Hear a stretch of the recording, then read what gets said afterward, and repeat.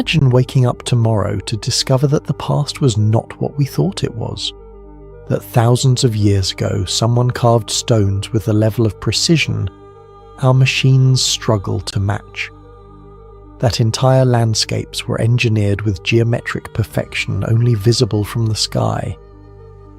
That objects buried in ancient soil display knowledge of astronomy, metallurgy, and mathematics centuries before those sciences supposedly existed. These are not isolated mysteries. They appear again and again across continents that never knew each other, and the deeper researchers look, the stranger the pattern becomes.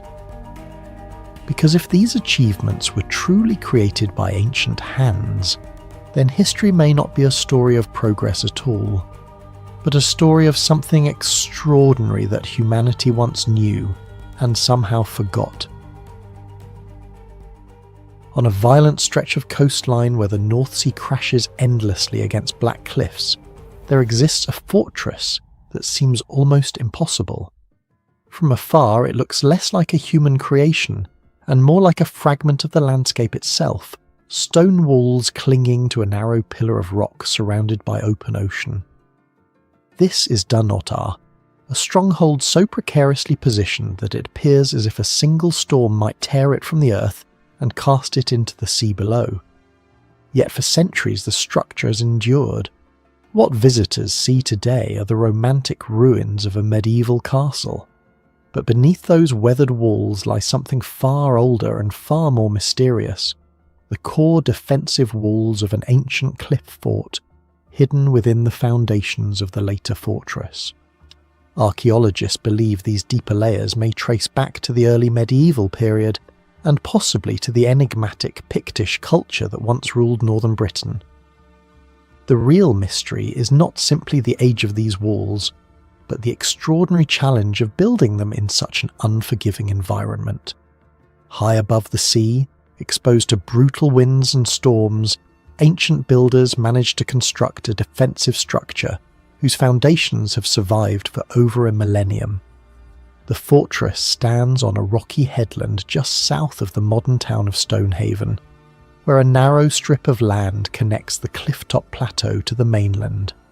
On three sides, sheer rock faces plunge almost straight down into the sea, forming natural defences that make the location feel like an island.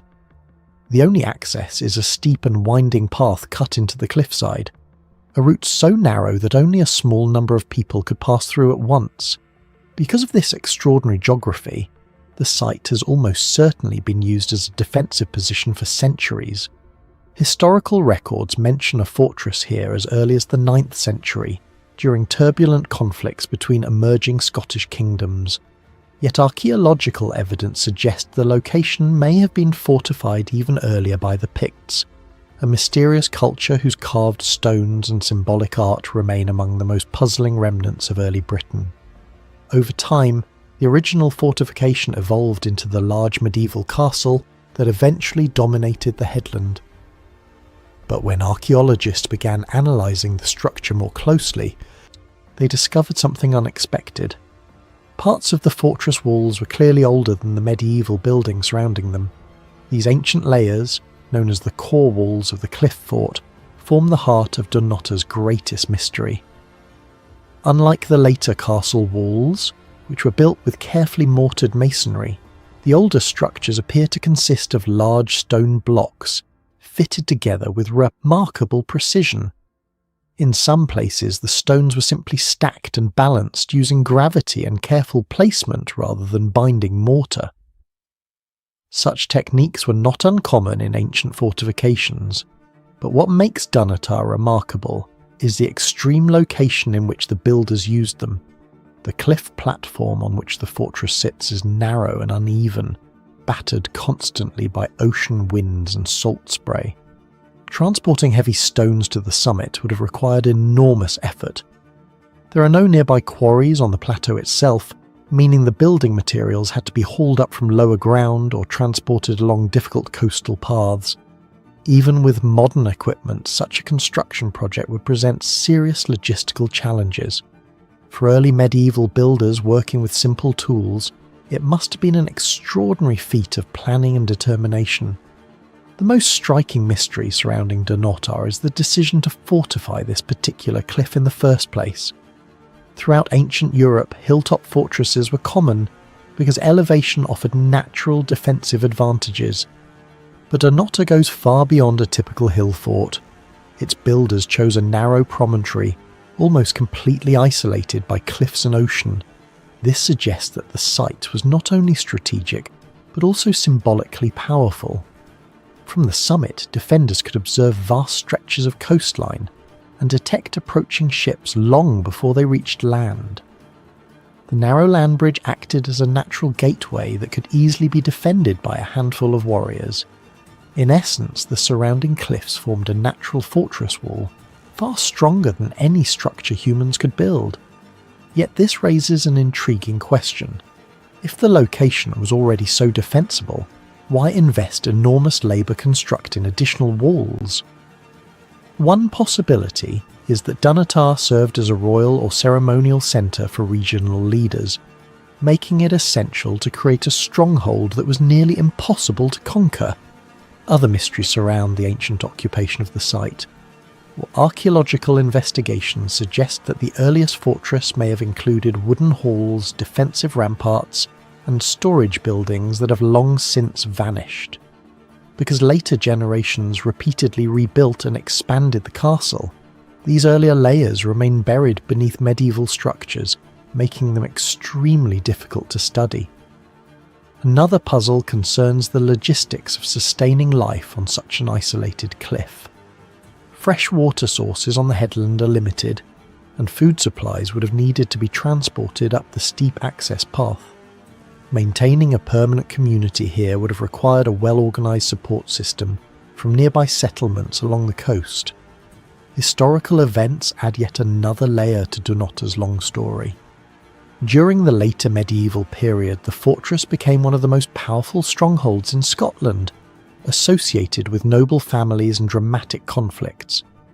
In the 17th century, it famously sheltered the honours of Scotland, the crown jewels of the Scottish monarchy, protecting them from capture during the wars between Scotland and England. Despite centuries of warfare, rebuilding and political upheaval, the ancient foundations of the fortress remained embedded within its structure, quietly preserving the engineering achievements of its earliest builders. Today, the ruins of Dunnottar rise silently above the crashing waves, their weathered stones glowing red in the shifting light of the North Sea. Visitors who climb the narrow path to the summit often focus on the dramatic medieval castle that once stood here. And yet beneath those ruins lies a deeper story, a story written in the ancient core walls hidden within the cliff itself. These stones are the oldest witnesses to Dunnottar's past, reminders of a forgotten fortress built by a culture whose engineering knowledge and strategic vision remain only partly understood. And even after centuries of study, one haunting question still lingers above the windswept cliffs of Dunnottar. How did ancient builders manage to raise a fortress on a rock that seems barely meant to hold anything at all? High above the forests and valleys of the Crimean mountains rises a vast limestone plateau that once concealed one of the most extraordinary fortresses ever created by human hands. At first glance, the cliffs appear empty and silent, shaped only by wind and time. But hidden within the rock lies an entire ancient city carved directly into the mountain itself. Hundreds of chambers, corridors and defensive galleries are cut into the vertical cliffs, forming a labyrinth that once protected a medieval kingdom. This place is known as Mangup Kale, a fortress so cleverly designed that the mountain itself became its walls. For centuries it served as a nearly impregnable stronghold, yet today its empty caves raise a haunting question. How did ancient builders transform an inaccessible plateau into one of the most sophisticated defensive cities of the medieval world? Mangup Kale is located in the mountainous region of southwestern Crimea, where a massive plateau rises approximately 600 meters above the surrounding valleys. The summit spreads across nearly 90 hectares, creating a natural stronghold surrounded on three sides by sheer limestone cliffs that drop dramatically into the forest below. Only a few narrow ridges provide access to the plateau, making it an ideal location for a fortified settlement. Archaeological evidence suggests that the site began to develop during the late Roman and early Byzantine periods, likely around the 5th or 6th century. Over the following centuries, the settlement grew in importance, eventually becoming the capital of the Principality of Theodoro, a small but resilient Byzantine successor state that controlled parts of Crimea during the medieval era. When European explorers and historians began visiting the region in the 18th and 19th centuries, they encountered a mysterious landscape of ruined walls, collapsed towers, and strange openings carved into the cliff faces. Early reports described dozens of cave chambers hidden within the rock, suggesting that Mangup Kale was not simply a fortress built on top of a mountain, but something far more unusual. Subsequent archaeological investigations revealed that the plateau had once supported a thriving city, with churches, homes, workshops, and defensive structures. Yet the most remarkable discovery was the extensive network of artificial caves carved directly into the limestone cliffs surrounding the plateau. What makes Mangup Kale truly unique among ancient fortifications is the astonishing system of cliff-carved caves that formed an integrated defensive network. Rather than constructing all their defences above ground, the builders of Mangup Kale turned the mountain itself into a fortress. Hundreds of chambers were excavated into the vertical cliffs, creating living spaces, storage rooms, guard posts, and military galleries hidden within the rock. Many of these caves display surprising architectural precision. Their walls are straight, their ceilings flat, and their interiors carefully shaped rather than roughly hollowed out. Narrow openings cut through the cliff face functioned as arrow slits or observation windows, allowing defenders to monitor the valleys below. From these concealed positions, soldiers could fire arrows or projectiles at enemies attempting to climb the steep slopes, while remaining almost completely protected inside the mountain. In effect, the cliffs themselves became defensive towers stretching across the entire plateau. This strategy created a fortress that was extraordinarily difficult to attack. Even if an invading army managed to reach the summit or breach the outer walls, defenders could retreat into the cliff chambers and continue fighting from hidden positions. Mangup Kale therefore functioned not only as a fortified city, but as a massive defensive structure carved into the geology of the landscape itself. And despite extensive archaeological research, several mysteries surrounding Mangup Kale remain unresolved. One of the most puzzling questions concerns the construction of the cliff chambers. The limestone faces surrounding the plateau are steep and often extremely difficult to access. Yet many caves were carved at heights that would have required complex scaffolding or rope systems.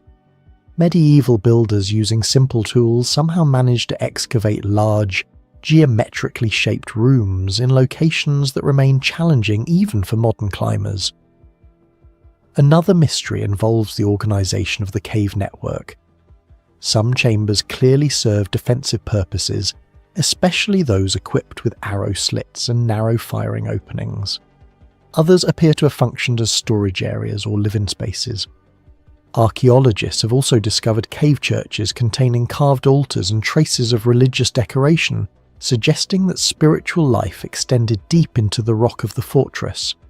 The strategic design of the city also raises fascinating questions. Because the plateau was naturally protected by cliffs on three sides, builders concentrated their fortifications on the few accessible routes leading to the summit. Massive walls and towers guarded these narrow approaches, while the cliff caves formed an additional defensive layer that surrounded the plateau like a hidden ring of watchtowers. Yet perhaps the greatest mystery is the sudden decline of Mangup Kale. In 1475, the expanding Ottoman Empire launched a siege against the fortress. historical records describe a prolonged struggle before the city eventually fell. After the conquest, however, Mangup Kale quickly lost its importance. Many inhabitants abandoned the plateau, and the once thriving fortress gradually faded into silence. What makes this abandonment intriguing is the condition of the ruins themselves. Numerous structures and cave chambers appear to have been left behind with relatively little destruction, suggesting that the city may have emptied rapidly rather than being completely devastated by war. Today, Mangup Kale remains one of the most remarkable archaeological landscapes in Eastern Europe. Its ruined walls still stretch across the plateau, while the cliff faces below continue to hide the chambers carved centuries ago.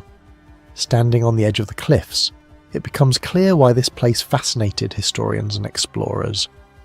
The builders of Mangup Kale did not simply construct a fortress upon the mountain.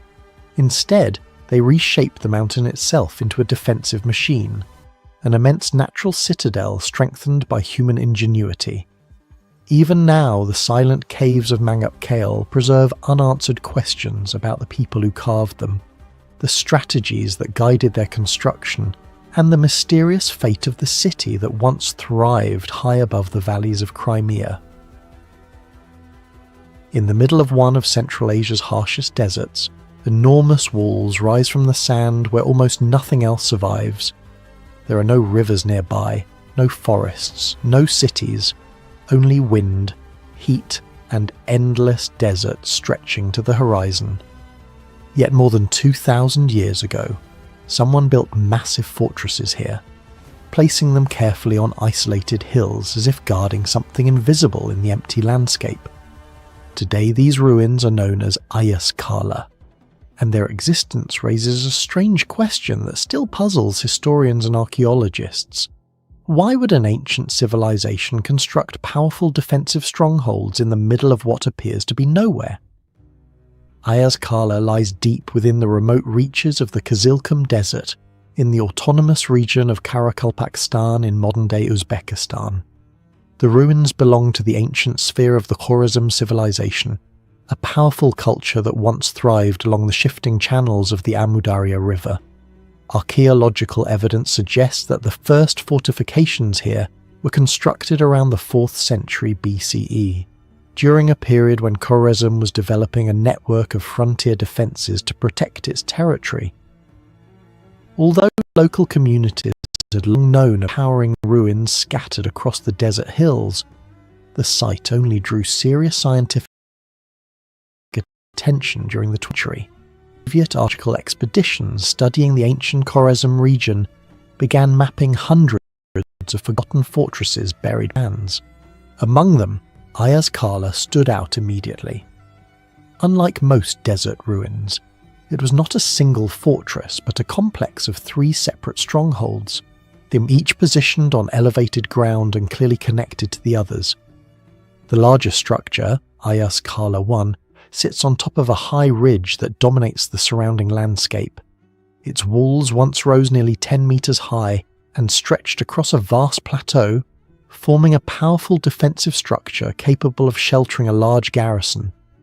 Nearby lie the remains of Ayaz Kala II and Ayaz Kala III, smaller fortresses that appear to have functioned as supporting settlements or administrative centres. Seen together, the 3 structures form a defensive cluster that suggests careful planning rather than accidental placement. What makes Ayaz Kala truly remarkable is not simply its scale, but its extraordinary location. Most ancient fortresses were built near fertile land, trade routes, or major population centres. Ayaz Kala, however, stands in what today appears to be an almost lifeless desert. Standing atop the walls of Ayaz Kala I, the view in every direction reveals nothing but the vast expanse of the Kizilkum Desert. There are no obvious rivers or lakes nearby, and the terrain seems far too harsh to sustain a large permanent settlement. Yet the fortress walls are thick, carefully engineered, and reinforced by regularly spaced towers, indicating a structure designed for serious military defence. This contradiction lies at the heart of Ayaz Kala's greatest mystery. If the surrounding land was always this barren, what exactly were these powerful fortresses meant to defend? Some researchers believe the answer may lie in the ancient geography of the region.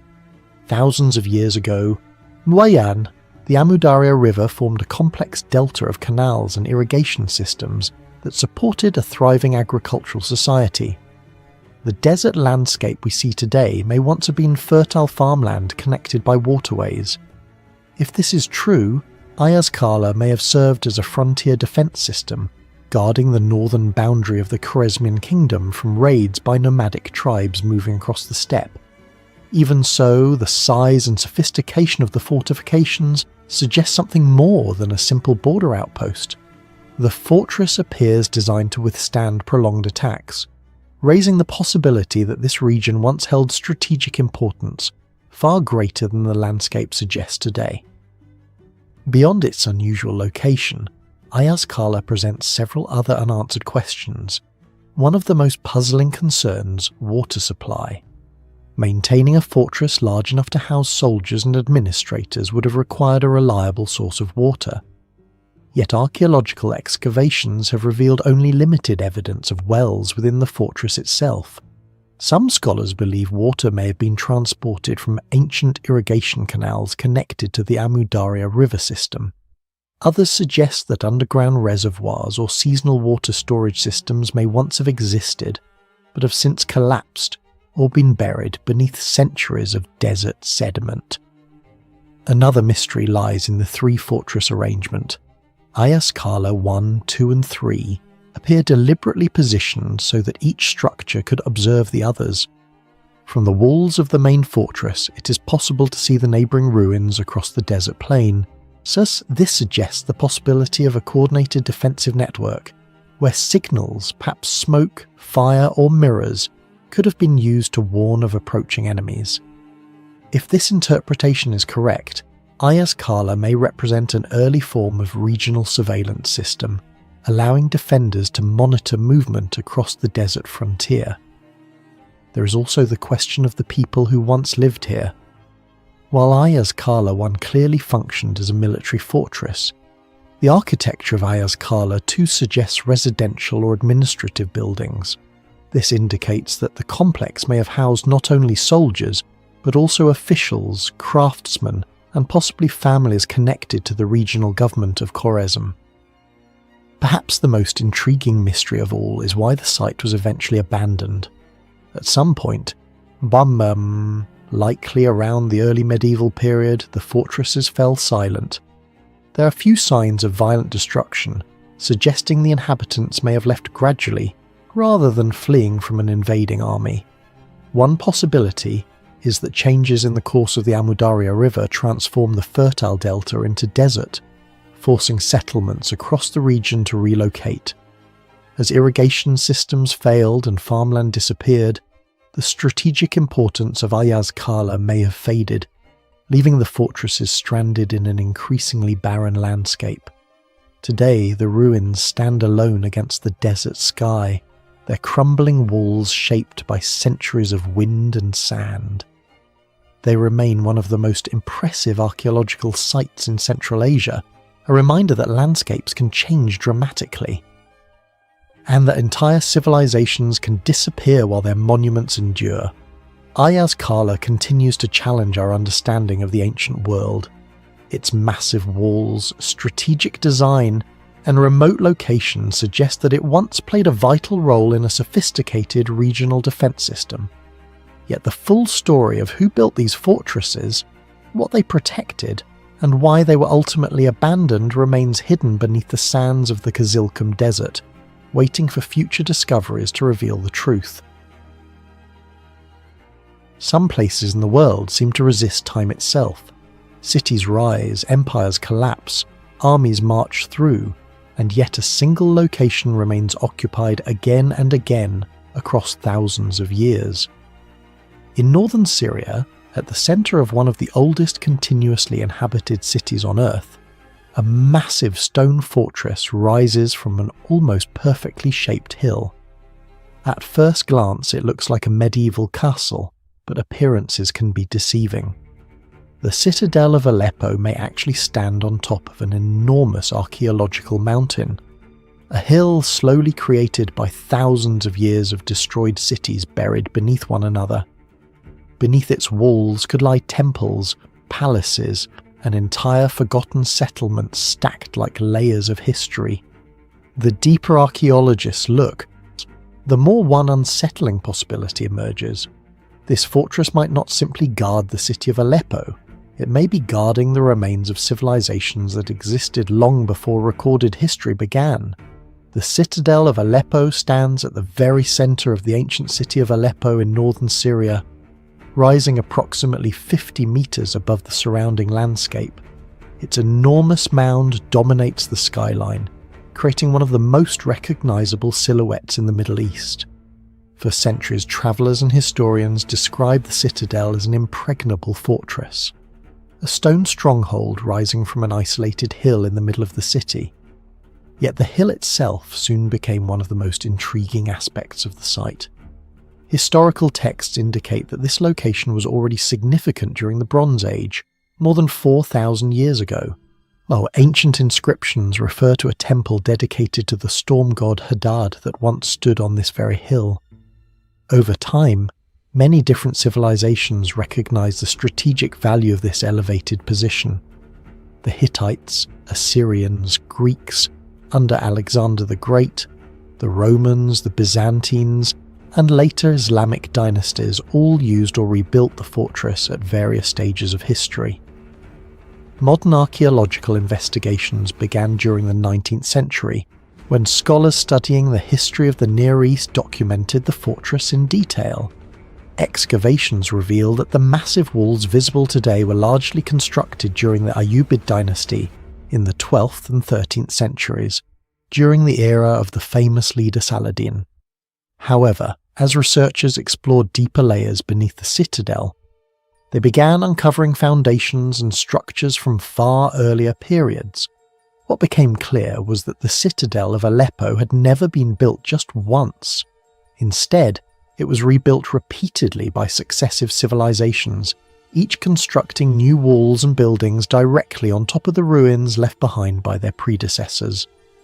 The most remarkable mystery surrounding the Citadel of Aleppo is not the fortress itself, but the hill beneath it.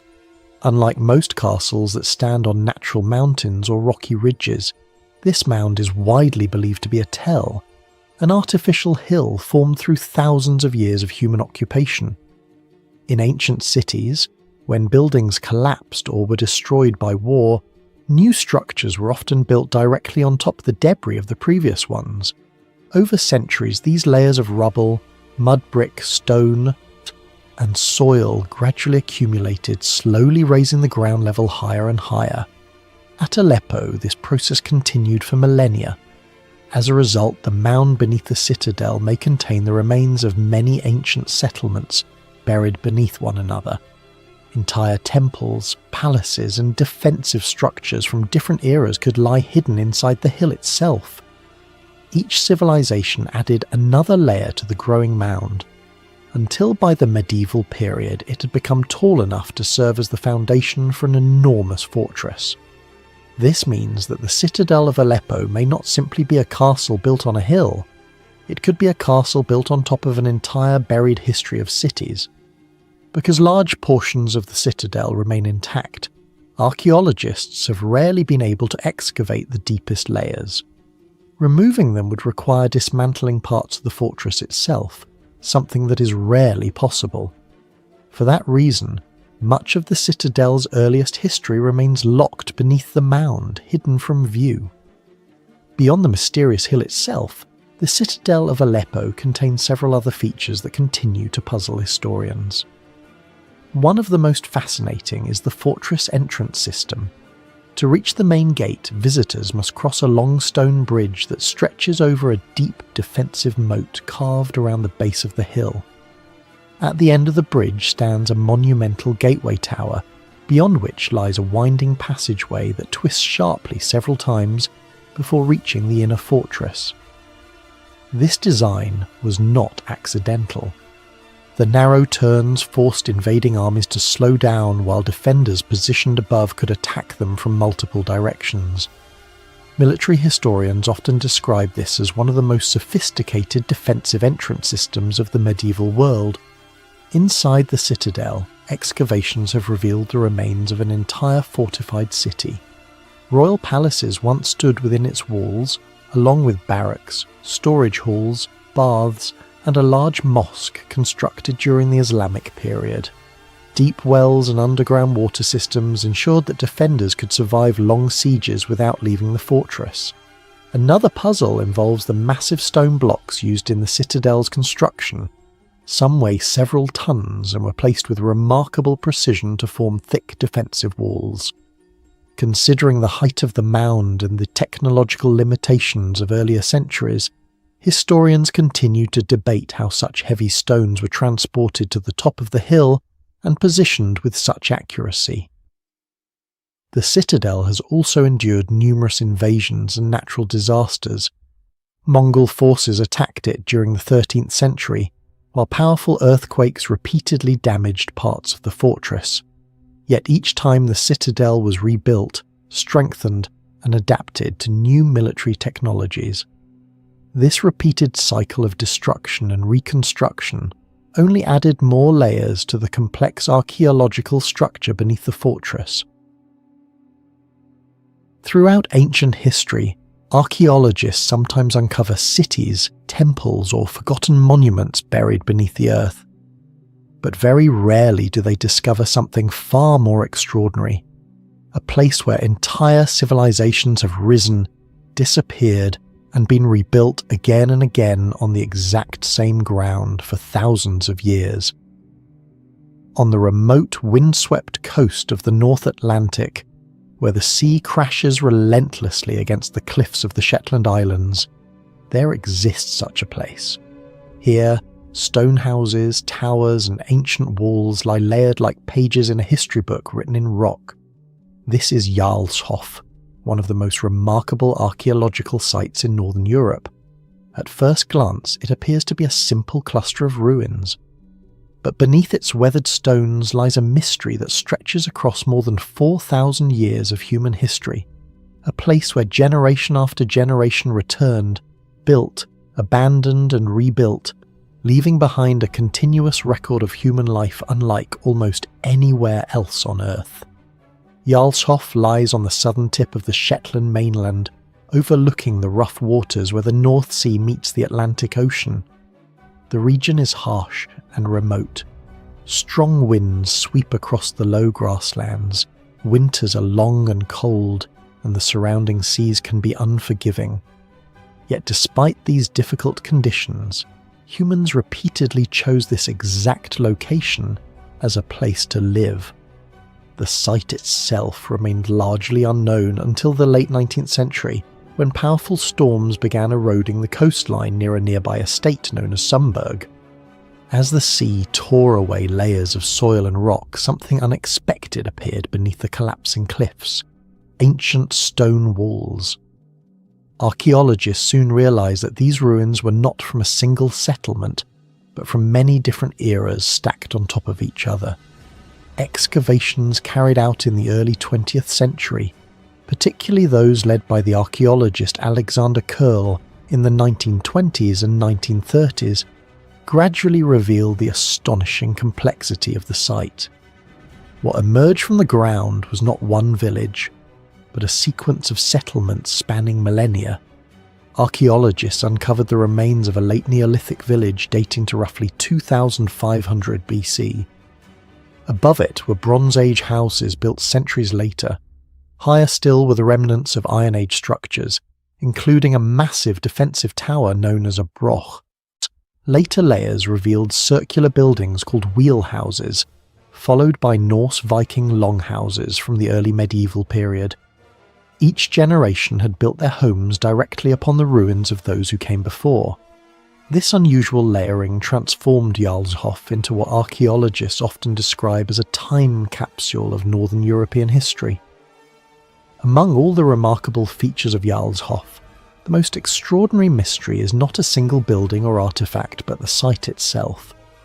For more than 4,000 years, people repeatedly returned to the exact same patch of land and built new settlements on top of older ones.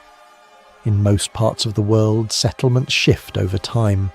Communities relocate as climates change, resources are exhausted, or political powers rise and fall. Yet Jarlshof seems to have exerted a strange and persistent attraction across vastly different cultures and historical periods. The earliest inhabitants built simple stone dwellings during the late Neolithic period. These homes were small and partially dug into the ground, designed to withstand the brutal winds of the northern islands. Centuries later, Bronze Age settlers constructed new houses nearby, using thicker stone walls and more advanced building techniques. Then, around the Iron Age, the settlement evolved dramatically with the construction of a massive broch tower. Brochs are among the most enigmatic structures in prehistoric Britain. Built entirely from carefully stacked stones without mortar, these towers once rose more than 13 metres high.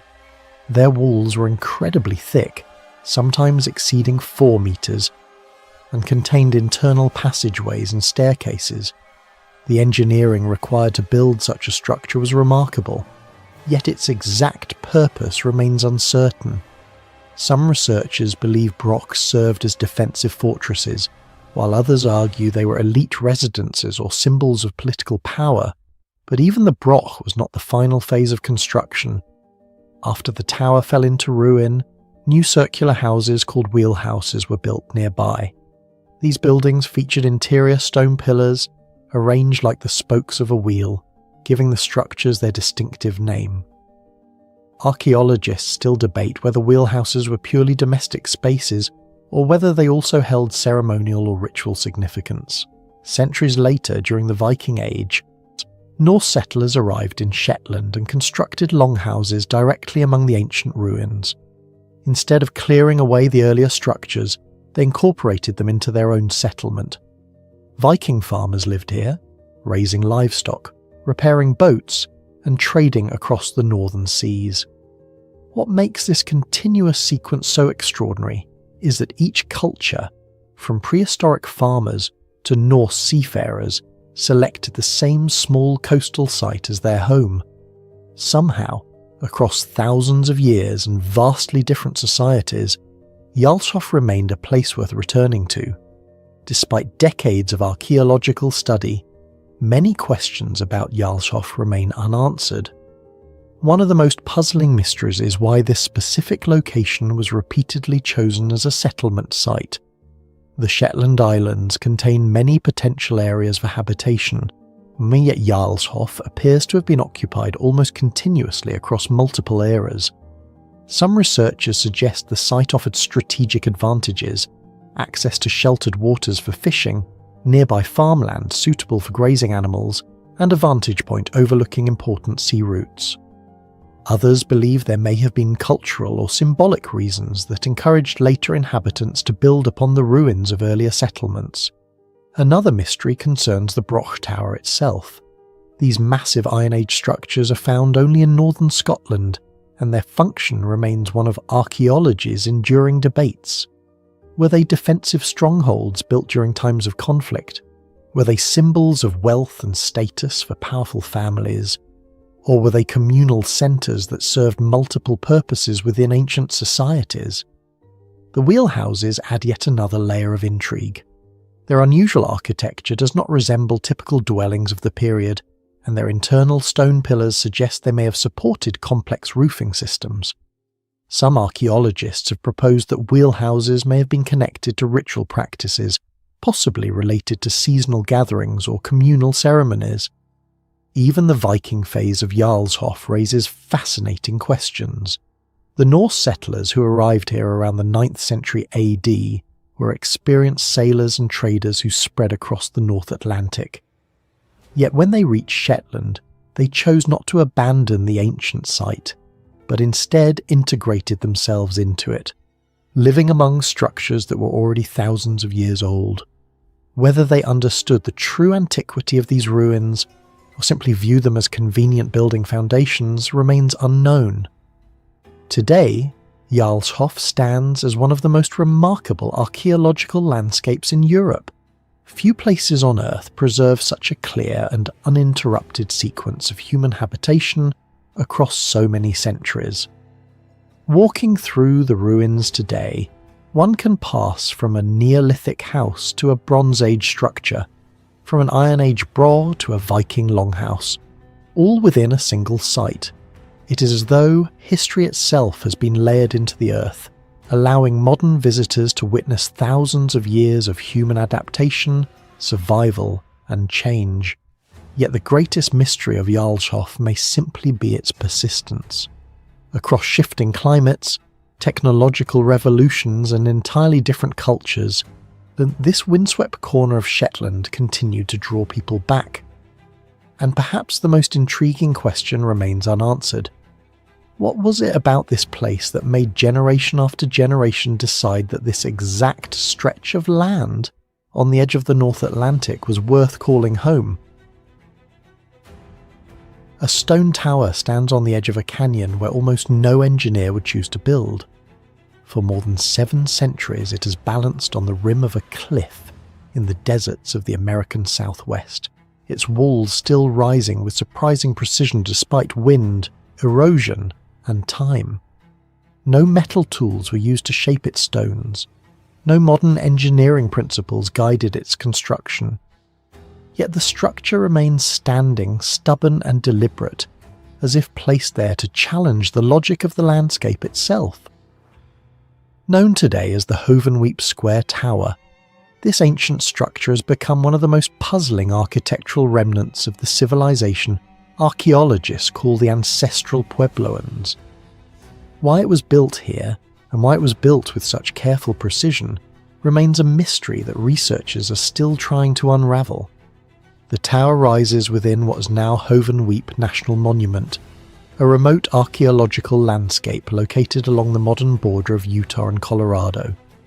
Today the region appears quiet and empty, dominated by dry mesas, scattered juniper trees, and deep sandstone canyons carved by ancient streams. Yet between the 12th and 13th centuries, this harsh environment supported a thriving network of settlements built by the ancestors of the Pueblo peoples. Archaeological surveys have revealed clusters of stone dwellings, defensive walls, and towers spread along canyon rims throughout the area. When American explorers first documented the ruins during the 19th century, they were immediately struck by how unusual these structures appeared. Unlike many famous ruins of the American Southwest, such as cliff dwellings hidden beneath protective rock overhangs, the buildings at Hovenweep were deliberately placed in exposed locations. Towers stood boldly along canyon edges, overlooking valleys that once supported small agricultural communities. Among these structures, the square tower quickly drew particular attention. Rising roughly 2 stories high, the tower is constructed from sandstone blocks that were carefully shaped and fitted together with mud mortar. Although its name suggests a perfect square, the building is actually slightly trapezoidal, an adjustment that allowed the ancient builders to adapt the structure to the uneven rock surface beneath it. What astonishes archaeologists is the precise way in which the tower was anchored directly onto the canyon rim. Part of the foundation sits on sloping bedrock that drops sharply toward the canyon below. In modern construction, such a location would normally be avoided because of the risk of erosion and collapse. Yet the ancient builders intentionally chose this exact position, carefully aligning the lower stones with the natural contours of the cliff. The engineering skill displayed in the tower's masonry is remarkable for a society that lacked iron tools, wheeled transport, or draft animals. The outer walls are composed of neatly arranged sandstone blocks that form relatively straight courses, giving the tower a clean geometric appearance. Behind these outer layers lies a packed core of smaller stones and sediment, a technique that provided stability while conserving larger building materials. Archaeologists refer to this method as core and veneer masonry, and it demonstrates a sophisticated understanding of structural balance. Even after centuries of desert weather, including intense heat, freezing winters, and occasional flash floods, the tower remains largely intact. Its survival suggests that its builders possessed a deep practical knowledge of stone construction. Yet the tower's most intriguing feature is not simply its architecture, but a series of narrow openings placed in its walls. These small windows and slots appear to have been carefully positioned rather than randomly added. Over the past several decades, researchers studying the site have observed that sunlight enters these openings in very specific ways during certain times of the year. On particular days, especially near the summer and winter solstices, beams of sunlight pass through the apertures and illuminate interior surfaces or nearby stones. This pattern has led some archaeologists to suggest that the tower may have functioned partly as an astronomical observation point, marking seasonal changes in the sun's position across the horizon. If that interpretation is correct, the square tower would represent more than just a defensive or residential structure. It would also demonstrate that the builders possessed a sophisticated awareness of celestial cycles. Many ancient cultures integrated astronomy into their architecture, using buildings to track the movement of the sun, moon, or stars. Examples can be found in monuments such as Stonehenge in Britain, or the great ceremonial complexes of Chaco Canyon in New Mexico. However, the square tower differs from these examples in an important way. Instead of forming part of a large ceremonial plaza or monumental complex, it stands as an isolated tower perched on a cliff edge. The reason such astronomical alignments would be incorporated into a relatively small structure remains uncertain. Beyond its possible astronomical function, the tower raises additional questions about its role within the broader Hovenweep settlement. One theory suggests that the structure served as a watchtower. From its elevated position on the canyon rim, inhabitants could have observed movement across the surrounding valleys, providing early warning of approaching visitors or potential threats. Another interpretation proposes that the tower played a ceremonial role linked to nearby kivas, circular underground chambers used for ritual gatherings among Pueblo cultures. In this view, the tower may have symbolized spiritual or communal authority rather than practical defense. A third possibility is that the tower served multiple purposes simultaneously. Ancient architecture often blended practical needs with symbolic meaning. A structure might function as a lookout point while also marking astronomical events or reinforcing social hierarchy within the community. Without written records from the builders themselves, archaeologists must rely on physical evidence and comparative studies to piece together the tower's possible roles. The mystery surrounding the square tower becomes even deeper when considering the sudden disappearance of the people who built it. During the late 13th century, the entire Hovenweep region was gradually abandoned.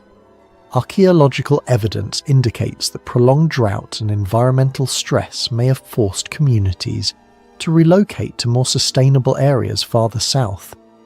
As families departed, their towers and dwellings were left behind to weather centuries of desert wind and silence.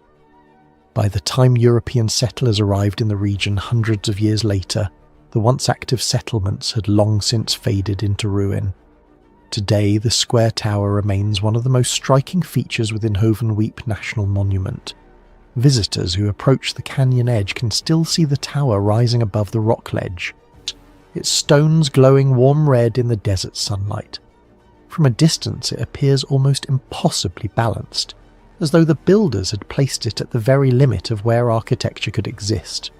Standing beside it, one can look down into the canyon and imagine the ancient community that once lived nearby. Farmers tending crops, builders shaping sandstone blocks, and observers watching the sun move across the sky through carefully positioned openings. More than 700 years after its construction, the Hovenweep Square Tower continues to blur the boundary between archaeology and mystery. Its placement on a fragile cliff edge challenges conventional expectations of ancient construction. Its masonry reveals an unexpected level of precision. Its openings hint at knowledge of celestial cycles. Yet the true intention behind the tower has never been fully explained. Perhaps that is precisely why the structure remains so compelling. Unlike monuments whose purposes are well understood, the square tower preserves an element of uncertainty that invites continual investigation. Each stone seems to suggest that its builders were guided by a plan, one that modern researchers can partially see but not completely reconstruct. And so the tower continues to stand where it has always stood, watching the canyon from its precarious perch. The desert wind moves through its empty windows. Sunlight still traces the same ancient angles through its narrow openings, and the question: was it a watchtower guarding a frontier settlement, an observatory marking the rhythm of the sun, or a ceremonial structure tied to beliefs that have long since vanished? For now, the Hovenweep square tower keeps its answer locked within the silent geometry of its stones. Few ruins in the world look as deceptively simple as the massive earthen walls rising from the desert plains of Central Asia. From a distance, they resemble nothing more than long ridges of dried clay shaped by wind and time. But approach them more closely, and the scale becomes impossible to ignore. These walls once surrounded a fortress city so large and so carefully engineered that it stood for centuries as one of the most powerful strongholds along the ancient trade routes linking east and west. Long before modern borders existed, caravans travelling across the legendary Silk Road passed through the gates of this city, bringing silk, spices, metals and ideas from distant civilizations. Today, the place is silent. The markets are gone, the towers are broken, and the wind moves through corridors where soldiers once stood guard. These ruins belong to Merv, one of the greatest cities of the ancient world. At its centre stands the mysterious fortress known as Gyaur Kala, surrounded by colossal defensive walls built more than 2,000 years ago. Their immense size, their unusual design, and the strange mystery of why such an enormous fortress was constructed in the middle of a desert oasis continue to puzzle archaeologists today. The remains of Gyaur Kala lie in modern-day Turkmenistan, within the vast archaeological complex of ancient Merv. This region once formed a fertile oasis along the Murghab River, surrounded by the vast deserts of Central Asia. In antiquity, this oasis became one of the most important urban centres on the Silk Road. Traders travelling between Persia, India, China and the Mediterranean frequently stopped here, transforming Merv into a thriving hub of commerce, culture and political power. Archaeologists first began systematically studying the ruins of Merv during the 19th century, when explorers noticed that the desert contained not just one ancient city, but several successive cities built across different historical periods. Among these, Gyaur Kala emerged as one of the oldest and most imposing. Believed to have been founded during the Parthian Empire around the 3rd century BCE, the city later continued to flourish under the Sasanian Empire and remained occupied during the early centuries of Islamic rule. From above, the layout of Gyaur Kala reveals the extraordinary ambition of its builders. The fortress city is enclosed by massive rectangular walls stretching nearly 2 kilometers in circumference. Even after centuries of erosion, the walls remain towering structures made entirely from sun-dried mud bricks.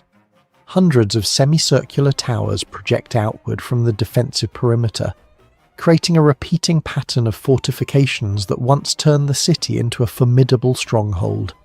For centuries, much of the fortress lay partially buried beneath sand and sediment, preserving parts of its architecture while hiding others from view. Only through modern archaeological surveys and aerial mapping has the full scale of Gyaur Kala begun to emerge. The most remarkable and puzzling feature of Gyaur Kala is the fortress wall system itself. Unlike the stone fortifications seen in many ancient cities, these immense defences were built almost entirely from mud brick. At first glance, this might appear to be a fragile material, and yet the walls were constructed with remarkable engineering precision.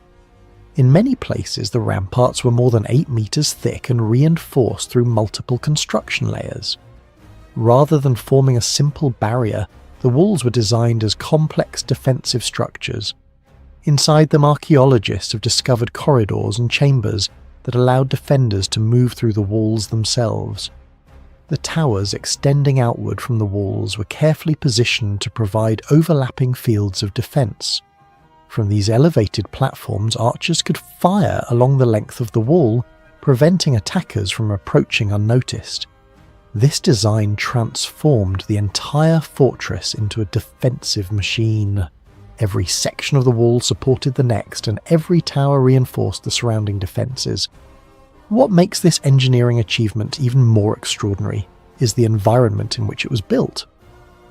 The Mangup oasis lies within a harsh desert climate, where seasonal flooding, extreme temperatures, and wind erosion constantly threaten mud structures. Yet despite these conditions, the walls of Gyaur Kala have survived for more than 2,000 years. The builders clearly possessed a deep understanding of materials, construction methods, and structural reinforcement, knowledge that allowed them to create a fortress capable of enduring centuries of environmental stress. Even with its impressive engineering, the greatest mystery surrounding Gyaur Kala may be the scale of the fortress itself. Archaeological estimates suggest that the earliest population of the city may not have required defences of such immense size. The walls appear almost oversized, as though they were built in anticipation of threats far greater than those the city initially faced. Some historians believe that the fortress was designed as a strategic military stronghold, controlling a critical section of the Silk Road. Whoever controlled Merv could influence the flow of trade across much of Central Asia.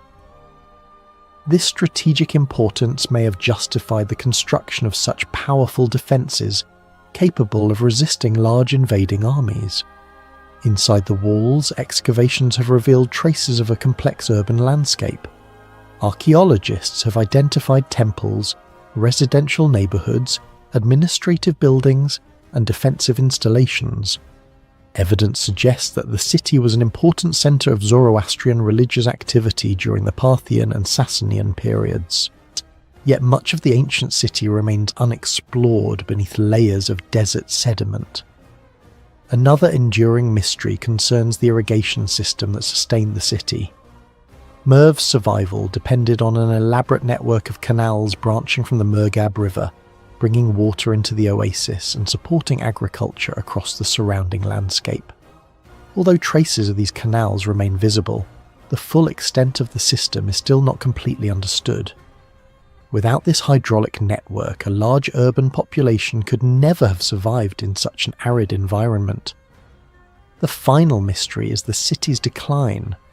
Over time, the centre of settlement gradually shifted to nearby cities within the Merv oasis. By the early medieval period, Gyaur Kala had been largely abandoned.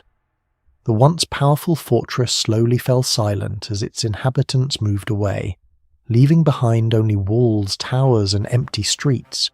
Today, the walls of Gyaur Kala stand alone in the desert, weathered but still imposing. They are the silent remains of a fortress city that once guarded one of the most important crossroads of the ancient world. Their immense scale hints at forgotten strategies of defence and lost traditions of engineering. And while archaeologists have uncovered many details of the site, the deeper story behind its construction remains incomplete. Why did ancient engineers design such an enormous fortress in the middle of a desert oasis? What threats were they preparing for? And how many secrets of the Silk Road still lie buried beneath the sand surrounding Merv? For now, the desert keeps its answers hidden, and the walls of Gyaur Kala continue to watch over a city that time has almost erased. High above the rose-coloured cliffs of southern Jordan stands one of the most haunting monuments of the ancient world, the royal tombs of Petra. Carved directly into sheer sandstone walls, these colossal facades appear almost impossible. Massive architectural compositions sculpted not by stacking stone, but by removing it. Columns, pediments, balconies, and entire palace-like fronts emerge from the living rock itself. Yet despite centuries of research, the royal tombs remain among the least understood structures in Petra. Archaeologists know who built the city, the Nabateans, a desert civilization that flourished roughly between the 1st century BCE and the 2nd century CE. But the deeper question still lingers in the silence of the cliffs. How and why did they create tombs on such a monumental and mysterious scale? Petra lies within a labyrinth of desert valleys in modern-day Jordan, hidden between rugged mountains at the edge of the Arabian desert. In antiquity, this location placed it at the crossroads of caravan routes connecting Arabia, Egypt, the Levant, and the Mediterranean world. Frankincense, myrrh, spices, silk, and precious goods moved through these valleys, and the Nabateans, masters of desert trade and water engineering, turned Petra into a thriving capital. For centuries, the city remained largely unknown to the outside world until the Swiss explorer Johann Ludwig Burckhardt secretly entered the site in 1812, disguised as a pilgrim. What he found stunned Europe. Temples, monuments, and tombs carved into the mountains themselves. Among them, perched high along the eastern cliffs of Petra's main valley, stood the monumental complex now called the Royal Tombs. The Royal Tombs consist primarily of 4 grand monuments: the Urn Tomb, Silk Tomb, Corinthian Tomb, and Palace Tomb, each carved directly into a vertical wall of sandstone.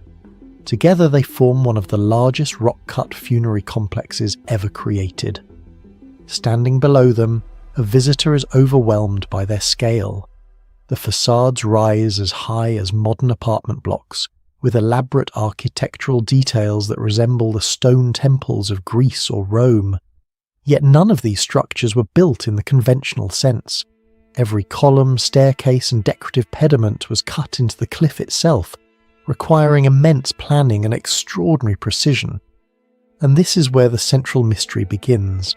Unlike freestanding buildings, rock-cut monuments require craftsmen to work from the top downward.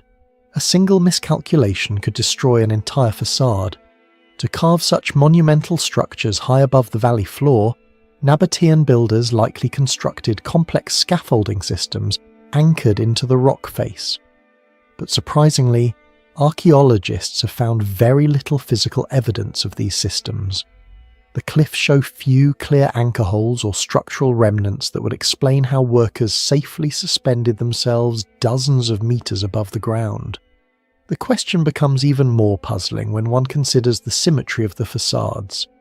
Many of the columns and pediments align with remarkable precision, suggesting careful geometric planning long before the first chisel struck stone. The sandstone itself adds another layer of complexity. Petra's rock is relatively soft and prone to erosion. In many places across the city, centuries of wind and rain have rounded or blurred carved surfaces. Yet the royal tombs display astonishingly crisp architectural lines, straight edges, balanced proportions, and detailed ornamentation that must have required highly refined cutting tools. Exactly what tools the Nabateans used remains debated. Iron chisels were certainly available in the region, but the sheer amount of stone removed, tens of thousands of tons, raises questions about the labour organisation and technical knowledge required for such a project. Perhaps the most visually striking of the monuments is the Silk Tomb, named for the swirling bands of colour that ripple across its facade. The sandstone here forms natural layers of red, purple, gold, and white that resemble folds of fabric draped over the mountain. Ancient builders appear to have deliberately chosen this location to exploit the dramatic geological patterns, turning the cliff itself into a work of art. The result is a facade that seems alive with colour, constantly shifting under the desert sun. Yet how the Nabateans identified and selected such visually striking rock formations remains unknown. Did they conduct early forms of geological surveying, or did generations of observation guide their choices? Nearby stands the enormous palace tomb, whose facade resembles a multi-story Roman palace. Rows of columns and windows create the illusion of stacked architectural levels, yet everything is carved from a single vertical rock face. This raises another question. Why imitate a built palace in a tomb carved into a mountain? Some scholars believe the design symbolized the eternal residence of the dead, transforming the cliff into a grand palace for the afterlife. Others suggest the facade may reflect Nabatean attempts to emulate the monumental architecture of the Roman Empire, signalling political status and cultural connection. The urn tomb, one of the largest structures in the complex, adds another layer of intrigue. Its vast interior hall is unusually large for a funerary chamber, leading some researchers to speculate that it may have served ceremonial functions beyond burial rituals. In the 5th century CE, long after Petra's decline, this tomb was converted into a Byzantine church. The transformation demonstrates the immense scale and stability of the structure, but it also raises the possibility that its original purpose may have been more complex than a simple royal burial site. Strangely, despite the name royal tombs, archaeologists have never definitively identified the individuals buried within them. No inscriptions clearly state the names of kings or rulers associated with the structures. While the tombs likely belong to elite members of Nabatean society, perhaps even royal figures, the absence of clear textual evidence leaves their occupants shrouded in uncertainty. In contrast to many Egyptian tombs, which often include detailed inscriptions and elaborate burial goods, the royal tombs of Petra remain remarkably silent about the identities of their dead. Archaeological investigations throughout the 20th and 21st centuries have revealed more about the surrounding landscape. Excavations around the tomb complex uncovered ceremonial terraces, stairways and plazas that may have been used for funerary processions or memorial rituals. The layout suggests that visitors once approached the tombs along carefully planned pathways, perhaps participating in elaborate ceremonies honouring the deceased. Yet the exact nature of these rituals remains speculative, as relatively few artefacts have been discovered that clearly explain the practices performed there. When compared with other rock-cut monuments of the ancient world, such as the tombs of Valley of the Kings in Egypt or the temples carved at Ellora Caves, Petra's royal tombs stand apart for their architectural ambition, as Egyptian tombs were typically carved horizontally into hillsides and hidden underground, emphasizing secrecy and protection. The Nabatean tombs, by contrast, were dramatically exposed on towering cliffs, designed to dominate the landscape and command attention. They were not hidden monuments, they were statements of power, identity and permanence. Yet perhaps the greatest mystery is not how the tombs were built, but why Petra itself faded from prominence. By the 3rd and 4th centuries CE, changing trade routes and shifting political powers gradually reduced the city's importance. Earthquakes damaged parts of the region, and the once bustling capital slowly declined. The royal tombs remained carved into the cliffs, watching silently as the desert reclaimed the valley below. Abu Simbel is not simply a temple carved into stone, it is a monument that seems engineered to control sunlight, landscape and power itself. Rising from the cliffs along the western bank of the Nile in southern Egypt, near the modern border with Sudan, this colossal sanctuary stands as one of the most dramatic architectural achievements of the ancient world. Built more than 3,000 years ago during the reign of Ramesses II, the temple complex was designed not merely as a place of worship but as a declaration of imperial dominance. Its gigantic statues, astronomical precision, and hidden corridors deep within the mountain have fascinated explorers, archaeologists, and engineers for centuries. Even today, the deeper one looks at Abu Simbel, the more questions emerge about how ancient builders achieved such extraordinary accuracy using technologies that should have been far more limited. The temples of Abu Simbel stand on the western bank of what is now Lake Nasser, though in antiquity this landscape overlooked the flowing Nile River and the ancient frontier with Nubia. This region was strategically vital. It was here that Egypt projected its power toward Africa, controlling trade routes, gold mines, and military access to the south. Constructing a monumental temple complex in such a remote and dramatic landscape served an unmistakable political message. Anyone approaching from Nubia would encounter 4 colossal seated statues of Ramesses II, each rising roughly 20 meters high, carved directly into the cliff face. Their scale alone would have been overwhelming. Met from a distance across the desert, they appear almost unnatural. Immense stone guardians watching the horizon for eternity. For many centuries after the decline of ancient Egypt, the temples gradually disappeared beneath drifting desert sands. Local Nubian communities knew of the statues, but the entrances became almost completely buried. It was not until the early 19th century that European explorers began to document the site again. In 1813, the Swiss explorer Johann Ludwig Burckhardt first reported seeing the upper portions of the massive statues emerging from the sand. A few years later, Italian explorer Giovanni Battista Belzoni organised the first successful effort to excavate the entrance.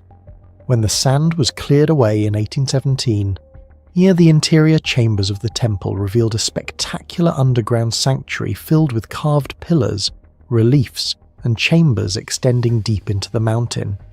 At first glance, Abu Simbel appears impressive simply because of its size, but the true mystery lies in its internal design. The temple is not built from blocks of stone like many other Egyptian monuments. Instead, the entire complex was carved directly into a sandstone cliff. The main corridor extends roughly 65 meters into the mountain, passing through a series of halls lined with towering pillars shaped as osiride statues of the pharaoh. Every wall is covered with reliefs depicting battles, religious ceremonies, and offerings to the gods. Maintaining straight corridors, symmetrical chambers, even consistent ceiling heights inside solid rock would have required careful planning and extremely precise measurement. Even a small miscalculation at the entrance would have caused the entire alignment of the interior chambers to drift off course. Yet the most astonishing feature of Abu Simbel lies in the temple's relationship with the sun. Twice each year, sunlight penetrates the temple entrance at sunrise and travels through the long corridor until it reaches the sanctuary at the very back. There, the rays illuminate 3 statues seated side by side, representations of the gods, Amun, Ra-Horakhti, and the deified Ramesses II himself. Remarkably, the 4th statue representing the god Ptah remains in shadow. The phenomenon occurs only on 2 specific days each year. They are traditionally around February 22nd and October 22nd. For a few minutes, the inner sanctuary glows with sunlight, transforming the dark chamber into a dramatic display of cosmic symbolism. This alignment raises one of the most intriguing questions about the site. How did ancient Egyptian architects calculate the exact angle needed for sunlight to travel more than 60 meters into the mountain and strike specific statues in a narrow chamber? Achieving such precision would require a detailed understanding of solar movement, seasonal cycles, and architectural orientation. Some researchers believe the dates correspond to significant events in the life of Ramesses II, possibly his coronation or birthday, though definitive evidence remains elusive. Others argue the alignment may symbolize the union between the pharaoh and the sun gods, reinforcing his divine authority over Egypt and Nubia. Archaeological investigations have revealed additional layers of complexity inside the temple. The relief carvings show Ramesses II participating in religious rituals and military triumphs, most famously the Battle of Kadesh against the Hittites. These scenes are not merely decorative, they function as visual propaganda carved permanently into the stone. The temple thus serves multiple purposes simultaneously: a sacred space, a historical narrative, and a monumental assertion of imperial power. Standing inside the Great Hall, surrounded by towering statues carved from the same rock as the mountain itself, that visitors experience a carefully orchestrated environment designed to magnify the presence of the king. When scholars compare Abu Simbel with other monumental structures of the ancient world, its uniqueness becomes even clearer. Egyptian temples such as those at Karnak Temple Complex and Luxor Temple were built from vast blocks of stone assembled over centuries. Meanwhile, the pyramids of Giza Pyramid Complex demonstrate extraordinary geometric precision, but were constructed externally rather than excavated into bedrock. Abu Simbel represents a different engineering philosophy. Instead of building upward, its creators sculpted architecture inward, transforming an entire mountain into a temple. Comparable examples exist elsewhere in the world, such as the rock-cut temples of Ellora Caves or the city carved into stone at Petra. Yet Abu Simbel predates many of these and displays a uniquely integrated relationship between architecture, sculpture, and astronomy. Another dramatic chapter in the story of Abu Simbel occurred in the 20th century. During the 1960s, the construction of the Aswan High Dam threatened to flood the entire region beneath the rising waters of Lake Nasser. In response, an international campaign led by UNESCO undertook one of the most ambitious archaeological rescue projects ever attempted. Engineers carefully cut the temples into hundreds of massive blocks, some weighing up to 30 tons, and relocated them to higher ground about 65 meters above their original position. And the reconstruction preserved not only the structure but also the precise solar alignment, an astonishing achievement that mirrored the original builder's accuracy. Despite centuries of study, Abu Simbel continues to inspire debate among historians and engineers. How did ancient surveyors establish the temple's solar orientation with such precision? What tools allowed workers to carve enormous statues and symmetrical corridors inside a sandstone cliff without modern equipment? How was labour organised in such a remote desert environment? These questions remain open, inviting new research and technological analysis. Some scholars emphasise the advanced observational astronomy of ancient Egyptian priests. Others highlight the possibility of sophisticated surveying methods based on simple instruments such as sighting rods, plumb lines, and shadow measurements. Today, Abu Simbel stands as both a monument to ancient ingenuity and a reminder of how much remains unknown about the engineering capabilities of early civilizations. Visitors approaching the temple still encounter the same awe that travellers must have felt thousands of years ago. Colossal faces emerging from the desert rock, silent witnesses to an empire long vanished.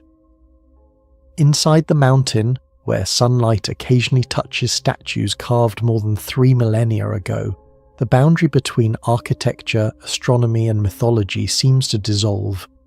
Abu Simbel is not merely a relic of the past. It is a carefully engineered statement that the ancient Egyptians intended to endure forever. A message carved into stone, aligned with the sun, and still waiting for us to fully understand. Persepolis is one of the most extraordinary archaeological sites of the ancient world. A monumental city carved into stone, built not merely as a seat of government, but as a powerful stage upon which the greatest empire of its time displayed its authority to the world.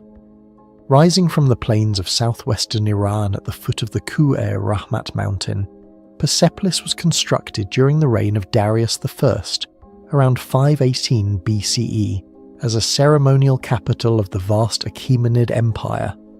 Yet despite centuries of study, the ruins still hold an aura of mystery. Their massive stone terraces, intricately carved reliefs, and towering columns reveal a civilization with engineering abilities that sometimes appear astonishingly advanced for its time. Even today, archaeologists continue to debate how this immense complex was conceived, built, and ultimately destroyed.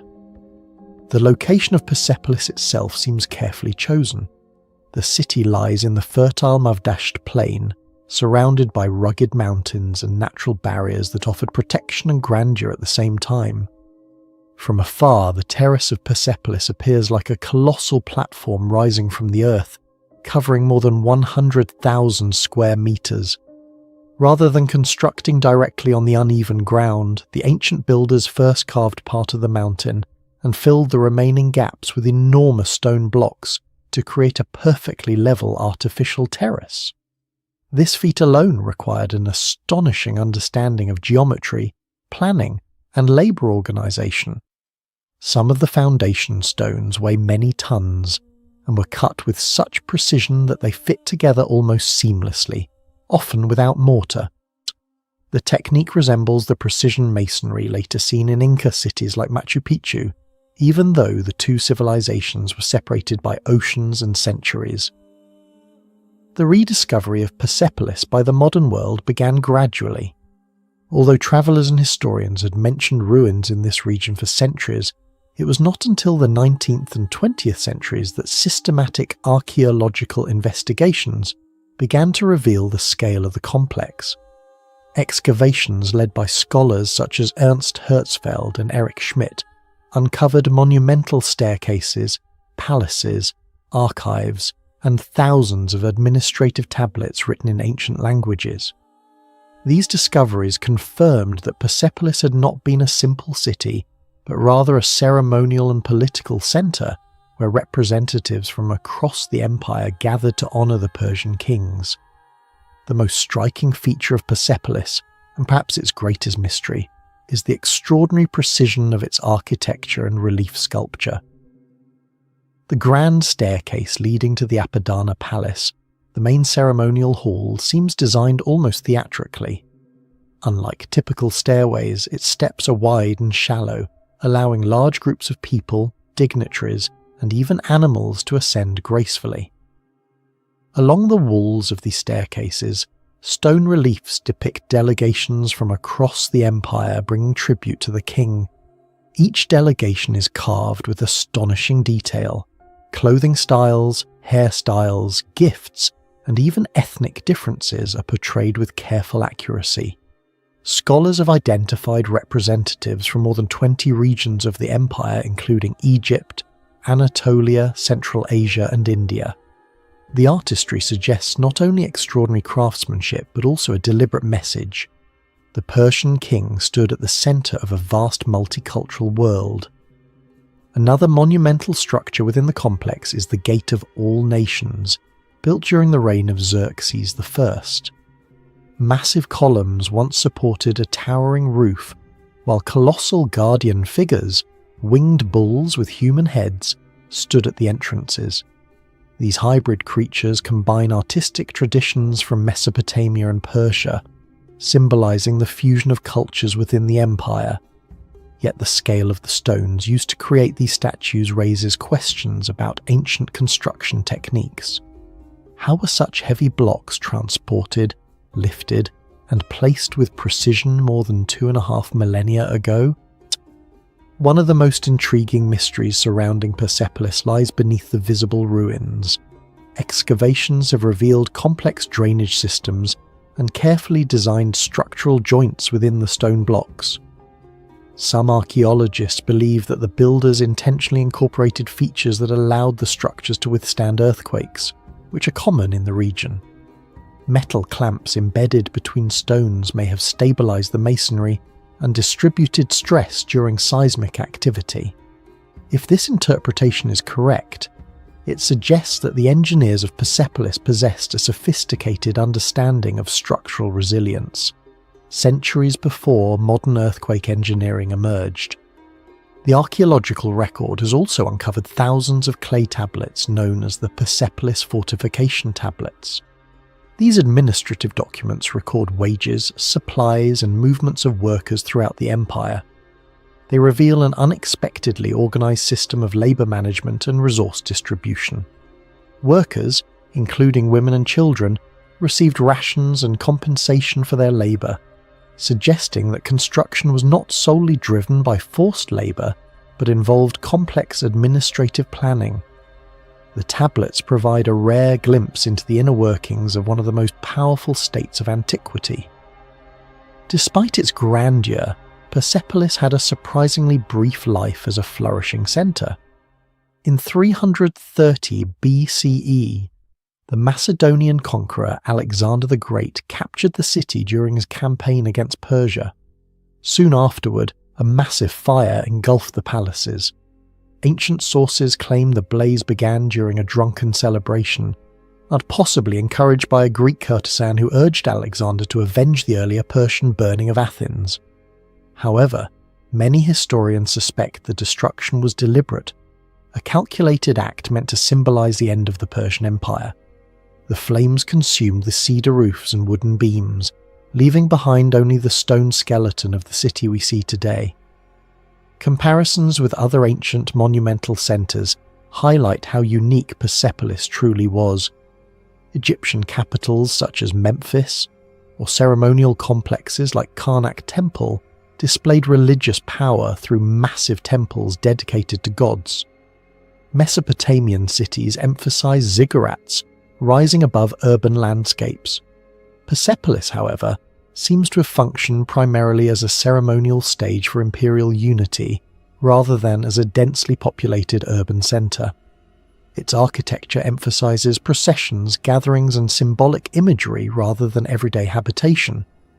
Even today, scholars debate the deeper purpose of the site. Some believe Persepolis served mainly as a ceremonial location used during the Persian New Year festival of Nowruz, when representatives from across the empire gathered to present tribute. Others argue that it also functioned as an administrative hub where imperial policies were coordinated. Another hypothesis suggests the site was deliberately designed as a monumental statement of imperial ideology, a carefully choreographed landscape intended to impress visitors and reinforce the legitimacy of the Persian kings. Standing among the towering columns and weathered reliefs of Persepolis today, one can still imagine the grandeur that once filled this place. Delegations from distant lands climbing the great staircases, musicians playing during ceremonies, royal guards standing watch beneath towering columns, and the king receiving tribute from the edges of the known world. Yet many questions remain unanswered. How exactly were the massive stones transported and raised? What construction methods allowed such precise carving and structural stability? And why did such a magnificent ceremonial capital ultimately fall to flames and ruin? Persepolis remains more than just an archaeological site. It is a silent monument to the ambition, organisation and artistic power of the ancient Persian world. The ruins stand like a vast stone archive, preserving fragments of a civilization that once connected continents.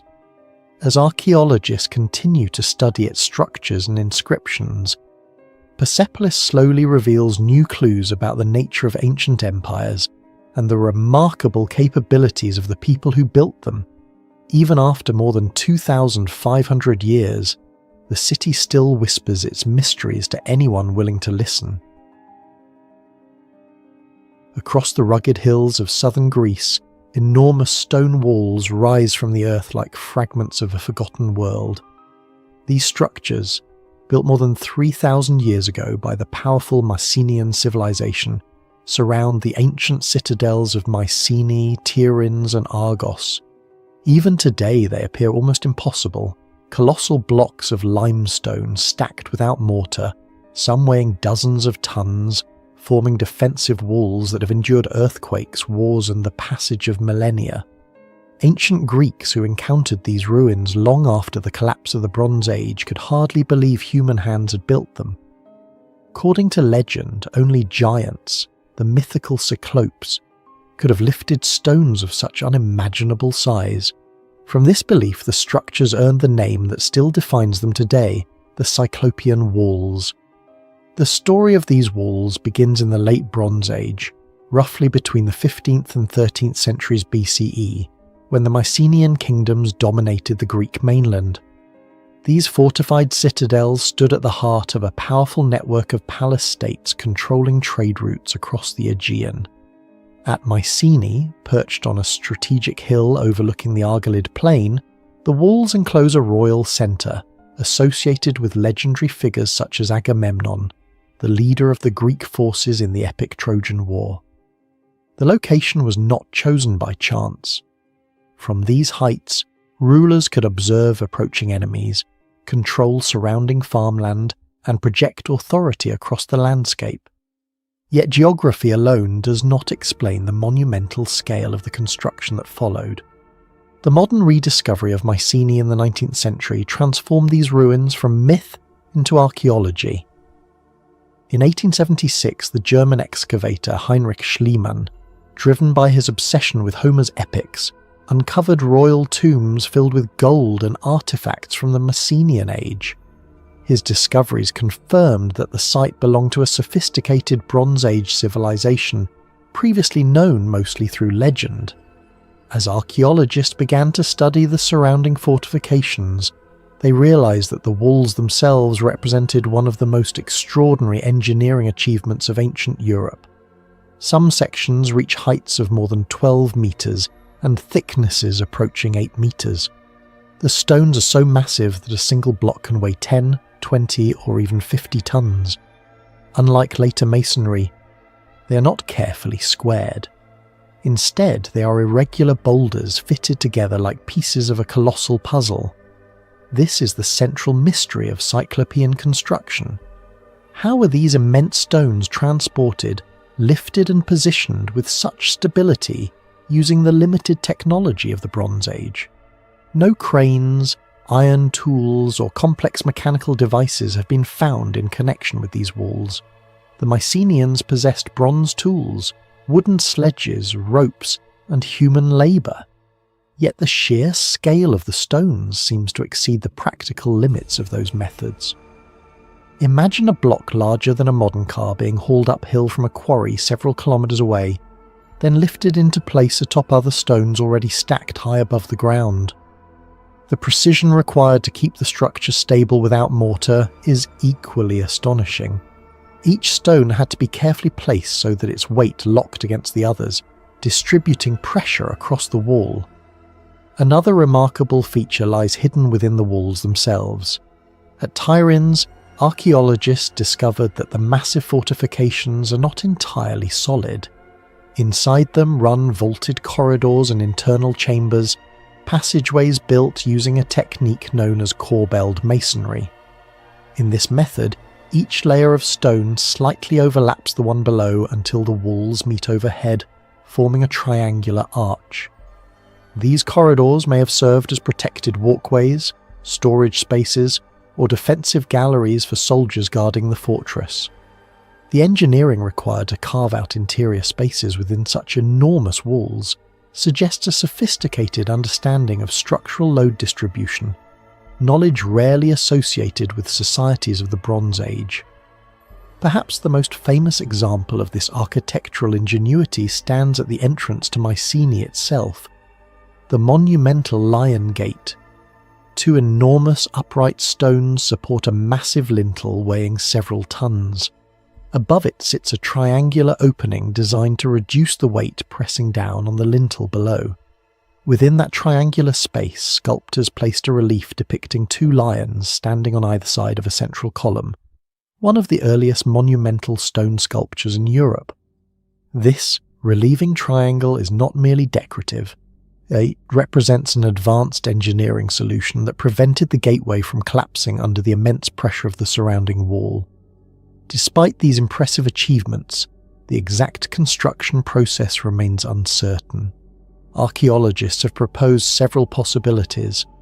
One theory suggests that workers built long earthen ramps along the walls, dragging stones upward on sledges lubricated with water or oil. Another proposes the use of wooden rollers and lever systems, allowing teams of labourers to shift stones gradually into place. Experimental archaeologists have demonstrated that such techniques could theoretically move stones weighing dozens of tons. But reproducing the full scale of Cyclopean construction would require thousands of workers operating in carefully coordinated teams.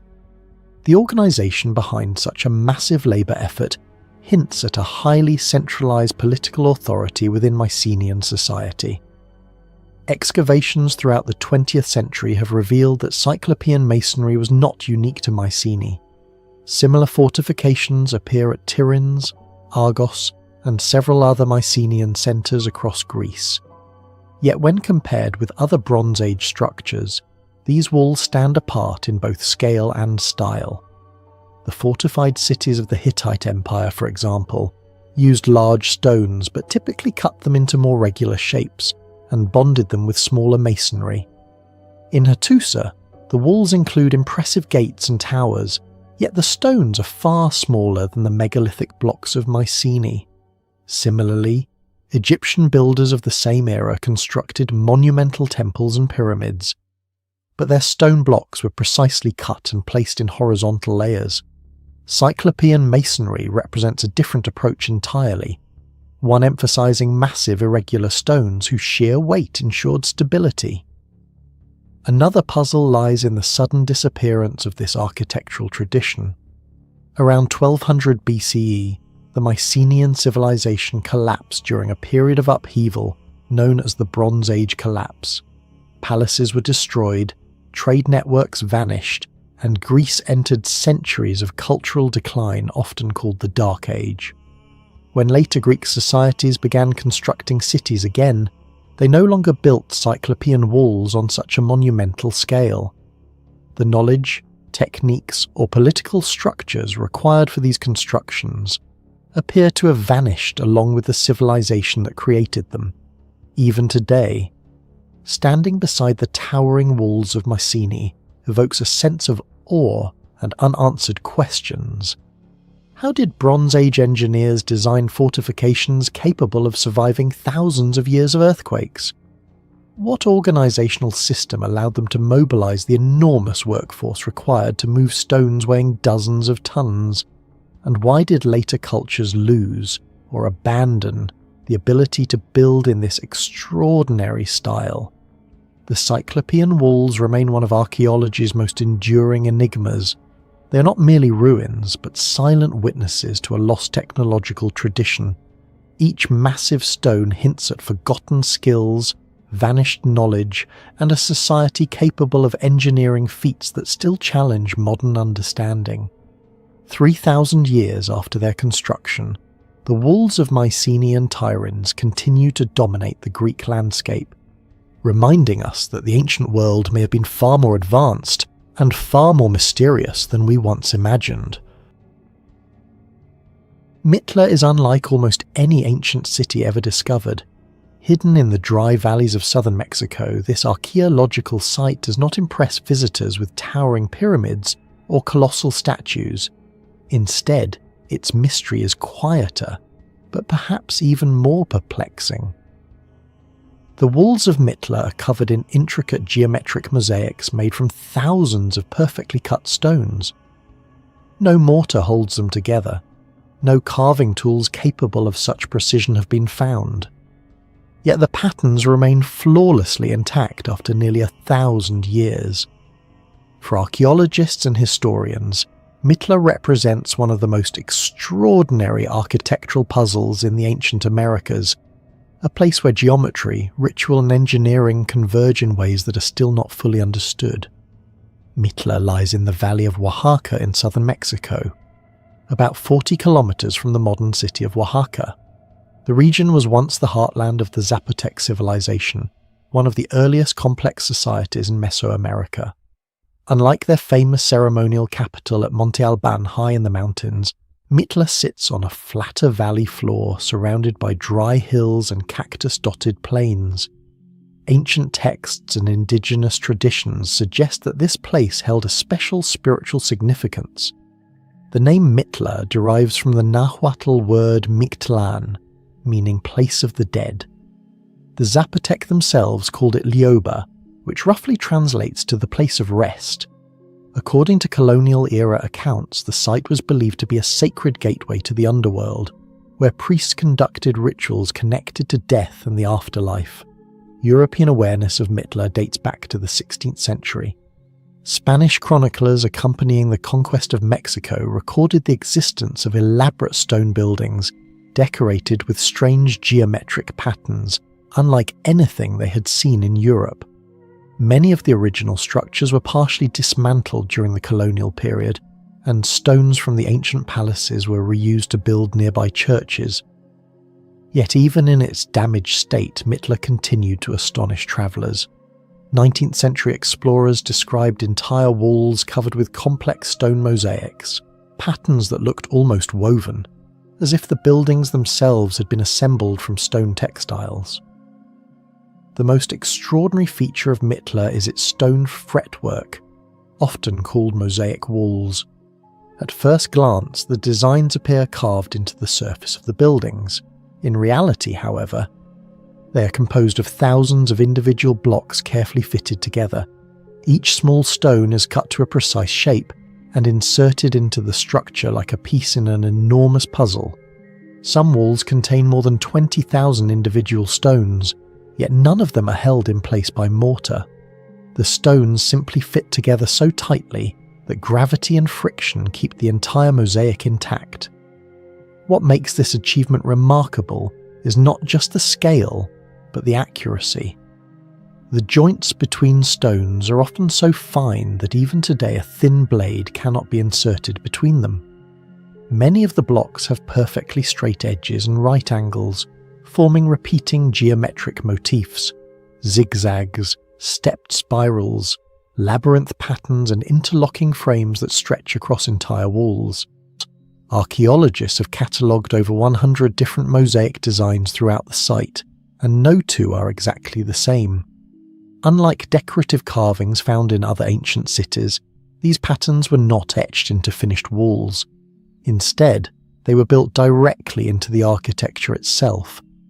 That means ancient builders had to plan every design in advance, shaping thousands of stones so that they would interlock perfectly when assembled.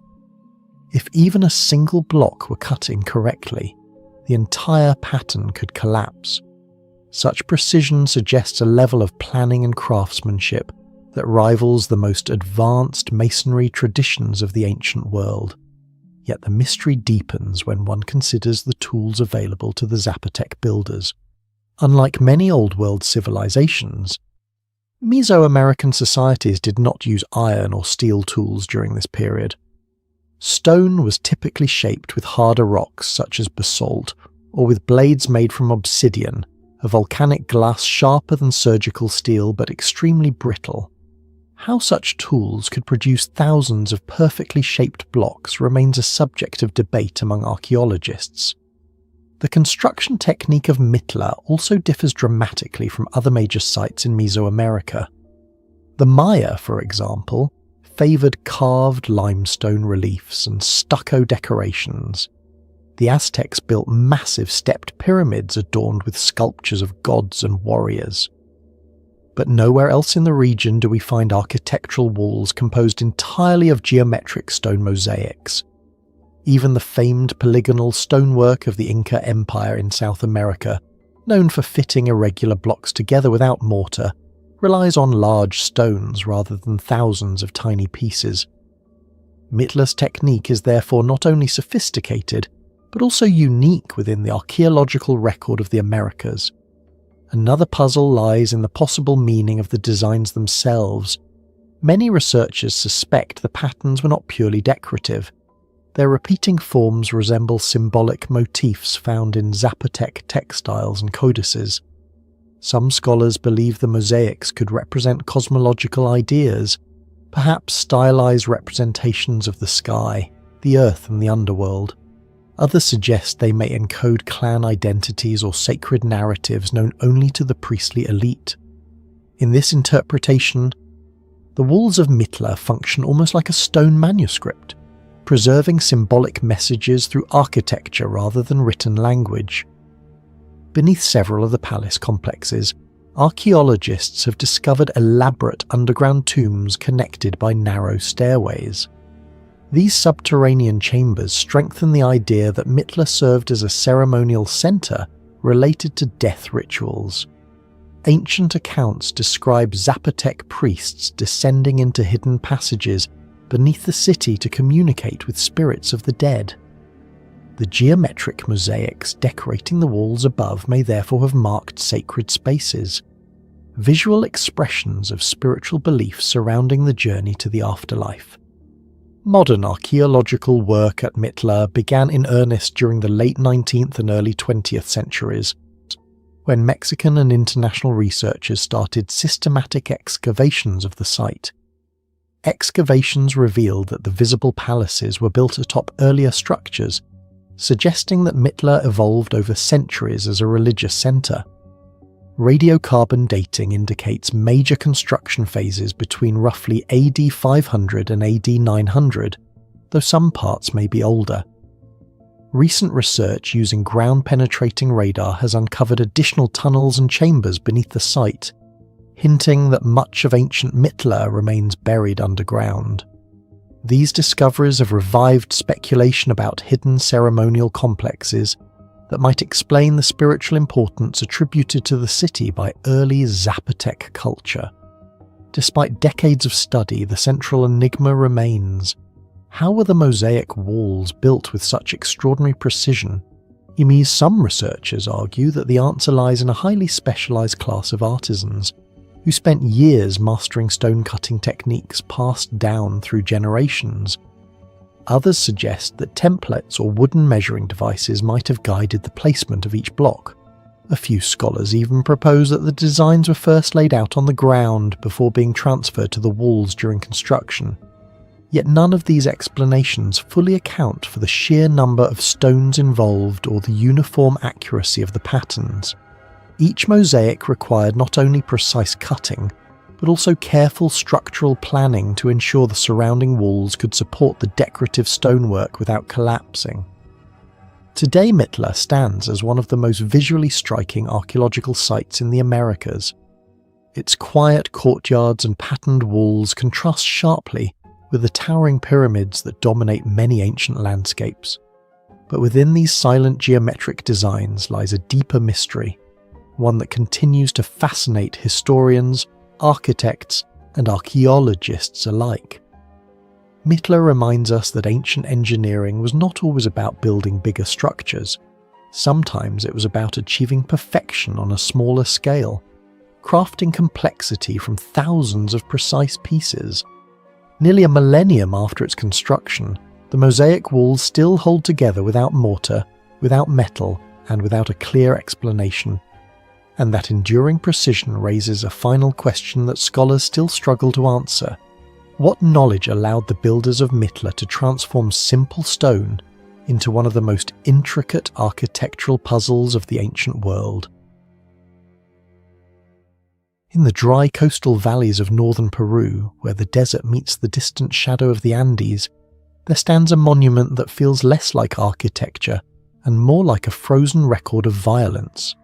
Cerro Sechin is not famous for towering pyramids or vast cities, but for something far stranger. A stone wall covered with hundreds of carved human bodies, dismembered, decapitated, and open to reveal bones and organs. Created more than 3,000 years ago, these carvings form one of the most disturbing and mysterious artistic programs ever discovered in the ancient Americas. To modern eyes, the reliefs look almost like forensic illustrations carved in granite, and that is precisely what makes them so unsettling. For decades, most archaeologists have struggled to answer a fundamental question. Why would an ancient civilization surround its sacred architecture with images of mutilated human bodies? Cerro Sechin lies in Peru's Casma Valley, a narrow river corridor that cuts through an otherwise barren coastal desert before reaching the Pacific Ocean. Today the region appears quiet and isolated, but during the late 3rd and early 2nd millennium BCE, it was home to some of the earliest complex societies in the Andes. The Sechin complex itself includes several ceremonial buildings, plazas, and platform structures, but the most striking structure is a rectangular temple whose outer walls are lined with large carved stone slabs. Each slab, weighing several tons, depicts a human figure or fragments of one. Some show warriors holding clubs or ceremonial weapons. In others show bodies sliced apart, limbs detached, heads severed, ribs exposed. Eyes stare outward from carved skulls. Spines and intestines twist through the stone surface with eerie clarity. Unlike many ancient artworks that stylize the human body into symbolic shapes, the carvings at Cerro Sechin appear startlingly anatomical, as if the sculptors had studied the structure of real human corpses. The site first drew modern attention in the 1930s, when Peruvian archaeologist Julio Citelo, often called the father of Peruvian archaeology, began investigating ancient settlements across the Casma Valley. Excavations revealed that Cerro Sechin was not an isolated monument, but part of a broader cultural landscape that included other early ceremonial centres such as Sechin Alto and Sechin Bajo. Yet even among these early Andean sites, the carved wall of Cerro Sechin stood apart. While other temples displayed geometric designs or stylized animals, this wall presented a continuous narrative of mutilated human bodies. It was as if the builders had deliberately transformed the exterior of their temple into a gallery of death. The construction itself demonstrates impressive engineering for such an early era. The temple walls were built using large stone blocks carefully shaped and fitted together. Before each block was placed into the wall, artisans carved its relief image, ensuring that when assembled, the slabs formed a coherent sequence around the structure. The result resembles a stone mural stretching across the entire perimeter of the building. This level of planning implies a centralized design concept. Someone, or perhaps a group of ritual specialists, envisioned the entire program before construction began. The carvings were not random decorations. They were part of a deliberate visual narrative.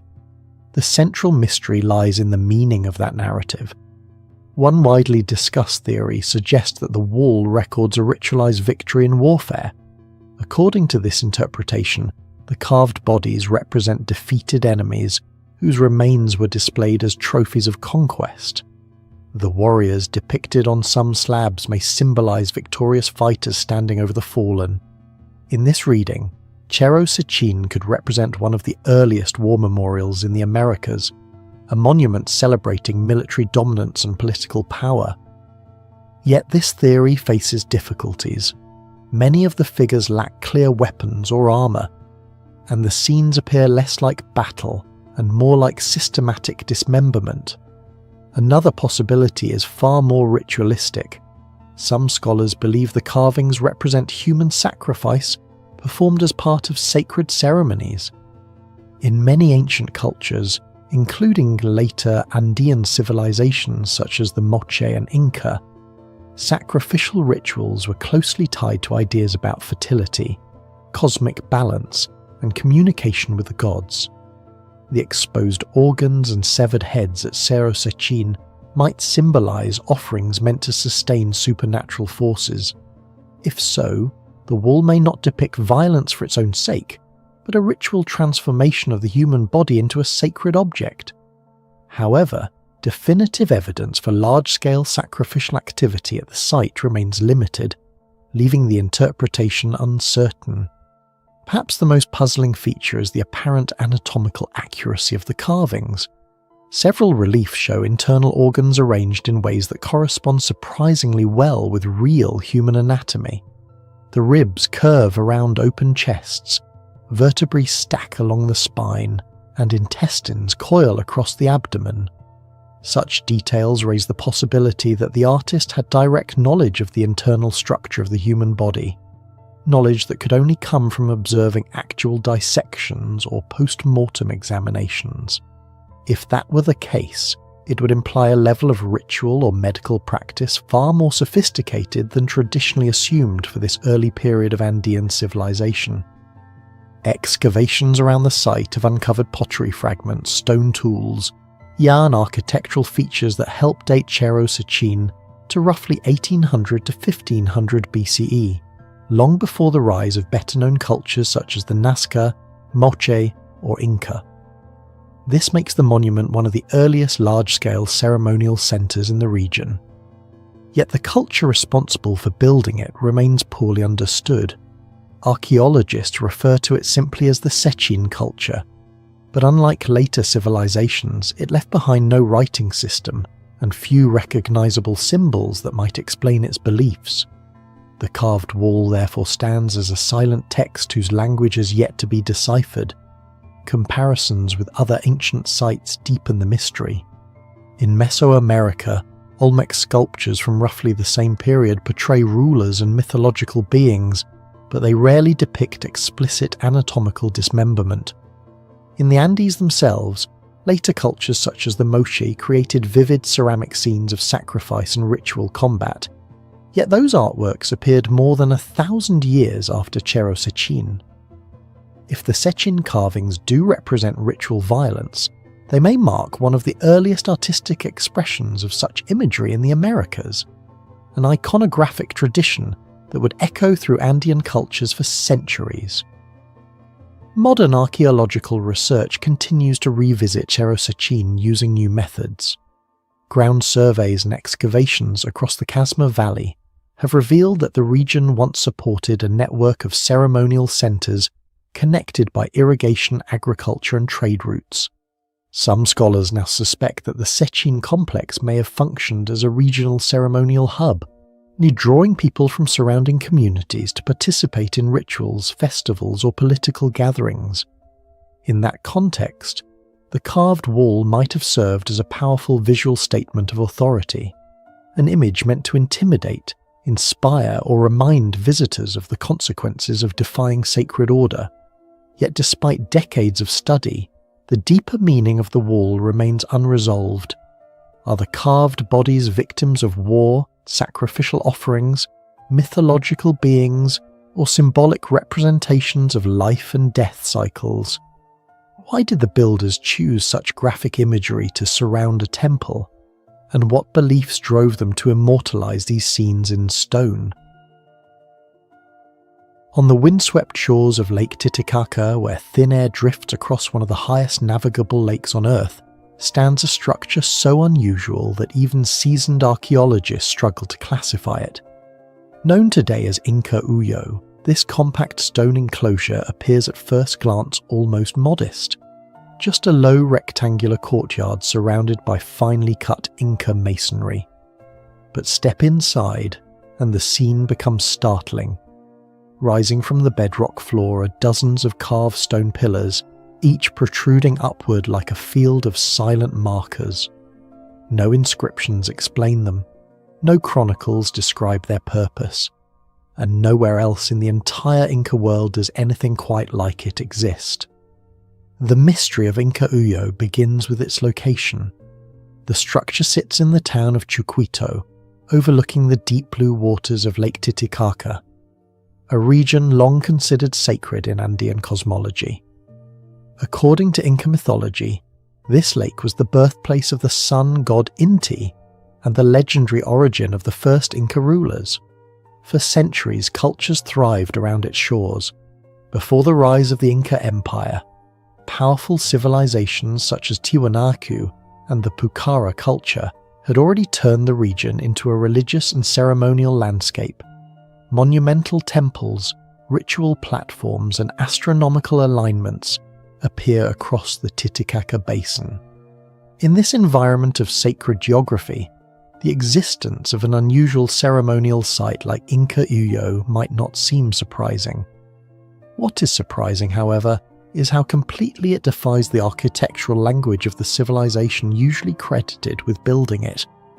Unlike the monumental terraces of Machu Picchu or the precisely fitted polygonal stone walls typical of Inca engineering, Inca Uyo centers around a single perplexing feature: a dense arrangement of carved stone projections rising from the ground.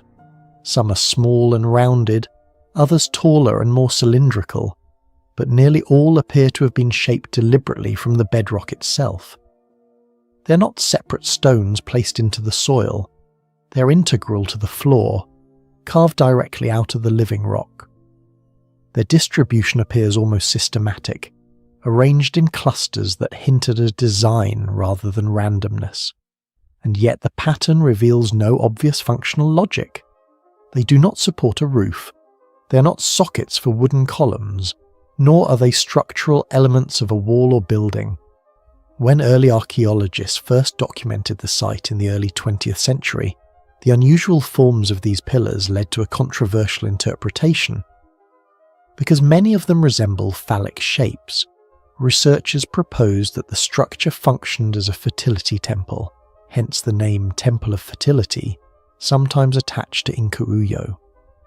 According to this theory, the pillars symbolized masculine generative power, and rituals performed in the courtyard may have been connected to agricultural fertility or reproduction.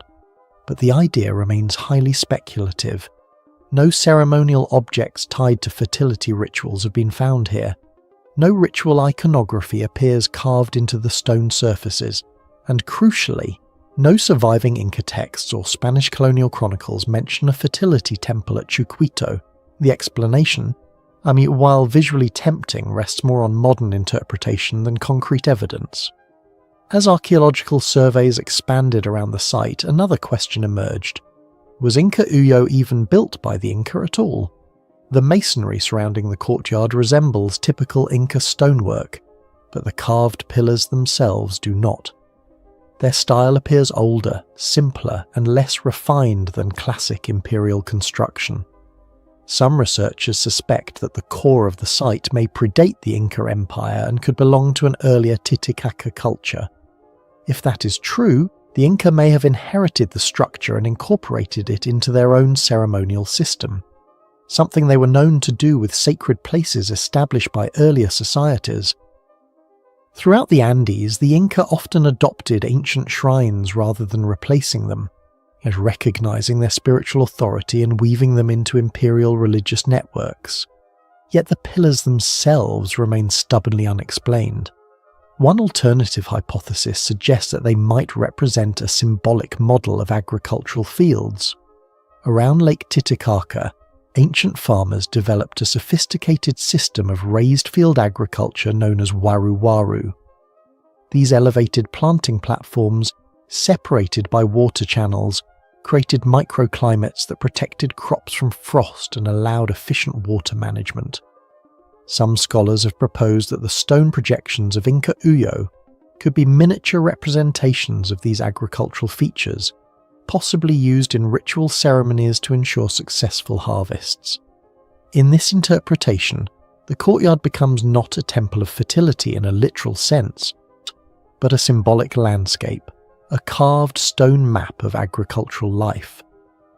Another theory pushes the idea even further, suggesting that the pillars might relate to astronomical observation or calendrical rituals.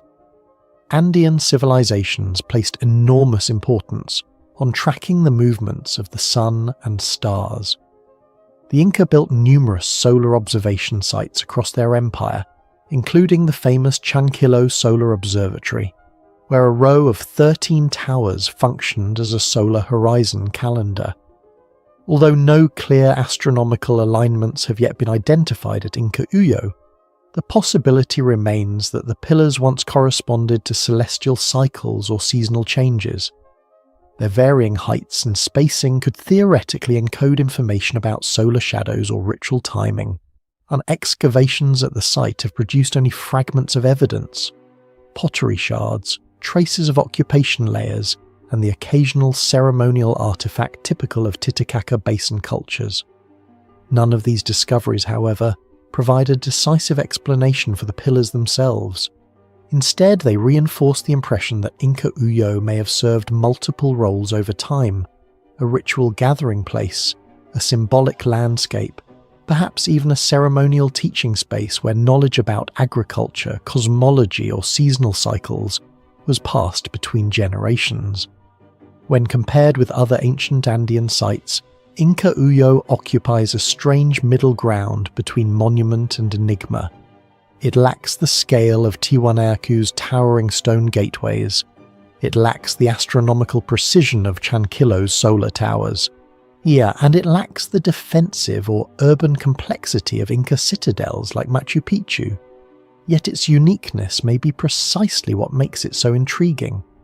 In a civilization renowned for architectural standardization and imperial planning, Inca Uyo stands apart as something entirely different. A structure whose meaning may have been deeply local, deeply symbolic, or perhaps intentionally esoteric. For centuries, archaeologists believed the ancient world was simple: primitive tools, slow progress, and limited knowledge. But scattered across the planet are discoveries that quietly challenge that entire story.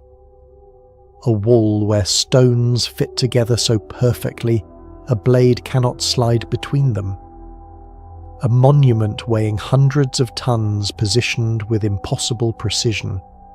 A city whose streets and water systems were engineered with mathematical accuracy thousands of years before modern surveying.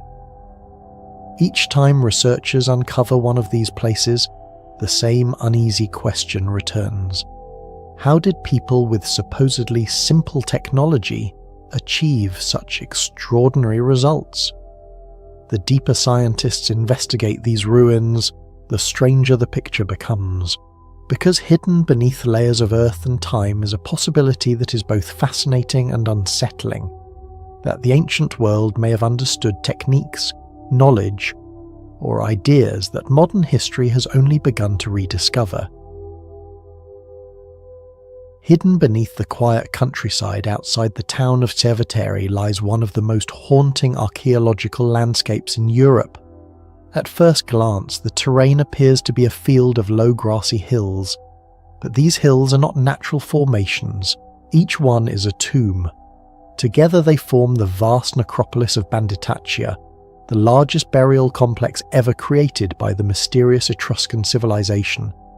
Spanning more than 400 hectares and containing thousands of tombs built over nearly 6 centuries, this site is often described by archaeologists as something far more unsettling than a cemetery.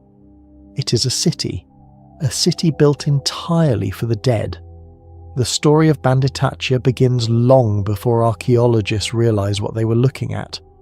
For centuries, the rolling mounds outside Cerveteri were simply part of the rural landscape. Farmers ploughed around them, shepherds walked past them, and locals assumed they were natural hills or ancient ruins with little meaning. It was not until the 19th century that systematic excavations began revealing the truth hidden beneath the earth. When early explorers cut into one of the mounds, they discovered corridors carved directly into stone, leading into chambers that looked uncannily like rooms inside a house. As more tombs were opened, a startling pattern emerged. These were not isolated burials.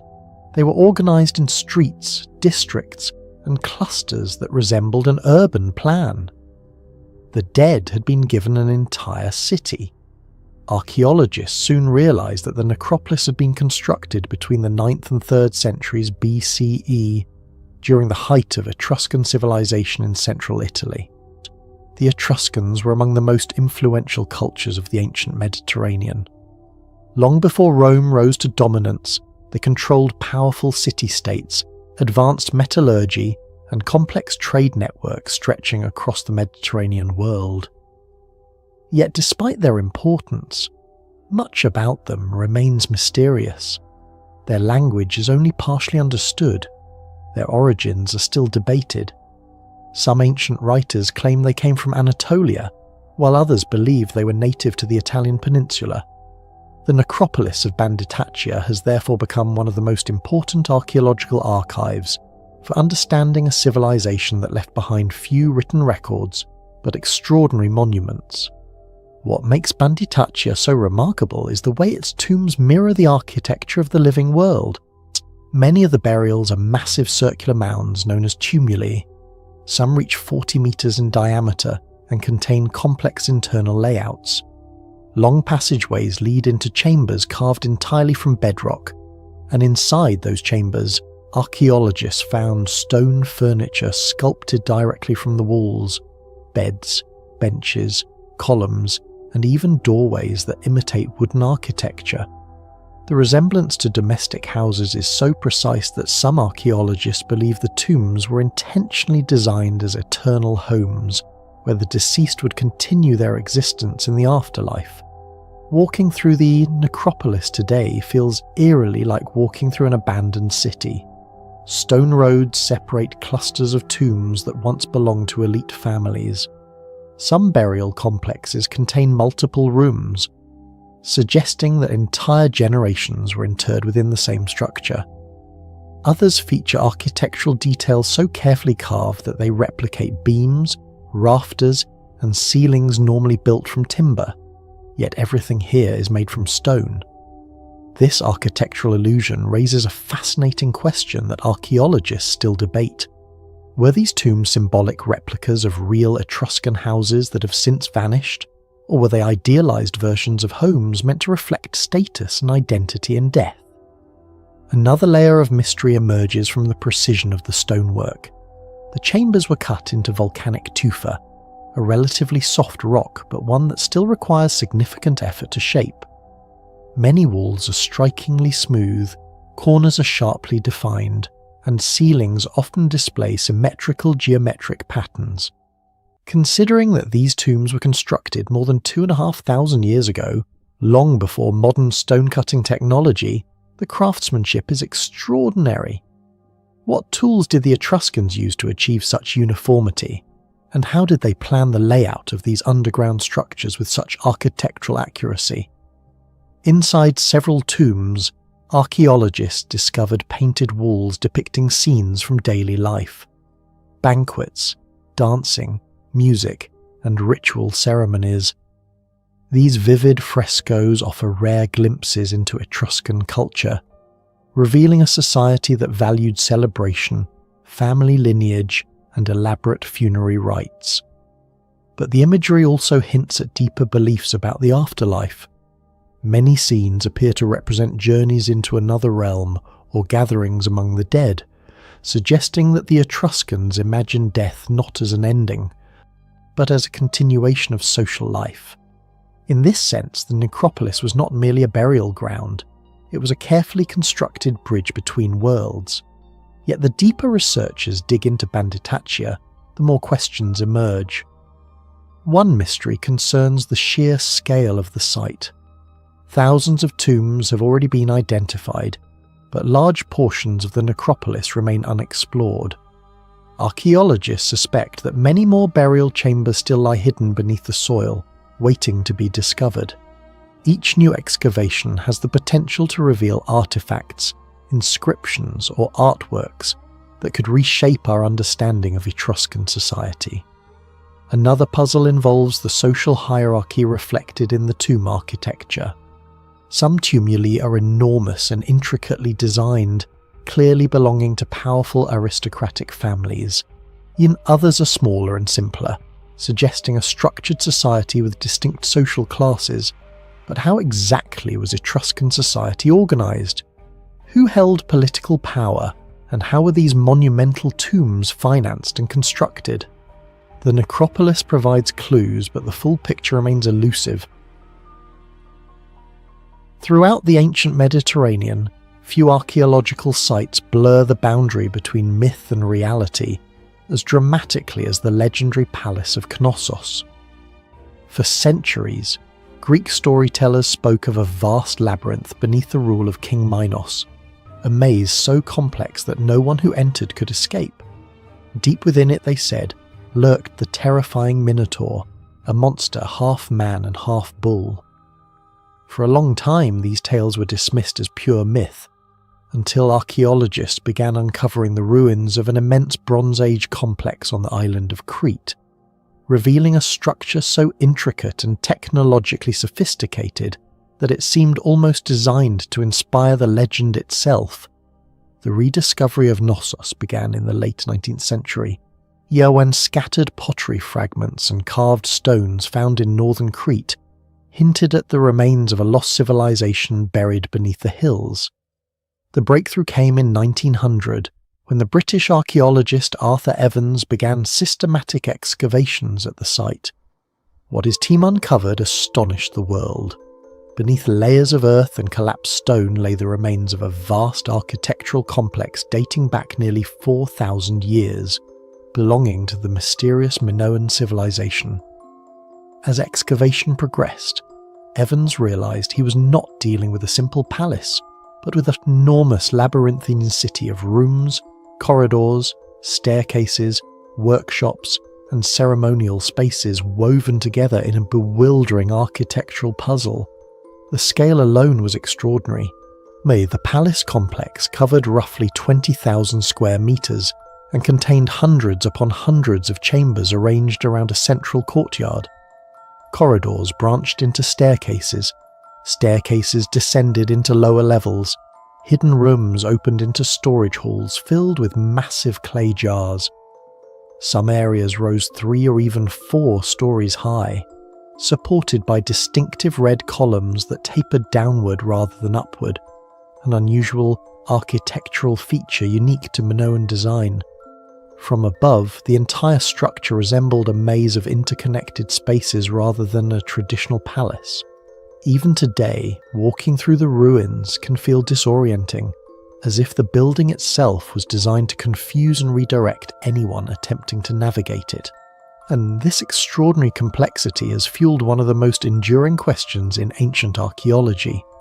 Could the legendary labyrinth of Greek mythology have been inspired by the real architecture of Knossos? Ancient travellers arriving at the palace would have encountered a structure unlike anything in the Bronze Age world. A sprawling network of rooms and passageways so elaborate that even modern maps struggle to capture its full layout. Some scholars suggest that stories of the labyrinth may have emerged centuries later as cultural memories of this astonishing structure, gradually transformed into myth. Yet the architectural complexity of Knossos is only one layer of its mystery. Beneath the ruins lies evidence of technological sophistication that seems startlingly advanced for its time. The palace possessed an intricate water management system that included terracotta pipes carrying fresh water from distant springs. Equally remarkable was the drainage network, designed to channel rainwater and wastewater away from the complex through carefully engineered stone conduits. Some chambers even contained what appear to be early flushing toilets and bathing areas. Such sanitation systems would not become common in many parts of the world until thousands of years later, suggesting that Minoan engineers possessed a surprisingly deep understanding of hydraulics and urban planning. Another striking feature of Knossos lies in its vast storage facilities. Long corridors within the palace are lined with enormous ceramic vessels known as pythoi, giant jars capable of holding large quantities of olive oil, wine, grain, or honey. Their presence suggests that Knossos functioned not merely as a royal residence, but as the administrative and economic heart of a sophisticated regional economy. Agricultural products from across Crete may have been collected here, recorded, redistributed, and stored in carefully organised warehouse halls. In essence, Knossos may have operated as one of the earliest centralised economic hubs in European history. But perhaps the most tantalising mystery of all lies not in stone or architecture, but in language. During the excavations, archaeologists discovered hundreds of clay tablets inscribed with a strange script known as Linear A. These tablets likely recorded administrative information, lists of goods, inventories, or economic transactions. Yet despite decades of study, Linear A remains undeciphered. A later script, Linear B, was successfully decoded in the 20th century and revealed records from a later Mycenaean administration of the palace. But Linear A, belonging to the earlier Minoan culture, continues to resist translation. Without the ability to read it, historians are left with only fragments of insight into the beliefs, governance, and language of the people who built Knossos. Art found within the palace provides another glimpse into this enigmatic society. The walls once glowed with vibrant frescoes depicting dolphins swimming across blue seas, acrobats leaping over charging bulls, and elaborately dressed figures participating in rituals. These scenes portray a civilization that appears remarkably dynamic and perhaps unusually egalitarian compared to many other Bronze Age cultures. Women appear prominently in the artwork, and often shown in ceremonial roles, suggesting they may have held significant social or religious status. Yet the deeper meaning of these images remains debated among scholars. Despite its sophistication, the civilization that built Knossos eventually declined. Around the mid-15th century before the Common Era, much of the Minoan world entered a period of destruction and transformation. Archaeological layers reveal evidence of fires and structural collapse throughout many Minoan centres. One possible cause may lie in the catastrophic volcanic eruption of Thera, one of the largest eruptions in recorded human history. The blast likely generated massive tsunamis that swept across the Aegean Sea and disrupted trade networks upon which the Minoan economy depended. And others argue that mainland Greek warriors from the Mycenaean civilization gradually took control of Crete, reshaping its political landscape. Even today, researchers continue to debate which of these forces, or perhaps a combination of many, led to the decline of the Minoans. What remains certain is that Knossos stands as a testament to a civilization that achieved remarkable cultural and technological sophistication long before classical Greece emerged. Its architecture suggests advanced engineering and urban planning. Its artworks reveal a vibrant symbolic culture. Its undeciphered script hints at an entire language still hidden from modern understanding. More than a century after its excavation began, the ruins of Knossos continue to provoke new questions with every archaeological season. Beneath its shattered walls may still lie chambers yet unexplored and tablets yet unread. The palace that may have inspired one of humanity's greatest myths still guards many of its secrets. And somewhere within the tangled corridors of this ancient complex echoes a question that archaeologists are still trying to answer. Was the labyrinth merely a story? Or was it a distant memory of a real place? A Bronze Age megastructure so vast and bewildering that it transformed history into legend. Throughout the humid jungles of Guatemala's Pacific foothills lies a place that quietly challenges everything historians once believed about the birth of Mesoamerican civilization. Hidden beneath centuries of volcanic soil and tangled vegetation, the ancient city of Takalik Abaj preserves one of the most mysterious transitions in the ancient world. The moment when one great civilization appears to dissolve and another rises in its place. At first glance, the site looks like many other archaeological ruins scattered across Central America. Grassy platforms, broken monuments, and fragments of carved stone scattered through the jungle. But as archaeologists slowly uncovered the layers of this forgotten city, they realized Takalik Abaj was something far more unusual. It was not simply a Maya city, and it was not purely Olmec either. Instead, it appears to be the very place where these two ancient cultures overlapped, interacted, and perhaps even transformed into one another. The mystery of Takalik Abaj began to emerge in the late 19th and early 20th centuries, when explorers travelling through the coffee plantations of southwestern Guatemala noticed enormous carved stones partially buried in the earth. Farmers had long known about these strange monuments, massive basalt sculptures depicting human faces, rulers, and symbolic creatures, but few suspected their true antiquity. Systematic archaeological investigations only began in the 20th century, when researchers realized that these sculptures resembled the artistic style of the Olmec civilization, one of the earliest known civilizations in the Americas. Yet the deeper archaeologists excavated, the stranger the story became. Beneath the soil they discovered massive ceremonial platforms, plazas, drainage systems, and dozens upon dozens of monuments carved with extraordinary precision. And mixed among these unmistakably Olmec-style sculptures were later monuments displaying unmistakable characteristics of the Maya civilization. Takalik Abaj, it seemed, was not simply influenced by these cultures, it was a bridge between them. Archaeological evidence suggests that the city was founded around 1,000 years before the Common Era, making it one of the oldest large urban centres in the entire Maya world. Over the following centuries, it grew into a powerful regional centre, strategically located along trade routes connecting the volcanic highlands, the Pacific coast, and the tropical lowlands of Mesoamerica. Merchants moving obsidian, jade, cacao, and exotic goods likely passed through this city, transforming it into a hub of cultural exchange. But what truly fascinates researchers is the artistic and technological transformation recorded in its monuments. The earlier sculptures at Takalik Abaj display the distinctive features associated with Olmec art: broad faces, thick lips, heavy eyelids, and symbolic jaguar imagery that defined the Olmec worldview. Yet centuries later, new monuments began appearing with the refined proportions and iconography characteristic of early Maya kings. It is as if the identity of the city itself gradually shifted across generations. Among the most remarkable features of Takalik Abaj are the hundreds of carved stone monuments scattered across its plazas and terraces.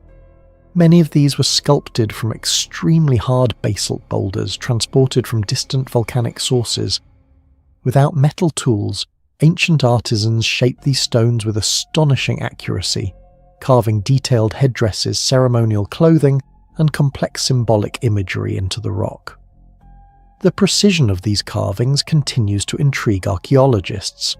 Some sculptures appear to depict rulers emerging from supernatural portals. Others show elaborate ritual scenes, and several display iconography that seems to blend Olmec religious imagery with early Maya symbolism. This artistic hybridization suggests that Takalik Abaj may have been a place where new cultural ideas were actively being forged. But the sculptures are only part of the mystery. The city itself was built upon an enormous network of artificial terraces and platforms carved into the natural landscape. Archaeologists have identified more than 70 large architectural platforms, some rising more than 15 meters above the surrounding terrain.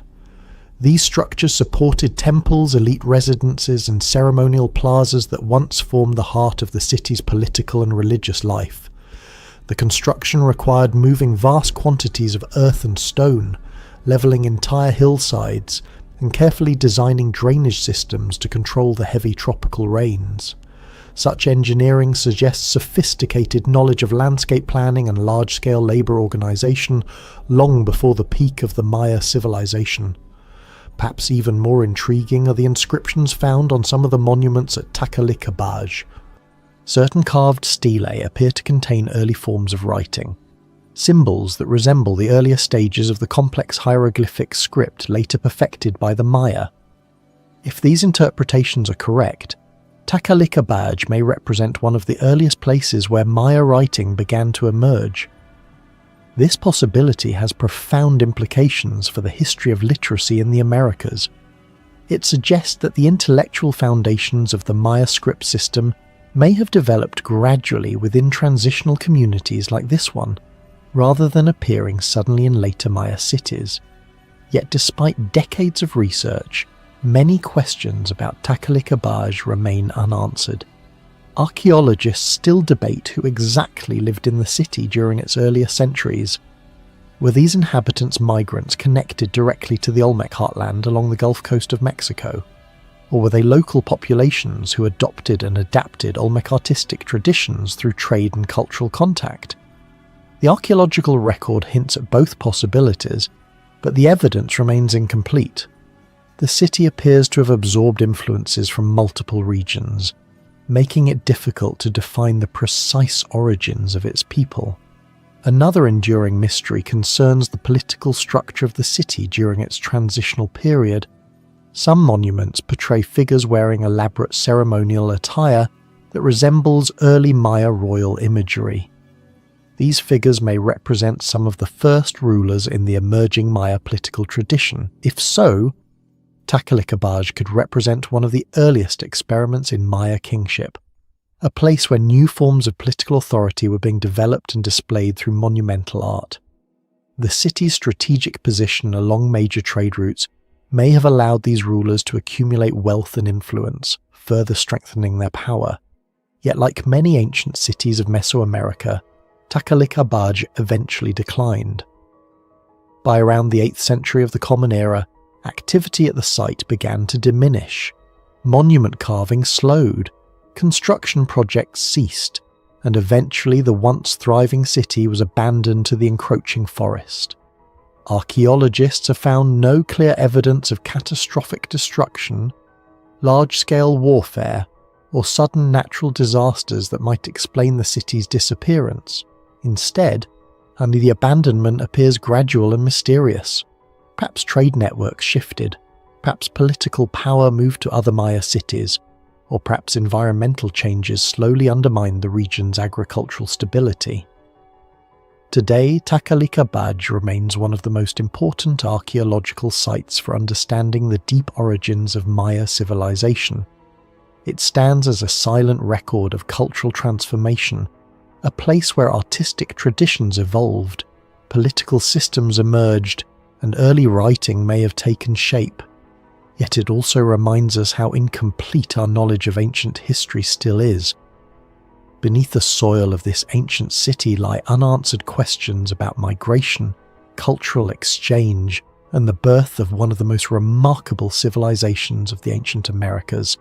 And as archaeologists continue to study its monuments and hidden terraces, Takalik Abaj remains what it has been for more than 2,000 years, a quiet but powerful witness to one of the most fascinating transitions in human history. Across the dusty plains of the Indus River basin in what is now Pakistan, there lies the silent skeleton of a city that should not have existed so early in human history.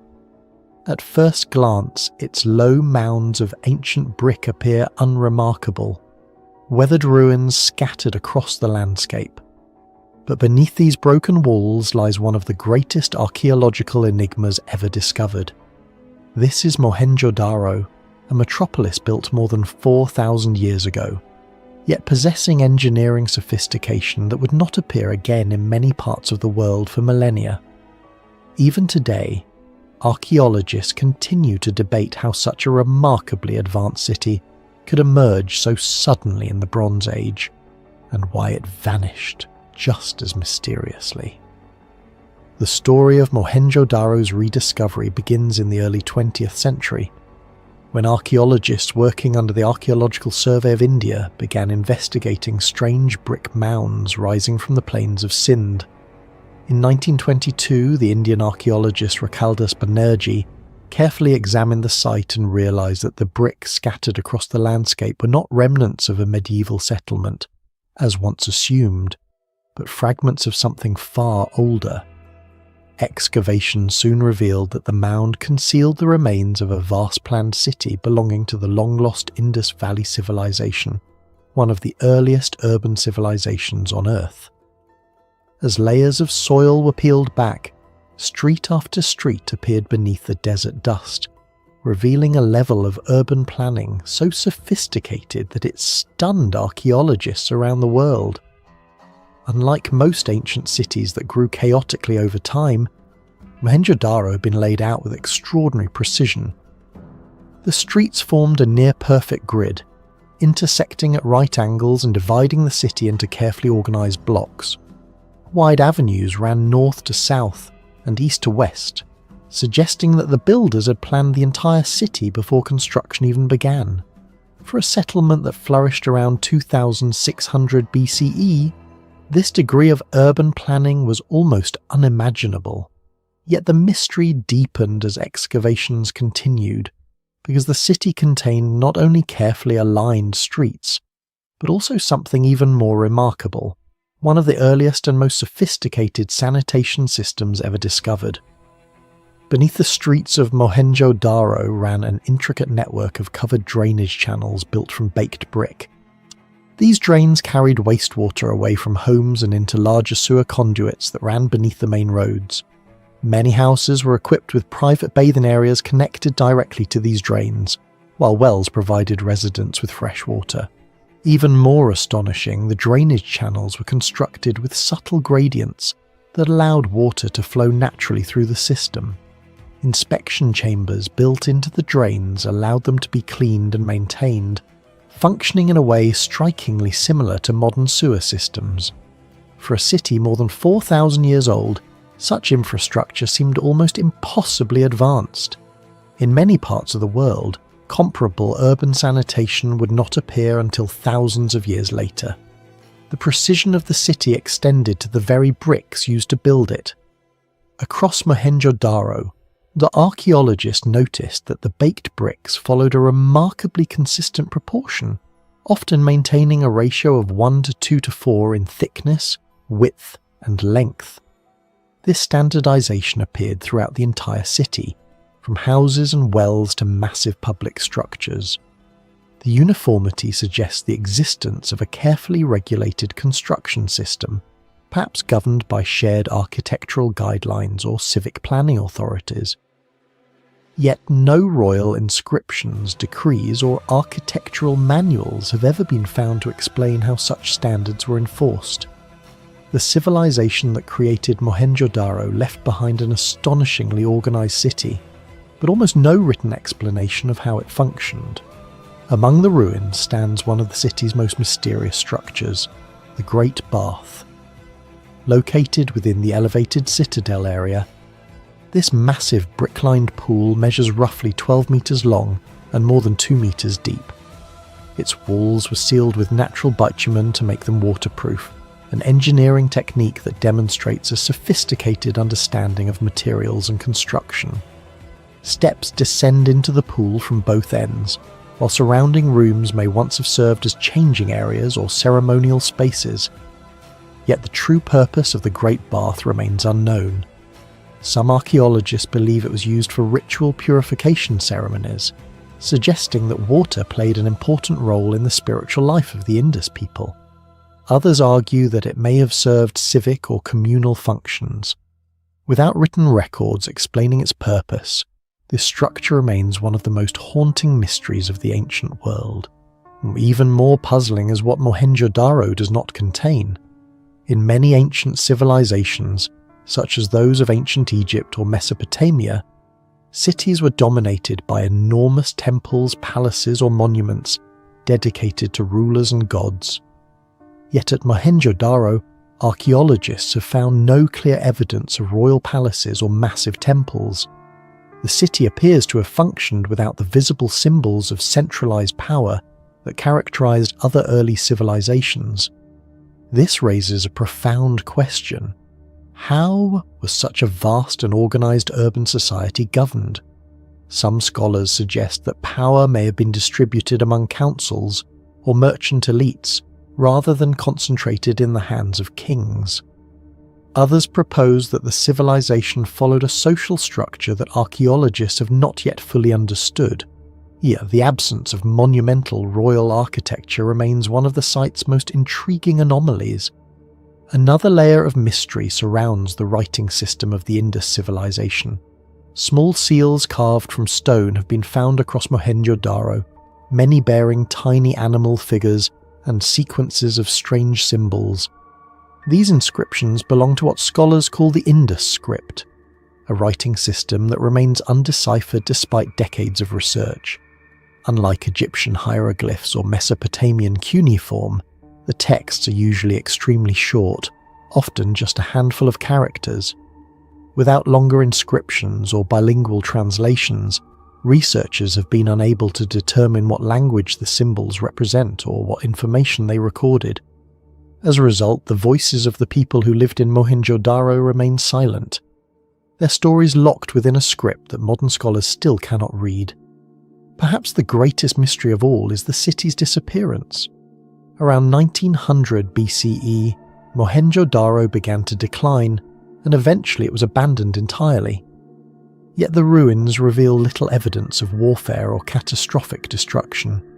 There are no burned layers suggesting invasion, no massive fortifications indicating prolonged conflict. Instead, this city appears to have faded gradually into silence. Some researchers believe that shifting river systems may have disrupted water supplies and trade routes. Others point to long-term climate changes that could have weakened the agricultural base of the region. Still others suggest that disease or environmental stress may have forced residents to migrate elsewhere. But despite decades of investigation, no single explanation has fully solved the puzzle. Today, the ruins of Mohenjo-daro stand as a haunting reminder that advanced urban societies existed far earlier than once believed. Its carefully planned streets, sophisticated drainage systems, standardized construction methods, and enigmatic monuments reveal a civilization that possessed remarkable engineering knowledge. Yet the people who built this city left behind almost no written history to explain how their society worked or why it vanished. Beneath the silent bricks lies the story of a civilization that was astonishingly advanced and profoundly mysterious. Even after a century of excavation, Mohenjo-daro continues to challenge our understanding of the ancient world, raising a question that still echoes across the ruins. How could such a sophisticated city rise so early in human history and then disappear almost without a trace? Across the deserts of southern Mesopotamia, where the flat horizon stretches endlessly beneath a pale sky, a massive stepped structure rises from the earth like the remains of a forgotten mountain. At first glance, it appears simple, just layers of ancient brick stacked upon one another. But the closer archaeologists look, the more puzzling it becomes. This is the Great Ziggurat of Ur, one of the oldest monumental structures ever built by human hands. For more than 4,000 years it has stood on the ruins of an ancient city, silently guarding secrets about one of the earliest civilizations in history. And despite more than a century of excavation and research, many of those secrets remain unsolved. The ziggurat once dominated the skyline of the ancient city of Ur, a powerful urban centre that flourished in southern Mesopotamia around the 3rd millennium BCE. Today the ruins lie in modern-day Iraq, but thousands of years ago this region was the heart of the Sumerian world. A landscape filled with canals, temples and thriving cities connected by trade and culture. Ur itself was one of the greatest of these cities, and at its centre rose the enormous temple platform dedicated to Nana, the Sumerian god of the moon. The ziggurat was not merely a building, it was the spiritual axis of the entire city, a symbolic bridge between heaven and earth. For centuries the structure slowly eroded beneath desert winds and shifting sands. Travellers occasionally mentioned the massive mound, but its true identity remained uncertain. That changed in the 19th century when early explorers began identifying the ruins as the ancient city of Ur mentioned in Mesopotamian texts. The most dramatic discoveries came in the 1920s, during excavations led by the British archaeologist Leonard Woolley. Working on behalf of the British Museum and the University of Pennsylvania, Woolley's team uncovered royal tombs filled with gold, musical instruments, and elaborate artifacts, finds that revealed the extraordinary wealth of the Sumerian world. Yet towering above all these discoveries was the ziggurat itself, an immense stepped monument that had once formed the sacred heart of the city. When archaeologists cleared away centuries of debris, the scale of the structure became clear. The base of the ziggurat stretched roughly 60 metres by 45 metres, forming a massive rectangular platform constructed almost entirely from mud bricks. Rising above this base were several receding terraces, connected by monumental staircases that led upward toward what was once a temple shrine at the summit. From the ground, priests would have climbed these stairs during religious ceremonies, ascending symbolically toward the heavens. At first glance, the structure seems straightforward, but its construction reveals astonishing sophistication. The core of the ziggurat was made from millions of sun-dried mud bricks, simple blocks formed from clay and straw. These bricks were stacked in enormous quantities to create the massive inner body of the monument. Surrounding this core was a protective outer layer of kiln-fired bricks, much stronger and more resistant to weather. Each of these bricks was stamped with inscriptions naming King Ur-Nammu, the Sumerian ruler who ordered the construction of the ziggurat around 2100 BCE. In a sense, the monument functioned as both temple and royal proclamation, declaring the power of the king and the devotion of the city to its divine patron. Yet the deeper archaeologists study the structure, the more questions emerged. One of the greatest mysteries concerns the engineering required to build such a monument in a landscape almost entirely lacking in stone.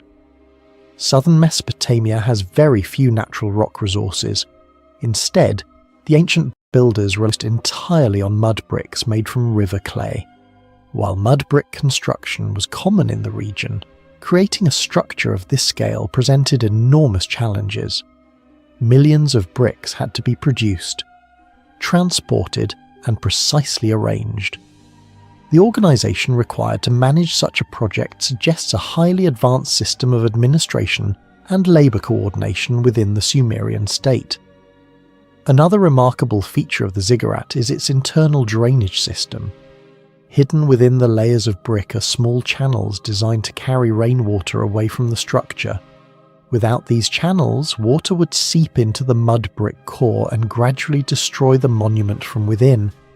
Instead, the builders engineered a surprisingly effective solution that allowed the structure to survive for thousands of years.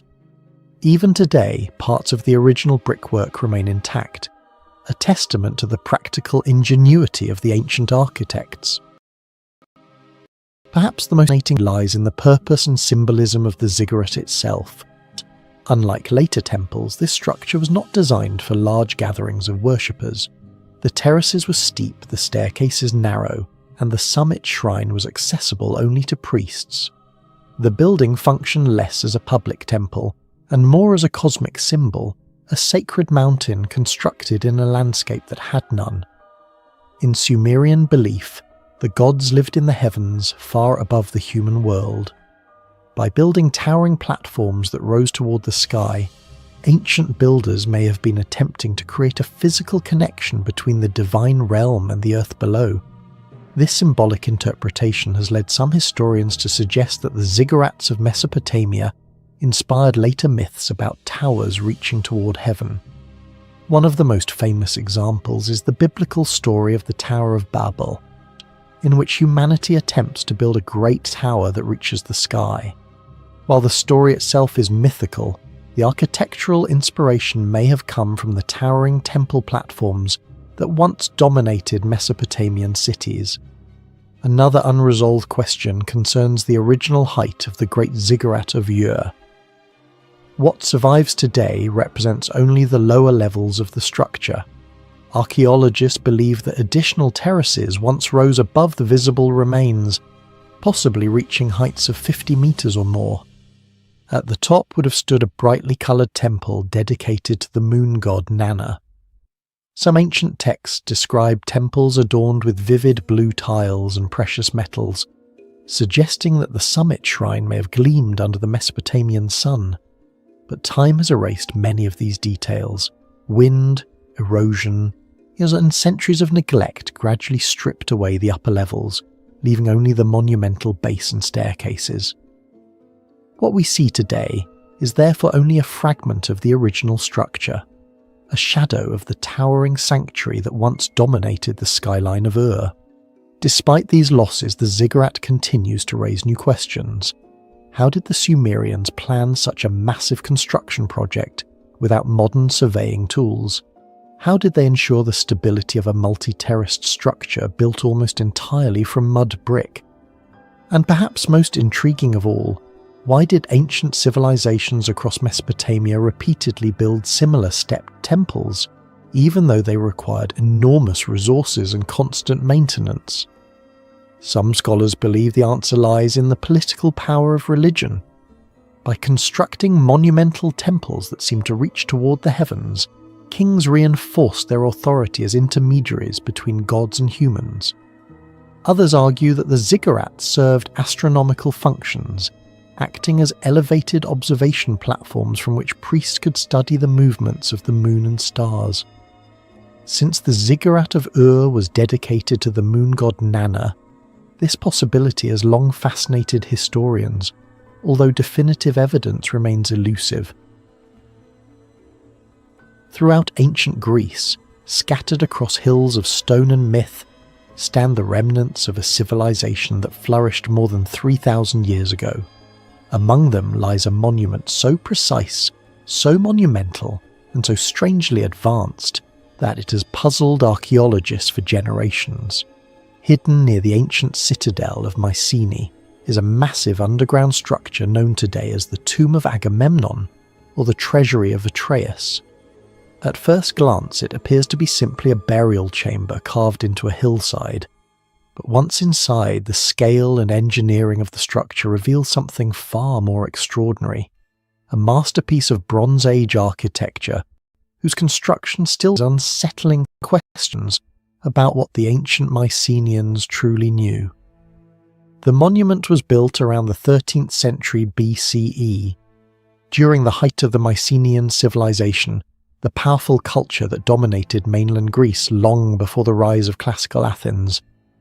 The tomb lies just outside the fortified city of Mycenae, the legendary kingdom associated with Agamemnon, the king who, according to Homer's epic Iliad, led the Greek forces during the Trojan War.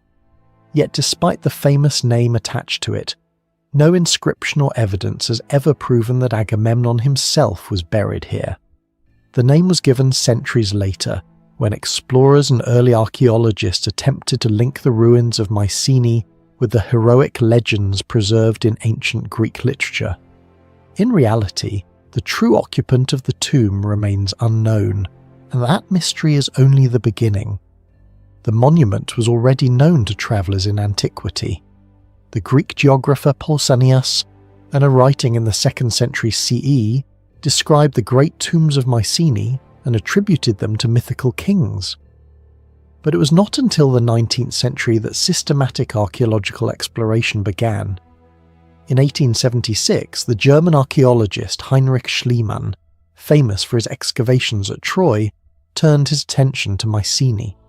Schliemann believed passionately that Homer's epics described real historical places, and he hoped to uncover physical evidence of the heroes of the Trojan War. Although the tomb itself had been visible for centuries, his excavations helped draw international attention to the extraordinary engineering of the structure and the advanced culture that had created it. Approaching the monument today, visitors first encounter a long stone corridor known as the Dromos, a passage nearly 40 metres long carved into the hillside. The walls of this corridor rise steeply on both sides, constructed from massive blocks of carefully fitted stone. At the end of the corridor stands the monumental entrance to the tomb, a doorway framed by enormous ashlar blocks, each precisely cut and aligned with remarkable skill. Above the doorway rests one of the most astonishing elements of the structure, a gigantic lintel stone weighing more than 100 tons. Even by the standards of ancient monumental construction, this is an extraordinary feat. The Mycenaeans possessed no iron tools, no cranes, and no modern lifting equipment, yet somehow they quarried, transported, and positioned this colossal stone with extraordinary precision. Exactly how they achieved this remains uncertain. Passing through the entrance, yet the visitor suddenly emerges into the vast interior chamber, and it is here that the tomb reveals its most breathtaking secret. The chamber forms a perfect tholos, or beehive-shaped dome, rising more than 13 metres high. The walls curve inward in smooth concentric rings of stone, until they meet at a single point above, creating one of the largest stone domes constructed anywhere in the ancient world. Each block was carefully cut into wedge-shaped segments, so that the weight of the structure is distributed downward along the circular walls. The technique, known as corbelled vaulting, requires an advanced understanding of structural balance. Every stone must be placed at exactly the right angle. A single miscalculation could cause the entire dome to collapse. What makes this achievement even more astonishing is its age. The dome of the tomb of Agamemnon was constructed around 3,200 years ago. For more than a millennium, it remained the largest known dome in the world, a record that would not be surpassed until the Romans built the Pantheon in the 2nd century CE. In other words, long before the classical age of Greek philosophy and Roman engineering, the Mycenaeans had already mastered architectural techniques capable of producing enormous self-supporting stone structures. How they developed this knowledge remains one of the most intriguing questions in Aegean archaeology. The precision of the stonework is equally remarkable. Many of the limestone blocks used in the dome were shaped and polished so carefully that they fit together with almost no visible gaps. The surfaces appear smooth and deliberate, suggesting that the builders possessed specialized tools and techniques for shaping stone with unusual accuracy. Yet the Mycenaeans lived during the Bronze Age, when most cutting tools were made from relatively soft bronze rather than hardened steel.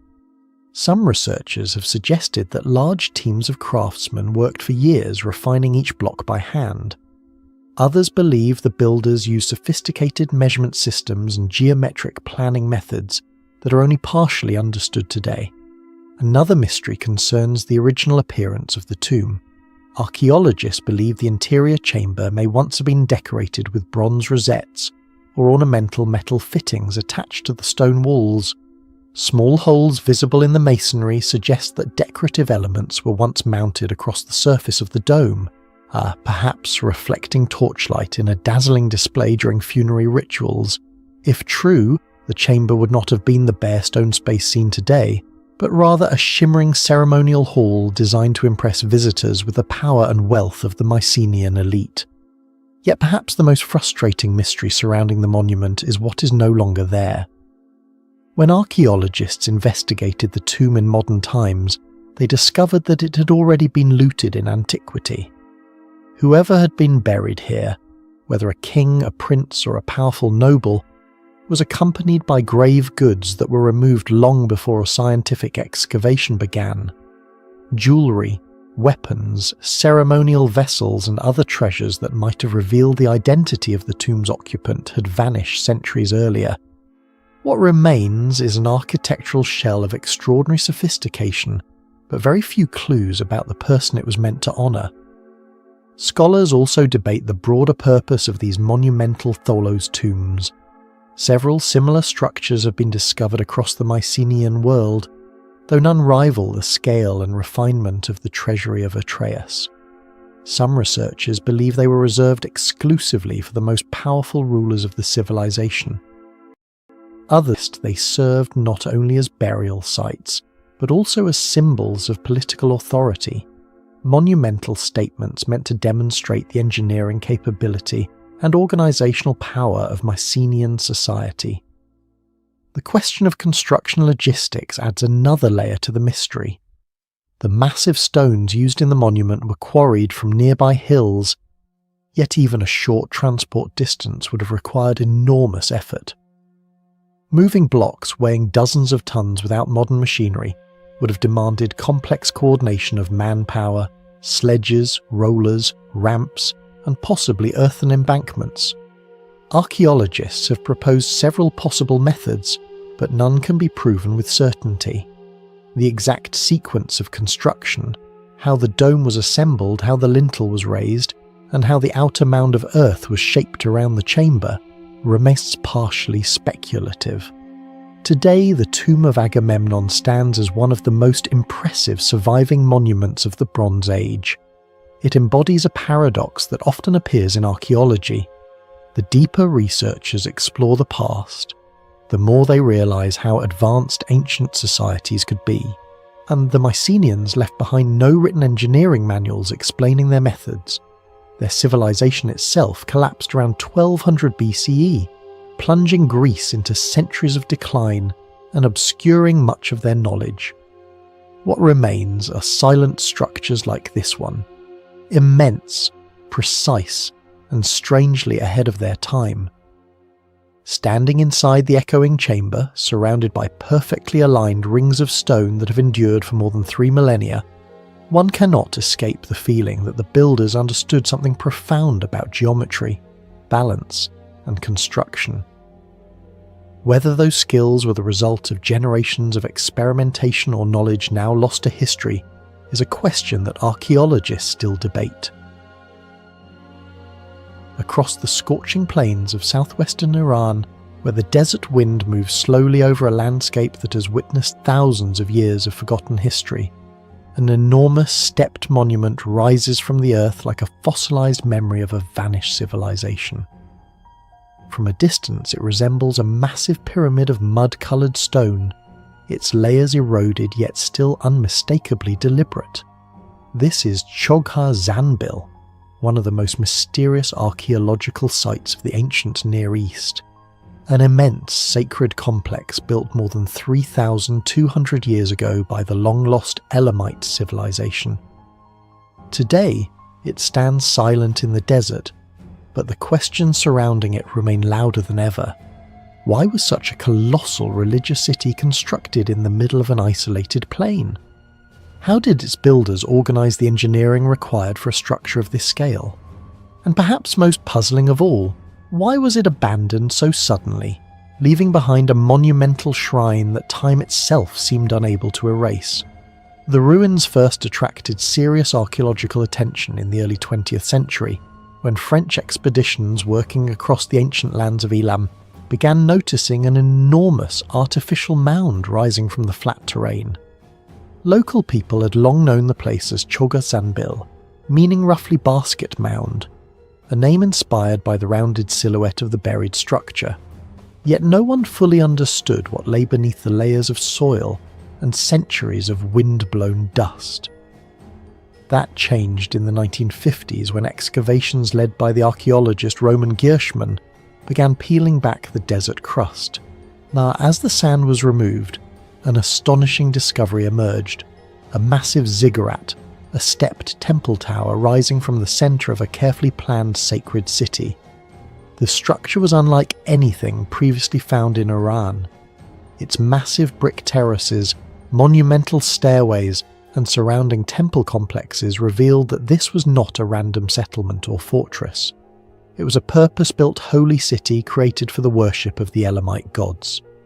The ziggurat itself was commissioned around 1250 BCE by the Elamite king Untashnapirisha, who envisioned a grand spiritual capital dedicated primarily to the gods Inshushinak and Napirisha. At the time, the Elamite kingdom rivaled the great powers of Mesopotamia, yet much of its history remains obscure compared to the civilizations of Babylon or Assyria, whereas Chogha Zanbil therefore offers an exceptionally rare window into this enigmatic culture. At its height, the central ziggurat is believed to have risen nearly 50 meters above the surrounding plain, constructed from millions of mud bricks and baked bricks arranged in precise geometric layers. Even in its eroded state today, standing roughly half its original height, the monument still dominates the landscape with an almost overwhelming presence. What makes Chogha Zanbil especially remarkable is that it was not simply a temple. Archaeological evidence shows that it formed the heart of an entire ceremonial city. The complex was enclosed by 3 massive concentric walls that created a series of sacred zones. Within these walls stood numerous smaller temples, courtyards and ritual spaces dedicated to different Elamite deities. Yet surprisingly, archaeologists have found relatively little evidence that large numbers of people actually lived there. This raises one of the site's first great mysteries. Chogha Zanbil appears to have been built almost entirely for religious purposes. Instead of a thriving urban centre, it may have functioned as a monumental pilgrimage sanctuary, a city designed not for daily life, but for sacred rituals carried out on a grand and carefully orchestrated scale. The engineering behind the structure is itself astonishing. Each brick used in the construction was produced in enormous quantities and often stamped with cuneiform inscriptions naming King Untashnapirisha and invoking divine protection. These inscriptions transform the very fabric of the building into a kind of monumental prayer. The bricks were arranged with extraordinary precision, forming stable terraces capable of supporting immense weight.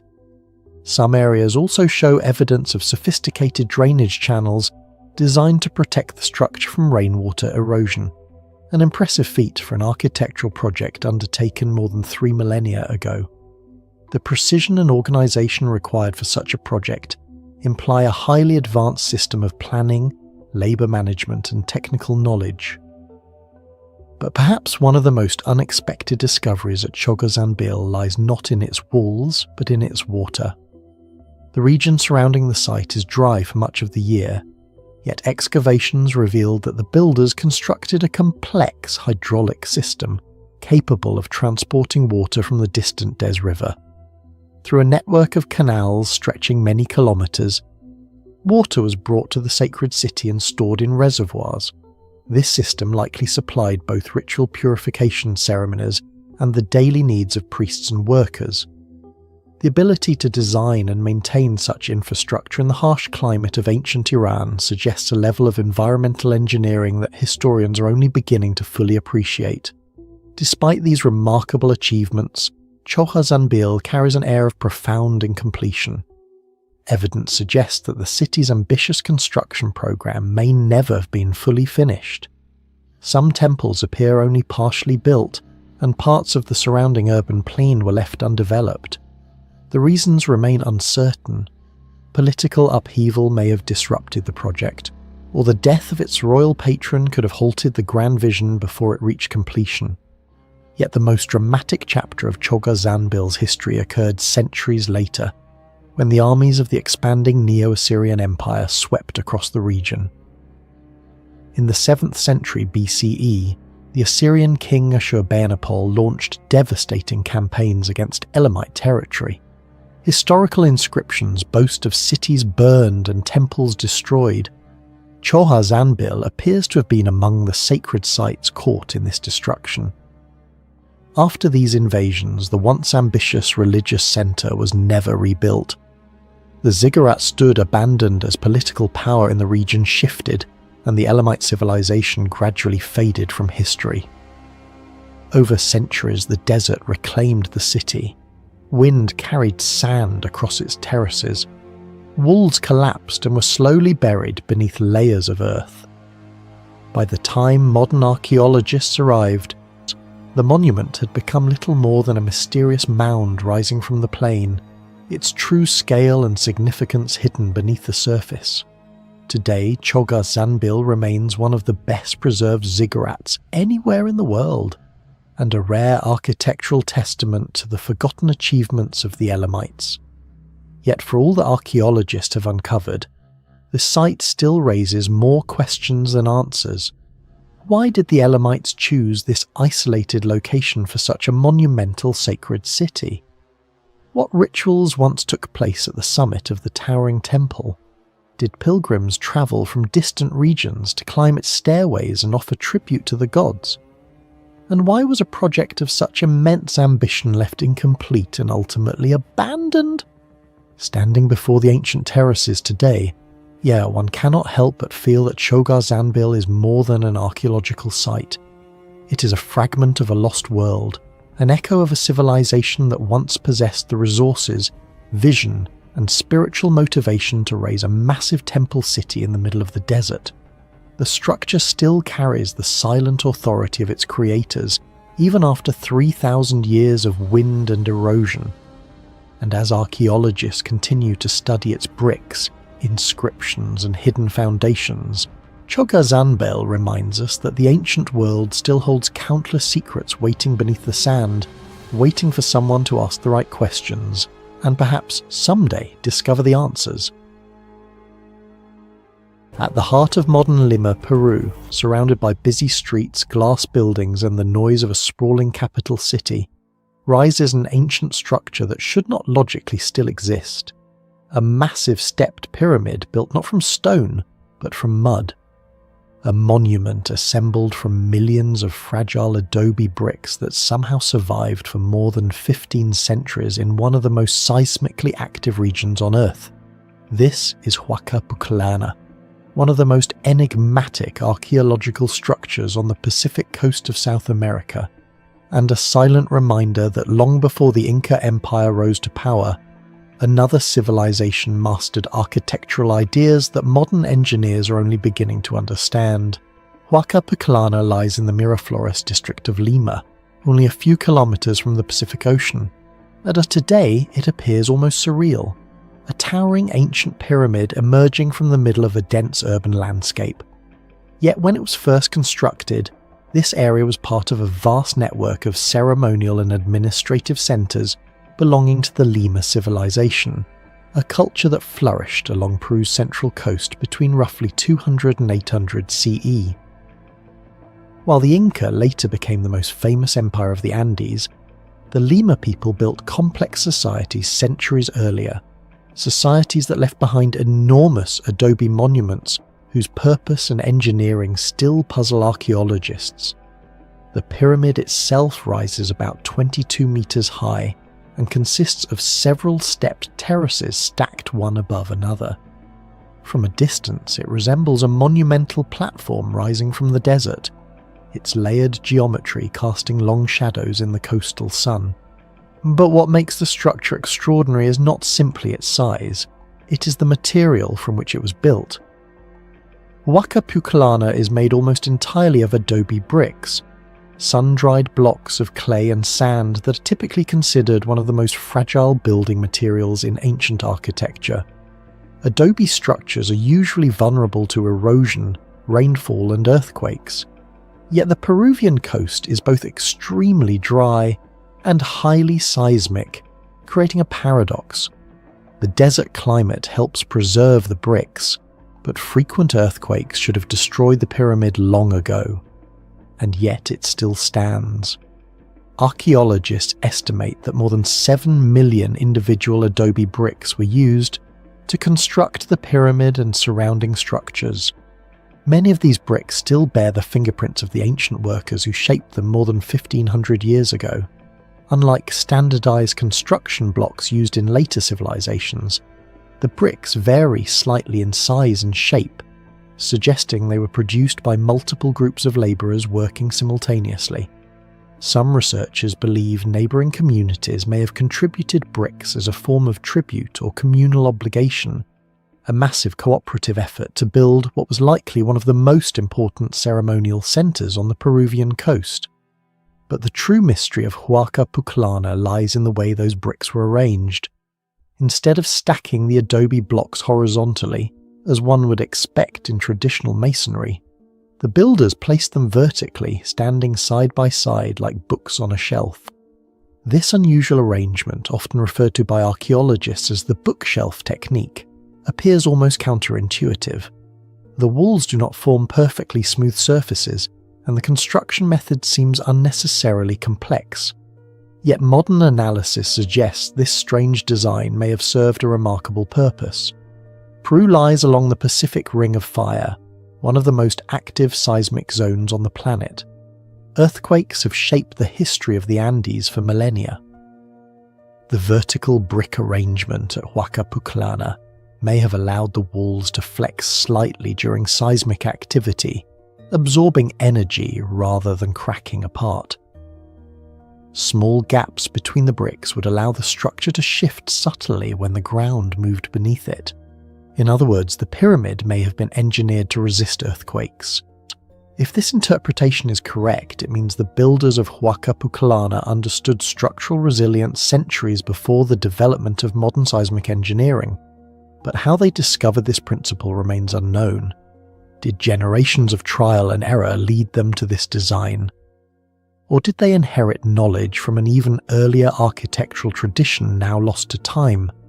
The pyramid itself was not simply a monument. Excavations reveal that Huaca Pucllana functioned as a major ceremonial and administrative centre. Surrounding the stepped platform are plazas, courtyards, storage areas, and large kitchens where food was likely prepared for ritual gatherings. The site appears to have hosted important religious ceremonies tied to the agricultural cycles of the coastal valleys. Yet beneath these ceremonial layers lies a darker story. Archaeologists working at the site uncovered human remains that appear to be linked to ritual sacrifice. Some bodies were found carefully arranged within ceremonial contexts, while others showed signs of violent death, including decapitation. Among the remains were women who may have been participants in sacred rituals or offerings to deities associated with fertility, water, or the natural forces governing the harsh coastal environment. These discoveries suggest that Huaca Pucllana was not merely a place of administration, but a powerful religious centre where the boundaries between life, death, and divine forces were negotiated through ritual. And still, many questions remain unanswered. One of the greatest mysteries surrounding the site is the sudden decline of the Lima civilization itself. Around the 8th century CE, construction at Huaca Pucllana appears to have stopped. The once busy ceremonial centre was gradually abandoned, its plazas falling silent. Later cultures, including the Wari civilization, briefly reused parts of the complex, but the original builders were gone. Why they disappeared remains unclear. Some scholars believe climatic shifts may have disrupted agriculture along the coastal valleys. Others suspect political changes or conflicts with emerging regional powers. Without written records, the story of the Lima people must be reconstructed entirely through archaeology. Fragments of pottery, patterns of architecture, and the silent testimony of ancient bricks. Ironically, the pyramid that once dominated a thriving ceremonial landscape was eventually swallowed by time. Sand slowly covered parts of the structure, dust, and for centuries the site was little more than an unusual mound in the desert outskirts of Lima. It was not until the 20th century that serious archaeological investigations began. As Lima expanded into a major metropolis, the ancient mound found itself surrounded by modern development. Excavations revealed that what appeared to be a simple hill was actually a vast ceremonial complex preserved beneath layers of sand and debris. Today, Huaca Pucllana stands as one of the most extraordinary archaeological sites in South America, not because it is the largest pyramid or the most ornate monument, but because it represents a forgotten chapter of human ingenuity. A civilization with no surviving written language built a massive ceremonial centre using millions of fragile bricks. They developed a construction technique that may have allowed their structures to survive earthquakes for centuries. They organised labour on a monumental scale and performed rituals whose meanings are now only partially understood. And perhaps most intriguingly, they left behind a technological solution hidden in plain sight. Walls of mud bricks standing vertically like rows of ancient books, quietly resisting the forces of nature for over 1,500 years. Huaca Pucllana reminds us that the ancient world still holds secrets waiting to be uncovered. Beneath the streets of modern cities and the sands of forgotten landscapes lie traces of knowledge that challenge our assumptions about early civilizations. Because sometimes the greatest mysteries are not found in lost cities deep in the jungle, but in monuments that have been standing in front of us the entire time, patiently waiting for us to ask the right questions. And Huaca Pucllana may be one of those places. Across the western Mediterranean, on the rugged limestone island of Menorca, stands a landscape filled with silent stone giants. Scattered across hills, valleys, and ancient settlements are hundreds of mysterious towers known as Talaiots. At first glance, they resemble simple piles of stone, weathered by thousands of years of wind and salt air. But a closer look reveals something far more astonishing.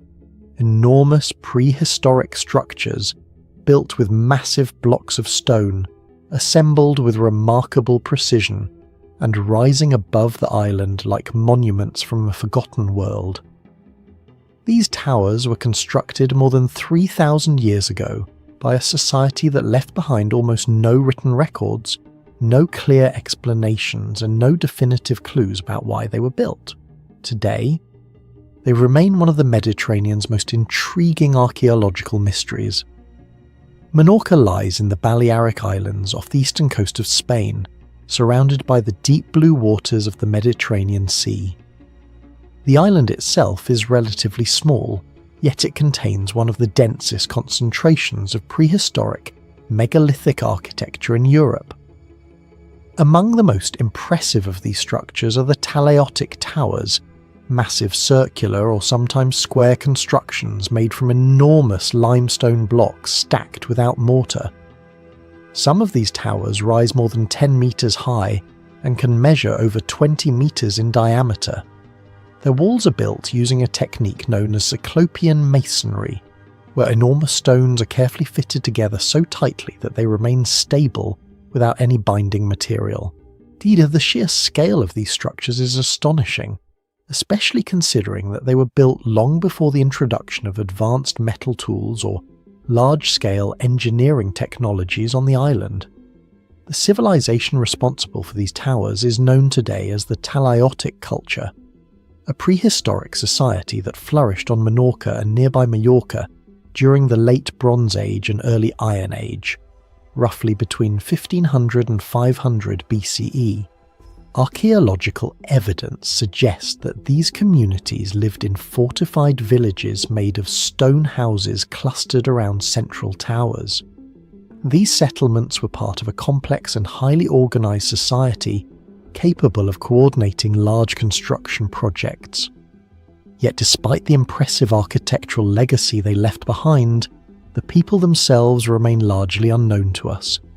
They left no written language that archaeologists have been able to decipher, no historical records describing their beliefs or political systems, and very few artifacts that clearly explain how their society functioned. The Talaiots themselves are the most striking monuments of this mysterious culture. Built from enormous stone blocks, many weighing several tons, these towers dominate the surrounding landscape. Some stand alone on hilltops, while others rise at the centre of ancient villages. Inside, several contain chambers supported by central stone columns, suggesting that they were designed with careful planning and architectural knowledge. The construction of such massive structures raises immediate questions.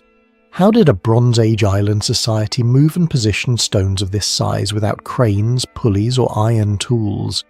Or even more puzzling is the precision with which many of the stones are fitted together. The builders seem to have carefully selected and shaped each block so that it locked into place with neighbouring stones, creating structures that have endured for more than 3 millennia. Despite decades of archaeological research, the true purpose of the Talaiotic towers remains one of the greatest mysteries surrounding them. One of the earliest theories suggested that they functioned as watchtowers or defensive structures. Many of the towers occupy elevated positions that provide wide views of the surrounding landscape and coastline. From these vantage points, it would have been possible to monitor approaching ships or neighbouring settlements. However, this explanation does not fully account for all of the towers.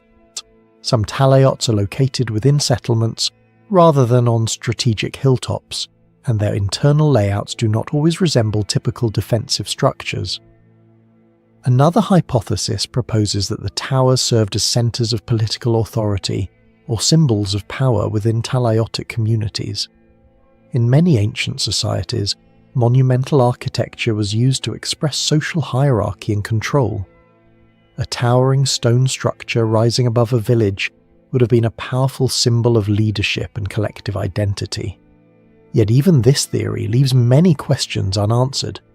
The interiors of some towers are surprisingly small and do not appear suitable for large gatherings or administrative activities.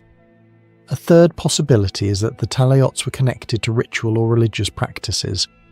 Nearby structures known as taulas, massive T-shaped stone monuments unique to Minorca, suggest that the Talaiotic culture practiced complex ceremonial traditions.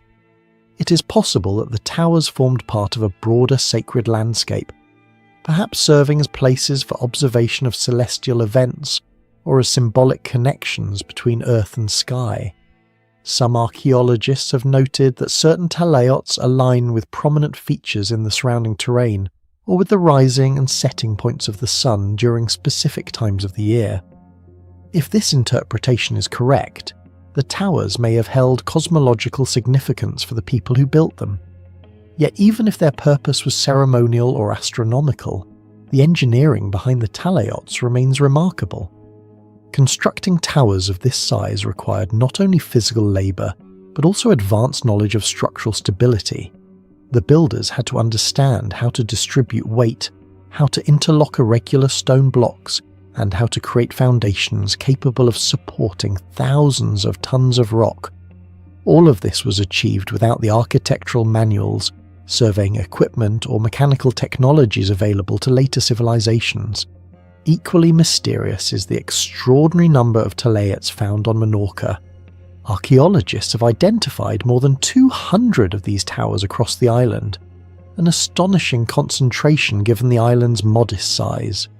In some areas, towers stand only a few kilometers apart, suggesting that multiple communities invested enormous effort in constructing monumental architecture. This raises an intriguing question. Why did such a small island society devote so much energy to building these structures? Were they competing with neighbouring communities, each attempting to construct the most impressive tower? Or were the towers part of a coordinated network that connected settlements across the island? The story becomes even more enigmatic when considering the eventual fate of the Talaiotic culture. By the first millennium BCE, the society that built the towers began to transform. External influences from Mediterranean civilizations such as the Phoenicians and Carthaginians reached the Balearic Islands through trade and cultural exchange. Later, in 123 BCE, the Roman Republic conquered the islands and incorporated them into the expanding Roman world. Over time, the distinctive Talaiotic traditions faded, and the people who once built the towers gradually merged into the broader Mediterranean culture of the Roman era. What remains today are the silent stone towers scattered across the Menorcan landscape, enduring witnesses to a society whose story has largely vanished from history. Their massive walls still stand after 3,000 years, resisting storms, earthquakes, and the slow erosion of time. Yet despite their resilience, the towers guard their secrets closely.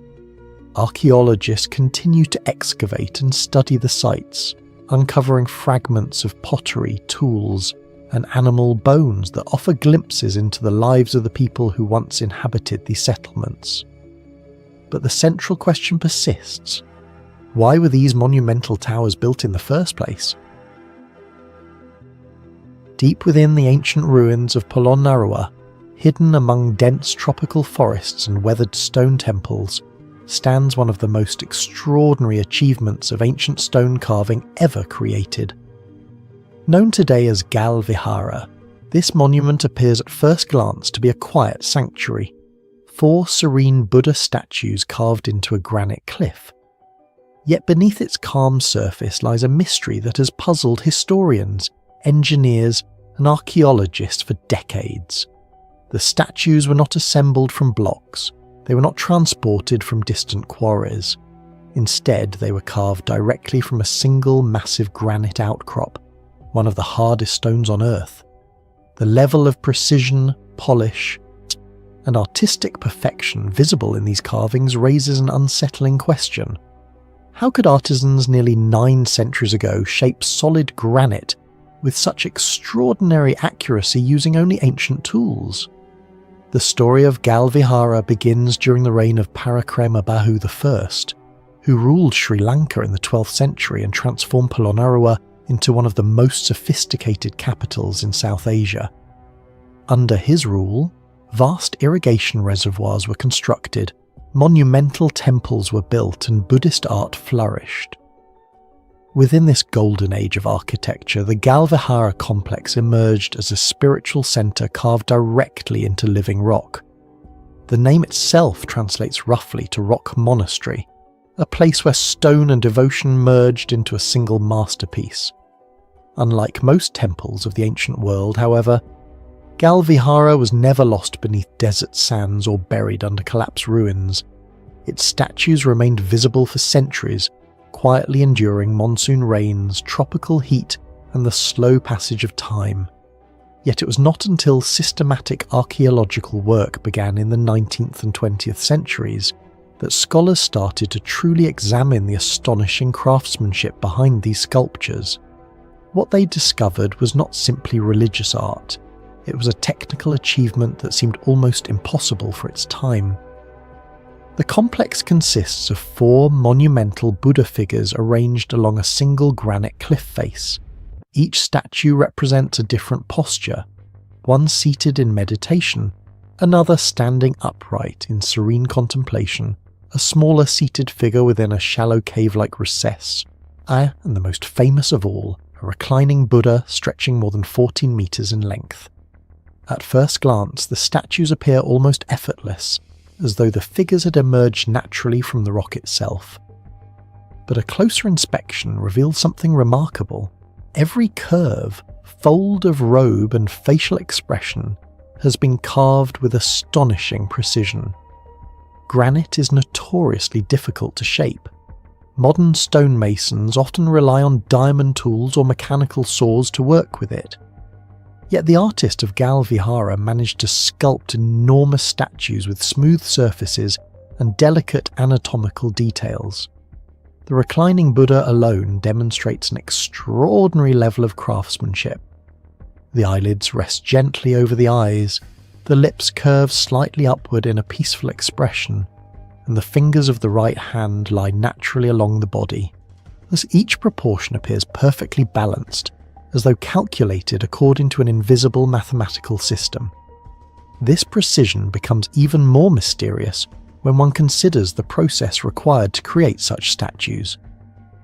Because the sculptures were carved directly into a single rock face, the artisans could not simply remove a flawed section and replace it. One mistake would have permanently ruined the entire figure. Every cut had to be planned in advance.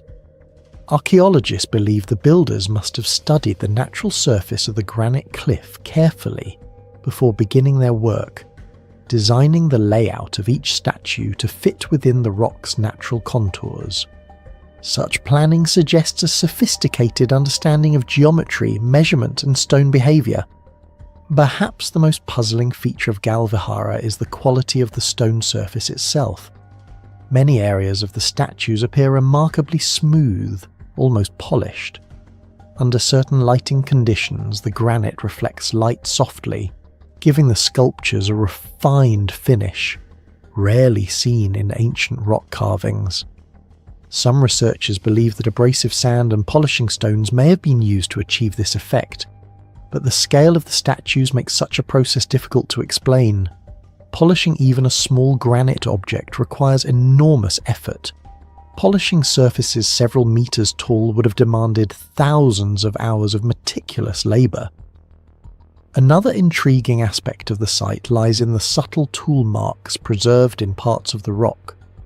While many surfaces appear smooth, yet certain sections reveal straight grooves and evenly spaced cuts that hint at the methods used by the ancient craftsmen.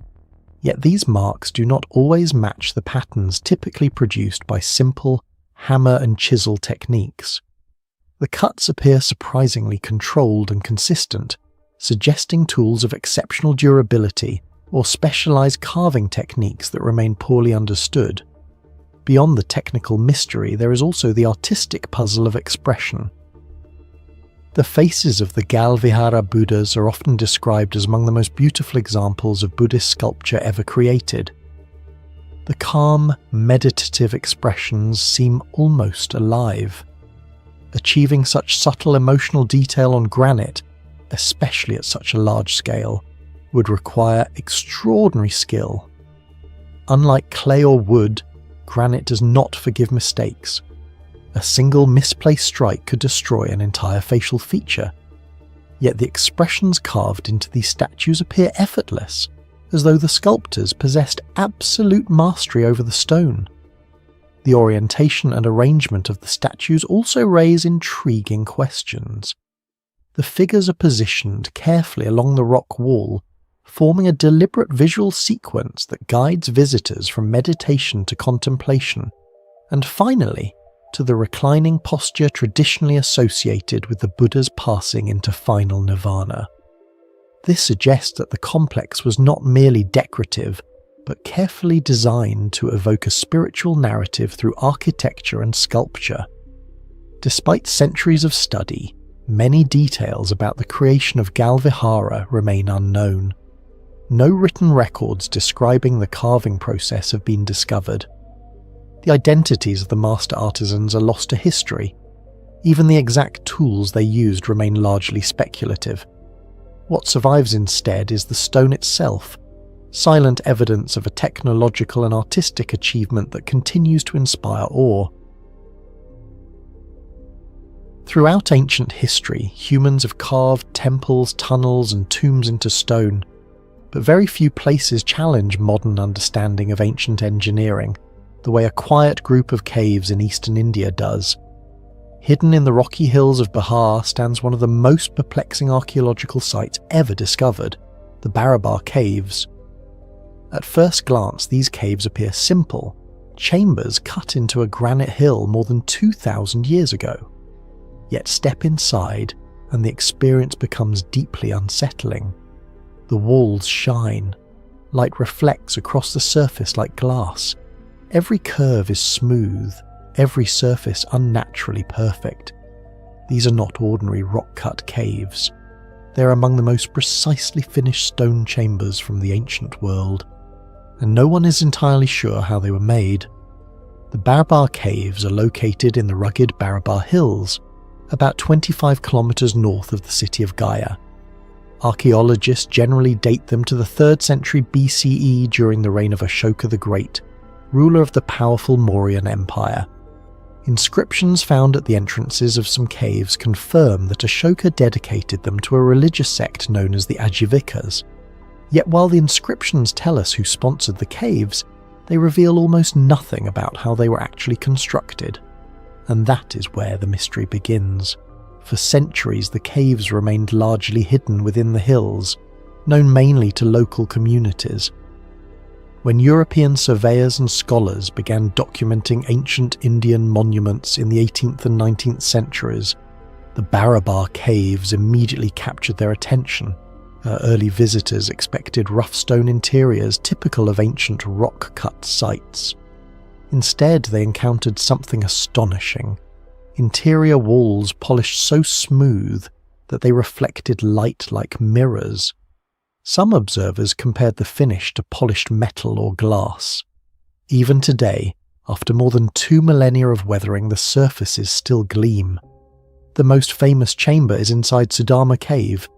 The cave begins with a rectangular hall carved directly into solid granite. At the far end lies a circular chamber with a domed ceiling. The geometry feels deliberate and precise, almost architectural rather than geological. But the most striking feature is the surface itself. Every wall, every ceiling curve, every corner has been polished to an extraordinary level of smoothness. Shine a flashlight across the stone, and the beam glides across the walls in a bright reflection. It is difficult to believe that this was achieved more than 2,000 years ago, using tools that were likely made from iron. Granite is not an easy material to work with. It is one of the hardest common rocks, ranking around 6 to 7 on the Mohs hardness scale. Even modern quarrying operations rely on diamond tools and heavy machinery to cut and polish it efficiently. Yet the ancient builders of Barabar not only carved entire chambers out of this stone, but also polished the surfaces to an almost flawless finish. The technique is known today as the Mauryan polish, a term archaeologists use to describe the mirror-like sheen found on several monuments from the Mauryan period. However, nowhere is the effect more dramatic than inside the Barabar Caves. The question that continues to puzzle researchers is simple. How was this polish achieved? One theory suggests that workers first shaped the chamber using iron chisels and hammers, then spent years smoothing the stone using abrasives such as quartz sand mixed with water. Over time, the grinding process could theoretically produce a glossy finish. Yet critics of this explanation point out that the polish in Barabar is extremely uniform across large surfaces. Achieving such consistency by hand across entire chambers would require enormous labour and remarkable precision. Another puzzle lies in the geometry of the caves themselves. The chambers are not irregular spaces carved randomly into rock. Instead, they display careful planning. Walls are flat and aligned. Ceilings form smooth arches. The circular rear chamber of Sudama Cave is almost perfectly symmetrical. These details suggest that the builders followed a clear architectural design before excavation even began. But creating such symmetry inside solid granite without modern measuring equipment would have been an extraordinary challenge. Then there is the strange acoustic effect. Visitors often notice that sound behaves differently inside the caves. Because the walls are so smooth and the surface is so hard, voices echo dramatically. A single word can reverberate around the chamber for several seconds, creating a powerful resonance. Some historians believe this was intentional. If the caves were used by the Ajivika sect for meditation or ritual chanting, the acoustic properties would have amplified the experience, turning the chamber into a natural echo chamber for spiritual ceremonies. Another cave in the complex, Lomas Rishi Cave, introduces an additional mystery. Its entrance is carved with an elaborate arch resembling wooden architecture, complete with decorative patterns imitating beams and thatched roofs. Yet the interior chamber was never fully finished. Unlike the other caves, the walls here are only partially polished. This unfinished state offers a rare glimpse into the construction process. Tool marks can still be seen in certain areas, suggesting that the polishing stage came only after the chamber had been completely shaped. But even with these clues, the exact techniques used remain uncertain. Perhaps the most intriguing aspect of Barabar is what happened afterward. The Mauryan Empire declined not long after Ashoka's reign, and although rock-cut architecture continued to flourish across India, the extraordinary mirror-like polish seen in Barabar almost disappeared. Later cave complexes such as Ajanta Caves and Ellora Caves display magnificent carvings, sculptures, and paintings, yet their walls lack the glass-like finish of Barabar's granite chambers. It is as if the technique reached a peak during the Mauryan era and was then lost or abandoned. This disappearance raises a deeper question that still lingers among historians and engineers. Was the Mauryan polish simply the result of enormous labour and patience, a skill that later builders considered unnecessary? Or did the craftsmen of Ashoka's empire possess specialised methods that vanished when their knowledge faded from history? Today, the Barabar Caves remain quiet and mysterious, carved into the silent granite hills just as they were more than 2,000 years ago. Tourists who step inside often experience the same sense of disbelief that early explorers felt centuries ago. Run your hand along the stone wall, and the surface feels impossibly smooth. Shine a light across it, and the reflection gleams back through the darkness. In that moment, the caves feel less like ancient ruins, and more like something carved with technologies far ahead of their time. And that is the enduring mystery of the Barabar Caves. They remind us that the ancient world still holds secrets, not only about lost civilizations, but also about the skills and knowledge those civilizations once possessed. Hidden within a granite hill in India are chambers polished like mirrors, carved by hands that lived more than 2 millennia ago. The builders left behind inscriptions naming their king, but they left no explanation of how their work was done.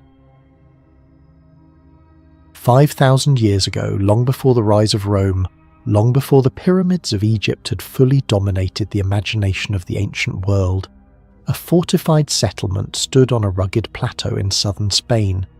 From a distance, it would have appeared like a stone fortress guarding the dry valleys of Andalusia.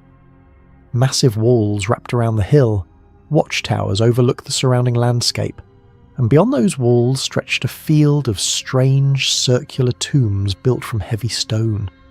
Today this place is known as Los Millares, one of the most extraordinary archaeological discoveries of prehistoric Europe. But despite more than a century of research, Los Millares continues to raise a troubling question. Why would a community from the Copper Age build defences that look more like a military fortress than a simple prehistoric village? Los Millares lies in the province of Almeria in southeastern Spain, perched above the meeting point of two dry river valleys that once carried seasonal water through the harsh Iberian landscape. The location is strategic. From this hilltop, ancient inhabitants could see far across the surrounding terrain, watching every approach from the mountains and plains. To modern archaeologists, the placement suggests careful planning rather than coincidence. Whoever built this settlement chose the site with defence in mind.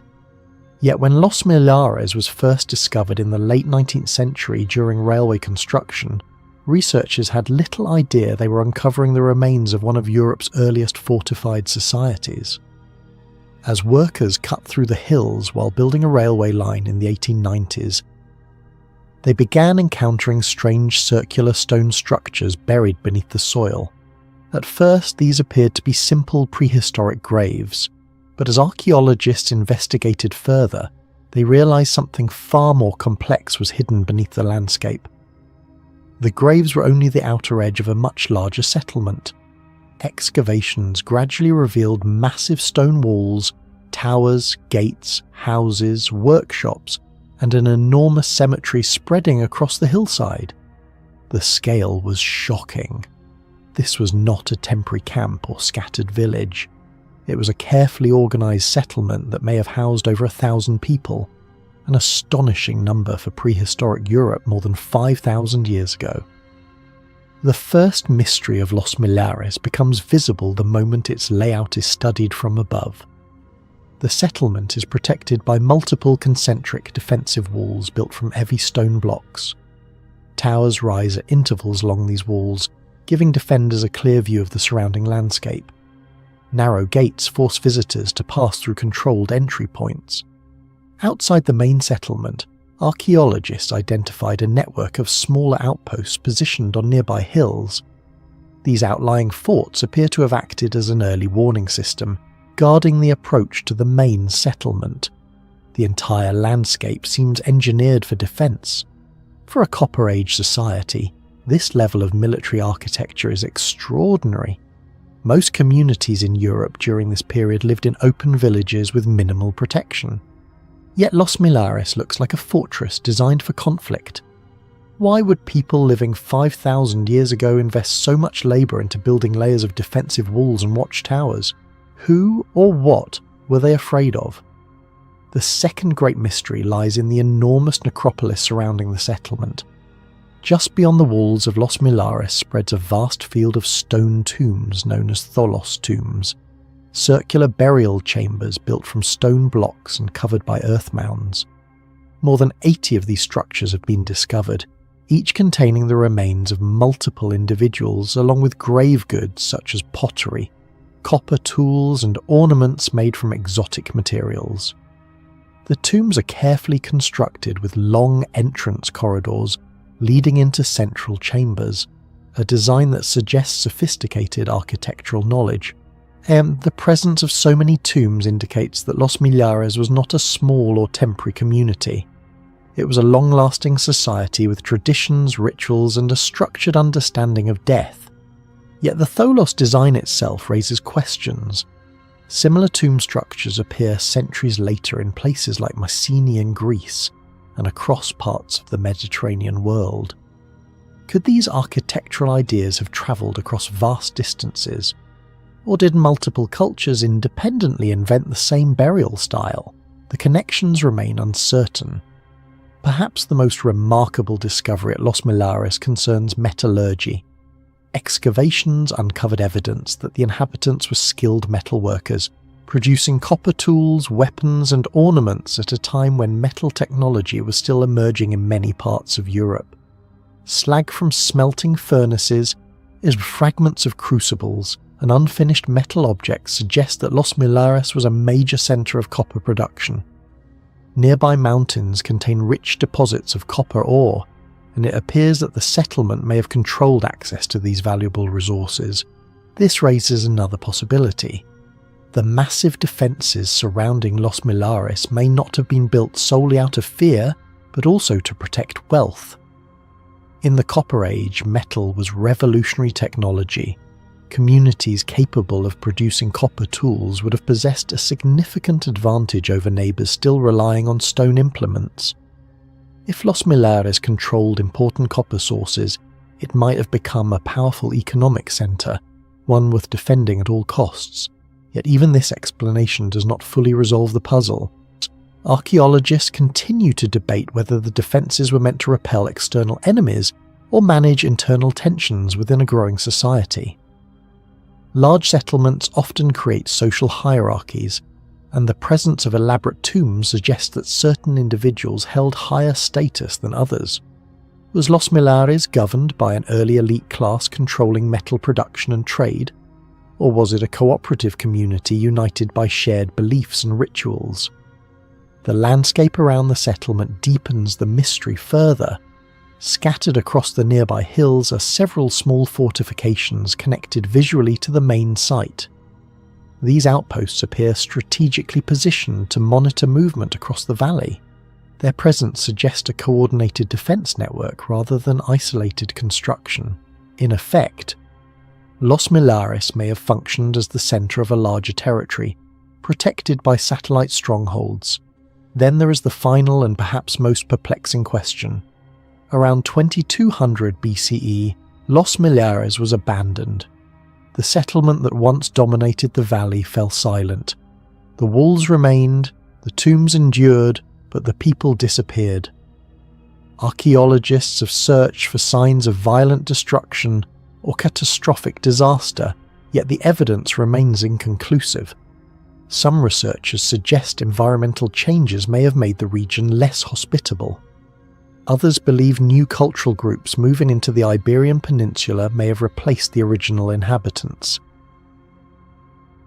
Far beyond the crowded cities of modern Iran, where the desert plains stretch toward distant mountains and the wind moves quietly across ancient stone, there exists a cliff face that has guarded one of the most mysterious royal burial sites of the ancient world for more than 2,500 years. This place is known as Naqsh-e Rostam, a monumental necropolis carved directly into a towering limestone wall not far from the ruins of Persepolis. At first glance, the site appears almost surreal. 4 immense cross-shaped facades cut high into the cliff, suspended dozens of meters above the ground, as if the mountain itself had been transformed into a sacred archive of stone. For centuries, travellers stood before these carvings and wondered how ancient builders, working without modern machinery, could possibly have created such precise monuments on a vertical wall. Even today, the deeper archaeologists study Naqsh-e Rostam, the more questions seem to emerge from its silent rock. The location itself adds to the sense of mystery. Naqsh-e Rostam lies in the heart of the Iranian plateau, a landscape that once formed the centre of one of the greatest empires of antiquity, the Achaemenid Empire. During the 6th and 5th centuries BCE, this empire stretched from the Indus Valley to the Mediterranean, ruling over dozens of cultures and languages. The kings of this vast realm required burial places worthy of their status, and somewhere during this era a decision was made to carve their tombs directly into the living mountain. Why this particular cliff was chosen remains uncertain, but its proximity to Persepolis, the ceremonial capital, suggests the location was deliberately selected to link royal power with sacred geography. This site first entered the awareness of modern scholarship during the 18th and 19th centuries, when European travellers exploring Persia encountered the colossal carvings and began documenting them in sketches and travel journals.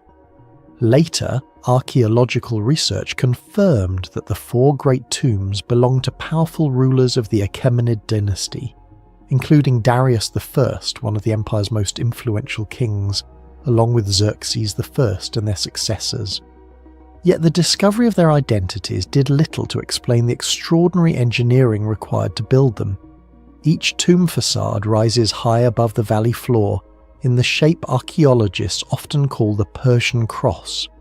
The structure is carved with remarkable symmetry. A horizontal band intersecting a vertical shaft, forming an immense cross-like design cut directly into the cliff face. At the centre of each facade sits a recessed doorway leading into the burial chamber, while above the doorway a monumental relief depicts the king standing on a platform supported by representatives of the many nations under Persian rule. Above the king appears the winged symbol associated with the supreme deity of Zoroastrian tradition, suggesting that the ruler stands between earth and heaven as the chosen guardian of cosmic order. But the true puzzle lies not in the symbolism, it lies in the construction itself. The tombs are carved more than 20 meters above the ground on a sheer limestone wall. To create them, ancient workers would have needed to reach the cliff face with tools, measure precise symmetrical shapes across massive surfaces, and remove enormous quantities of rock without damaging the structure. Yet archaeologists have found little evidence of the scaffolding systems or ramps that might have been required to accomplish such work. The stone surfaces remain astonishingly straight and smooth, suggesting careful planning and exceptional craftsmanship. Even with modern equipment, replicating this level of precision on a vertical cliff would be a formidable challenge. Strangely, when archaeologists finally gained access to the interiors of the tombs, they discovered something unexpected. Behind the grand facades lies a remarkably simple space. A small chamber carved into the rock with niches that once held the royal coffins. The interior design is minimal, almost austere, in stark contrast to the monumental artistry outside. This dramatic contrast has led many historians to question the purpose of the elaborate exterior. Perhaps the facade was never meant for the dead at all, but rather for the living.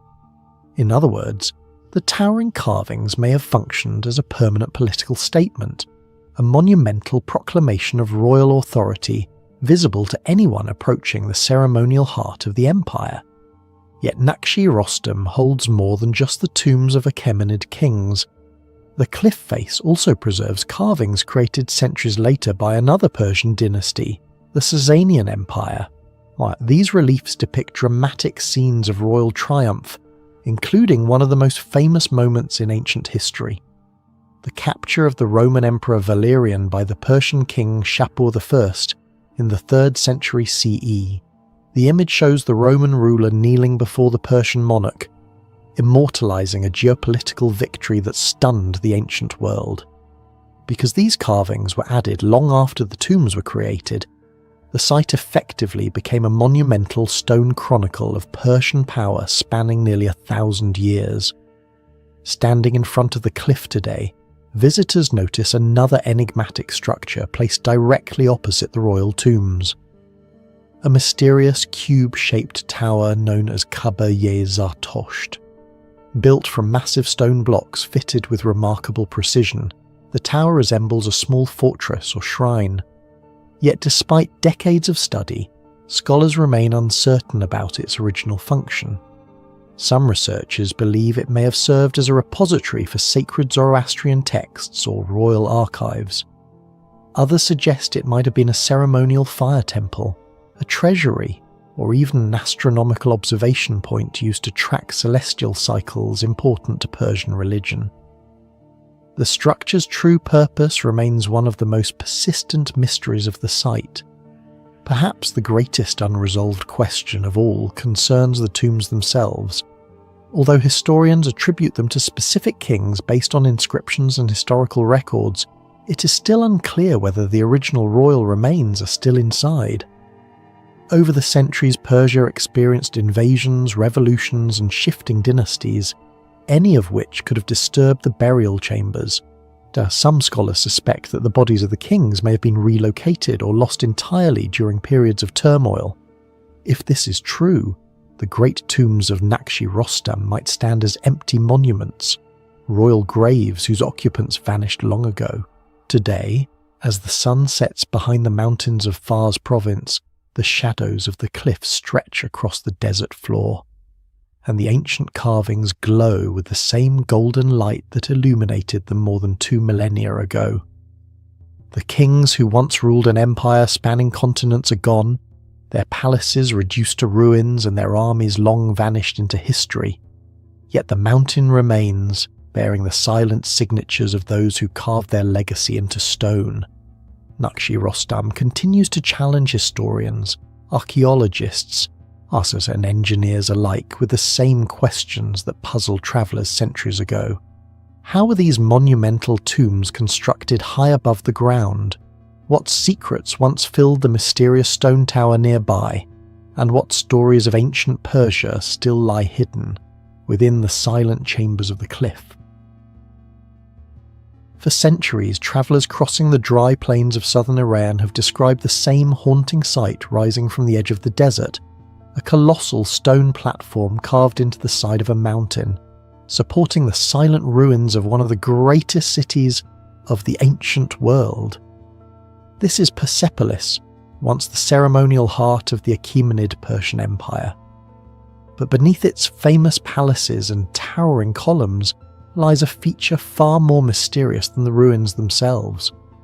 Long before the temples and halls were built, ancient engineers created an enormous artificial terrace of stone, a platform so vast and precisely constructed that even modern archaeologists still debate how it was built, why it was necessary, and what secrets may still lie hidden within its foundations. Persepolis stands in modern-day Iran, near the city of Shiraz, at the foot of a mountain known as Kuh-e-Rahmat, the Mountain of Mercy. Today the site appears as a vast field of ruins, but in antiquity it was the ceremonial capital of the Persian Empire, founded around 518 BCE by King Darius the Great. The city was never intended to be an ordinary settlement. Instead, it served as a monumental stage for imperial rituals, a place where delegations from across the empire gathered to present tribute to the Persian king during the New Year festival of Nowruz. From Egypt to India, from the Mediterranean to Central Asia, representatives of dozens of cultures once climbed the stone stairways of Persepolis to enter the court of the most powerful empire of its time. Yet before any palace could rise above the ground, the Persians faced an enormous challenge. The site chosen by Darius lay at the base of a rugged mountain slope, uneven and partially rocky. Rather than levelling the terrain completely, the builders chose a far more ambitious solution. They created a gigantic terrace, an artificial stone platform measuring roughly 450 metres long and 300 metres wide. Part of the terrace was carved directly into the mountain itself. The remaining sections were constructed using enormous blocks of limestone carefully cut and fitted together to form retaining walls that lifted the platform nearly 15 metres above the surrounding plain. The result was not merely a foundation for buildings, but an immense architectural stage. A man-made plateau capable of supporting one of the most elaborate ceremonial complexes in the ancient world.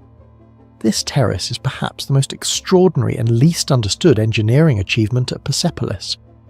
Many of the stones used in the retaining walls weigh several tons and were cut with remarkable precision. Even today, the joints between some blocks remain so tight that it is difficult to insert a blade between them. Unlike later constructions that relied heavily on mortar, the builders of Persepolis often relied on the careful shaping of the stones themselves, allowing the blocks to lock together through gravity and precise craftsmanship.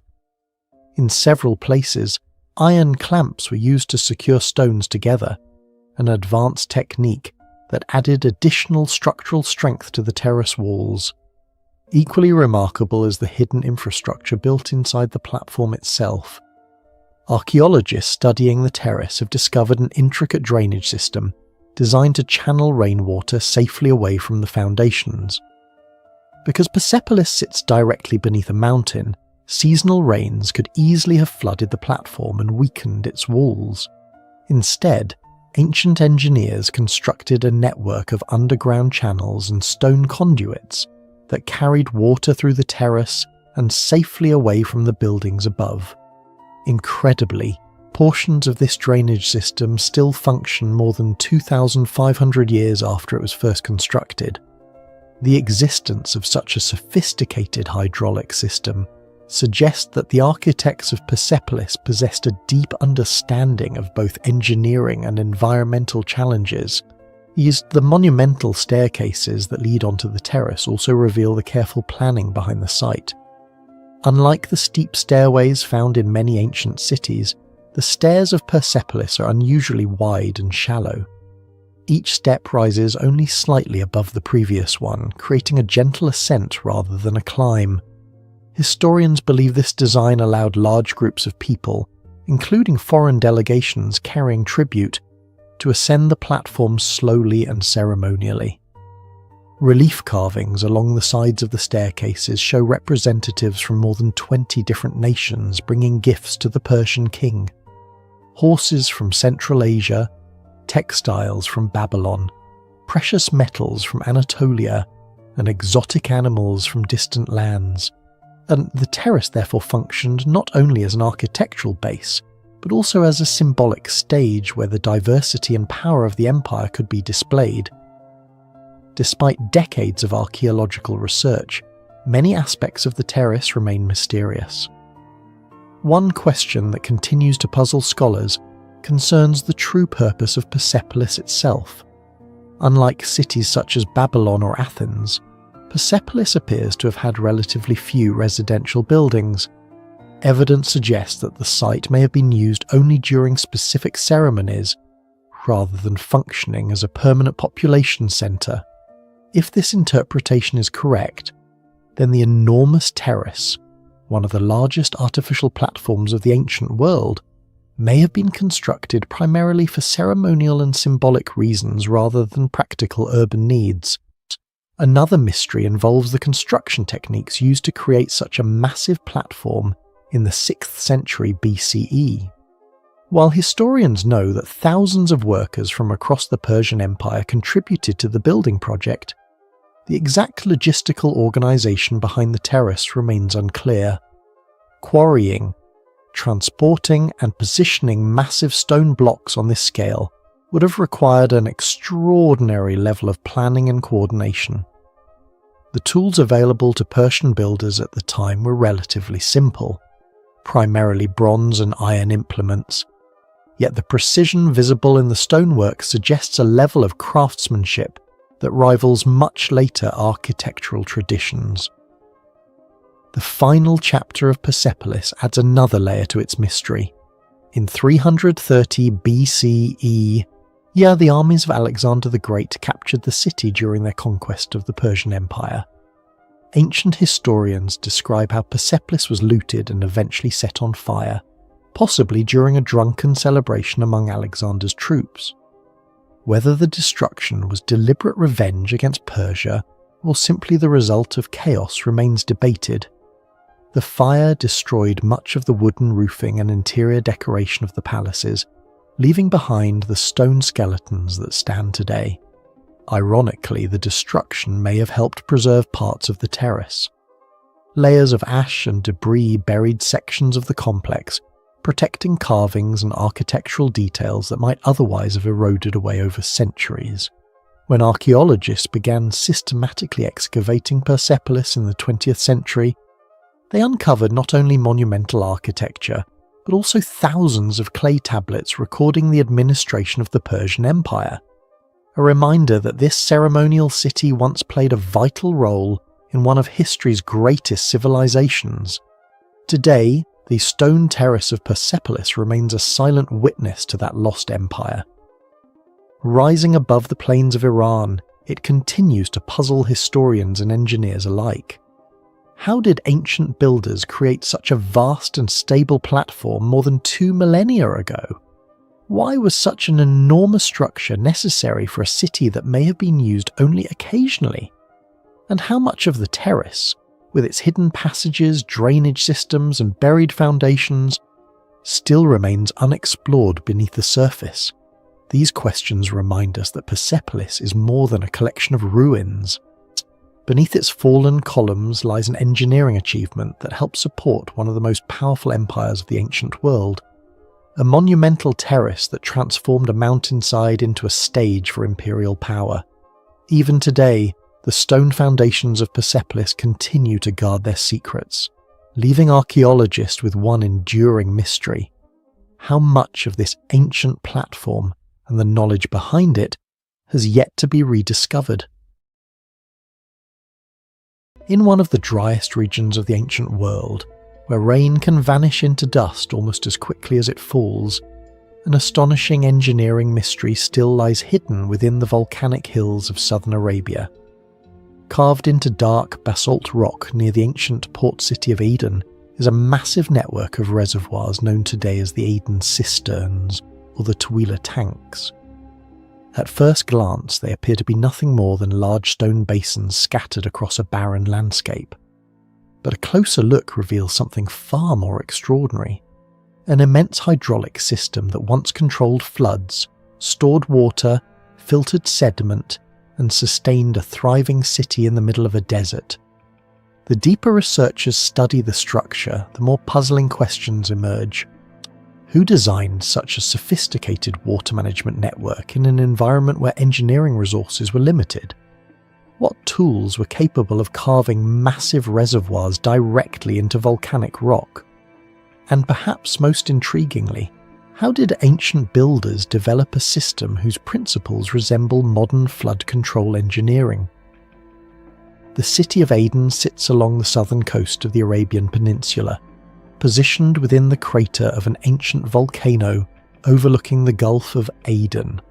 For thousands of years, this strategic harbour served as a critical maritime crossroads linking Africa, Arabia, and the Indian Ocean trade routes. Ships carrying spices, incense, textiles, and precious goods passed through this port, transforming Aden into one of the most important commercial centres of the ancient world. Yet Aden possessed a fundamental weakness. Despite its strategic location, the surrounding environment offered almost no reliable fresh water. The region receives very little rainfall throughout the year, and natural rivers are almost entirely absent. Survival in such an environment demanded ingenuity. But the real challenge came during the rare storms that occasionally swept across the volcanic mountains surrounding the city. When heavy rains arrived, water rushed violently down steep slopes and dry valleys, creating sudden flash floods capable of destroying entire settlements.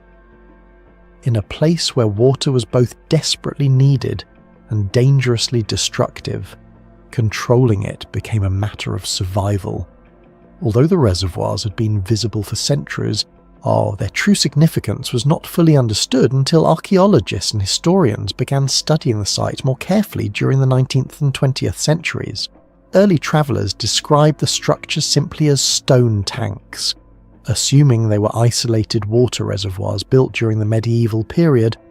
However, detailed surveys revealed something unexpected. The cisterns were not random basins, but part of an integrated system, carefully positioned along the natural drainage channels of the volcanic valley. Each tank connected to the next through overflow channels and stone spillways. Instead of functioning independently, the reservoirs work together as a coordinated hydraulic network. Archaeological evidence suggests that the system may have originated during the period of the ancient Himyarite kingdom, which dominated southern Arabia roughly 2,000 years ago. Yet some structural layers appear older, hinting that the earliest phases of the system may predate the Himyarite era entirely. If true, the engineering tradition behind the cisterns may stretch far deeper into Arabian antiquity than previously believed. At its peak, the Aden cistern system may have included more than 50 interconnected reservoirs, although only around a dozen remain visible today. These tanks vary widely in shape and size, with some capable of holding tens of thousands of litres of water. Many were carved directly into the volcanic basalt bedrock, while others were reinforced with thick stone walls and plaster designed to prevent leaks. The positioning of the tanks reveals a remarkable understanding of hydrology. When heavy rain poured down from the surrounding mountains, water first entered the highest reservoirs. These initial basins acted as sediment traps, slowing the rushing water and allowing mud and debris to settle. Once full, the overflow passed gradually into lower reservoirs through carefully placed channels. Each successive tank further reduced the velocity of the water, preventing destructive floods from reaching the city below. By the time the water reached the final reservoirs, it had been filtered, stabilized, and stored for later use. The entire system functioned like a massive hydraulic staircase, transforming violent flash floods into a controlled and valuable resource. The most extraordinary aspect of the Aden cisterns is not simply their size, but the complexity of the hydraulic design. Rather than constructing a single large reservoir, ancient engineers created a multi-stage water management system capable of performing several functions simultaneously. The tanks could capture floodwaters, reduce erosion, filter sediment, and store clean water for the city, all through gravity alone. No pumps, mechanical gates, or modern materials were required.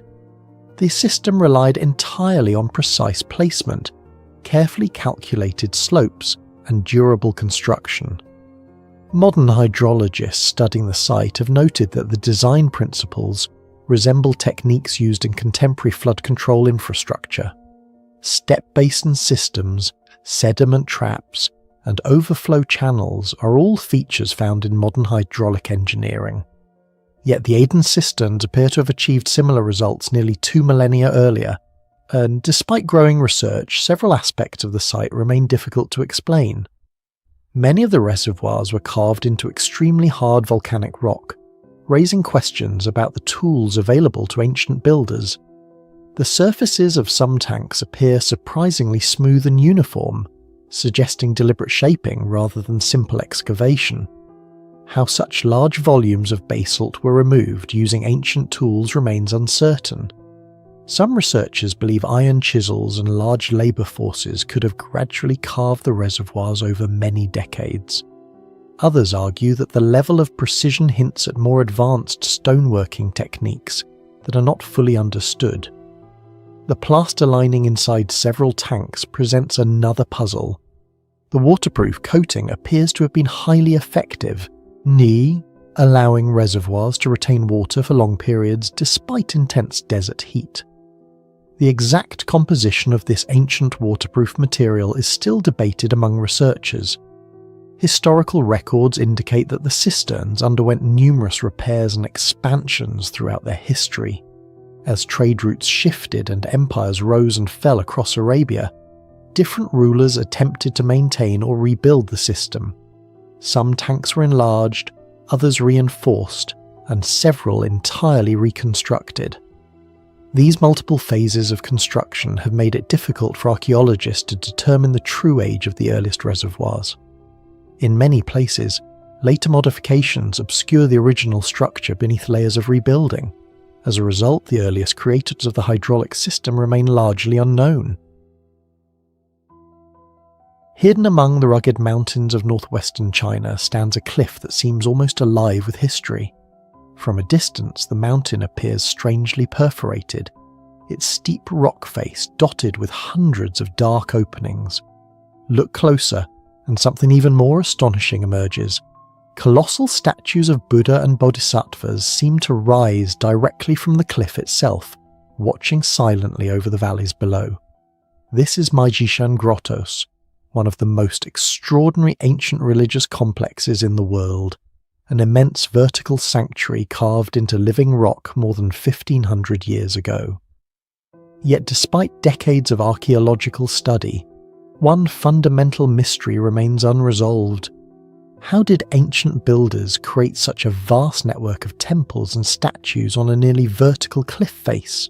The Maijishan rises like a natural fortress in the mountains of Gansu province, not far from the historic arteries of the Silk Road. The mountain itself is composed primarily of soft reddish sandstone, which over millions of years eroded into a steep, almost sheer formation, rising more than 140 metres above the surrounding landscape. It was into this cliff that ancient craftsmen began carving sacred spaces during the 5th century CE, at a time when Buddhism was spreading rapidly across China. What began as a handful of meditation chambers eventually grew into a sprawling complex of nearly 200 grottos. Today, archaeologists count approximately 190 caves, containing more than 7,000 sculptures and countless fragments of murals that once covered the walls in brilliant colours.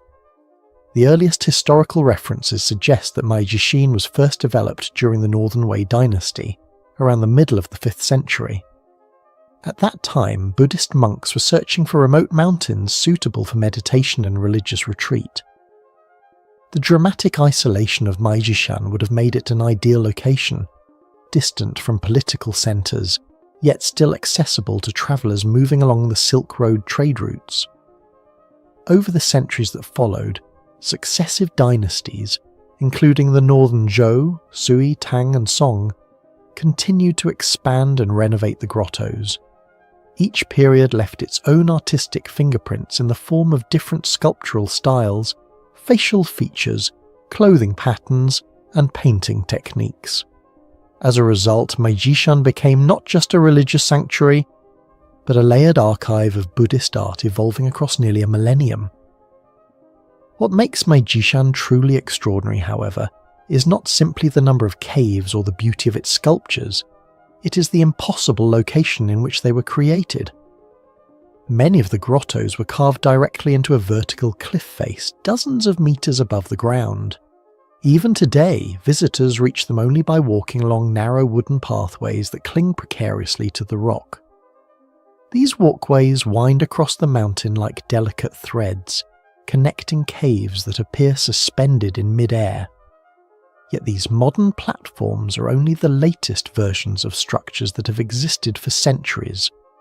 Earthquakes, landslides, and erosion have destroyed earlier walkways many times, forcing repeated reconstructions. The original method used by ancient builders to access the cliff remains one of Maijishan's greatest mysteries. Archaeologists believe that the earliest craftsmen must have relied on enormous wooden scaffolding systems built against the cliff face.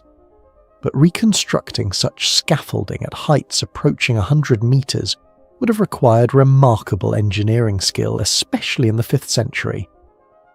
Another theory suggests that workers may have begun carving from the top of the cliff and gradually descended using ropes and platforms. Yet neither explanation fully accounts for the precision with which many caves were positioned, or the enormous statues that appear to emerge from the rock itself. Some of these figures stand more than 15 metres tall, towering over the walkways like silent guardians carved from the mountain. Unlike many other rock-cut temples, several of the largest sculptures at Maijishan were not carved directly from the stone. Instead, artisans created them using an intricate technique involving wooden armatures covered with layers of clay mixed with straw and fibres. This allowed artists to model expressive faces, flowing robes, and delicate gestures that would have been difficult to carve from the brittle sandstone alone. The finished statues were then painted in vivid pigments, reds, blues, golds, that would once have glowed dramatically against the darker rock interior.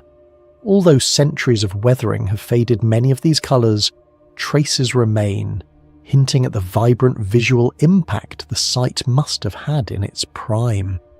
Inside the caves themselves, the artistic complexity becomes even more apparent. Their many chambers were designed as carefully proportioned ritual spaces rather than simple carved cavities. Ceilings curve into domes decorated with lotus motifs and celestial figures, while walls display scenes from Buddhist cosmology and stories of the Buddha's previous lives.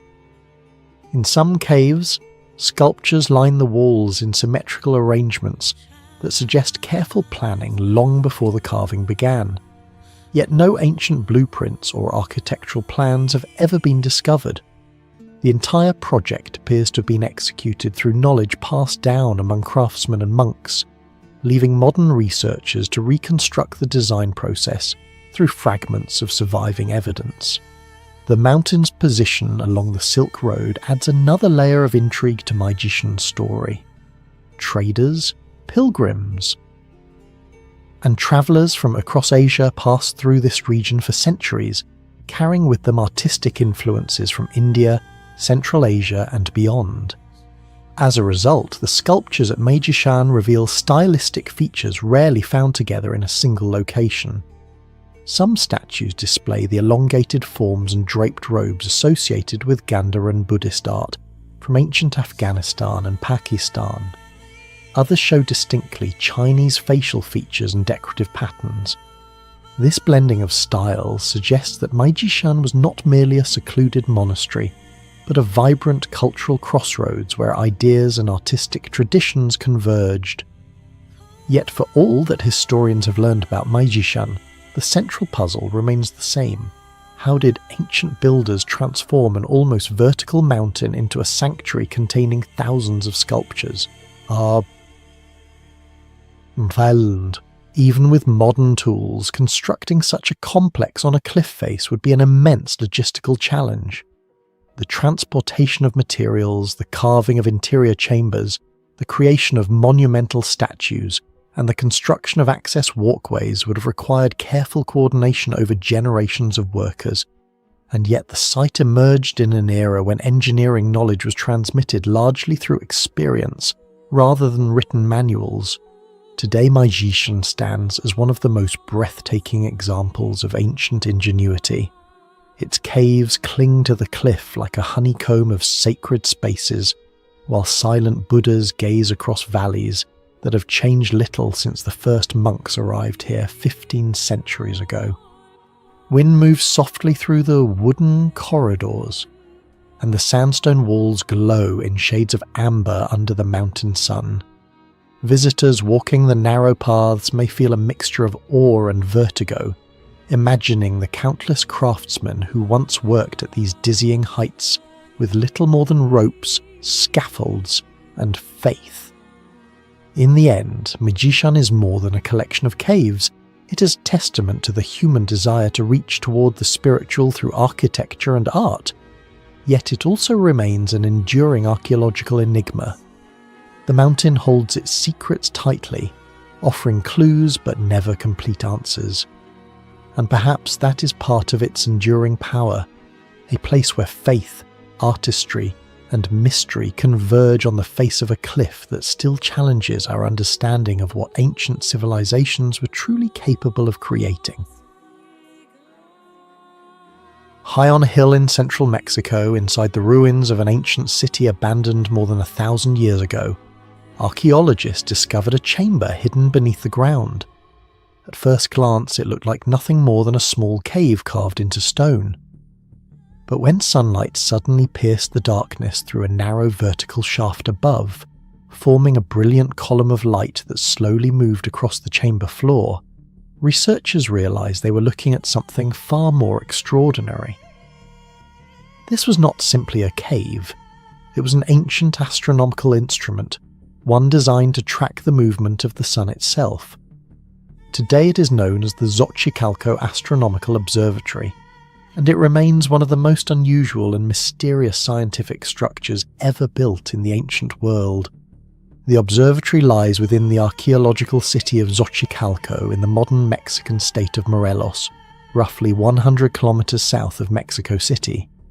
The city flourished between the 7th and 9th centuries CE during a turbulent period following the decline of the great metropolis of Teotihuacan. Built atop a fortified hill, Xochicalco was both a political and intellectual centre. Massive terraces, temples, and defensive walls dominate the landscape. Yet among these monumental structures, the most enigmatic feature lies hidden underground. The observatory is carved directly into the bedrock beneath a rocky outcrop. Visitors descend through a narrow passage into a circular chamber, where the air is cool and the walls are smoothed by ancient tools. Above the centre of the room rises a perfectly vertical shaft, approximately 8 meters high and only about 20 to 30 centimeters wide. The shaft connects the chamber directly to the surface. No windows, no openings, and no other light sources exist inside the room. For most of the year, the chamber sits in near total darkness. Then something remarkable happens. During specific weeks each year, roughly from mid-May through late July, the sun reaches a position nearly overhead at this latitude. When this occurs, sunlight enters the narrow shaft and travels directly down into the underground chamber. The effect is dramatic. A brilliant beam of light descends through the darkness like a glowing column illuminating the floor below. As the sun moves across the sky, the light shifts gradually across the chamber. On certain days it forms a nearly perfect circular disc on the stone surface.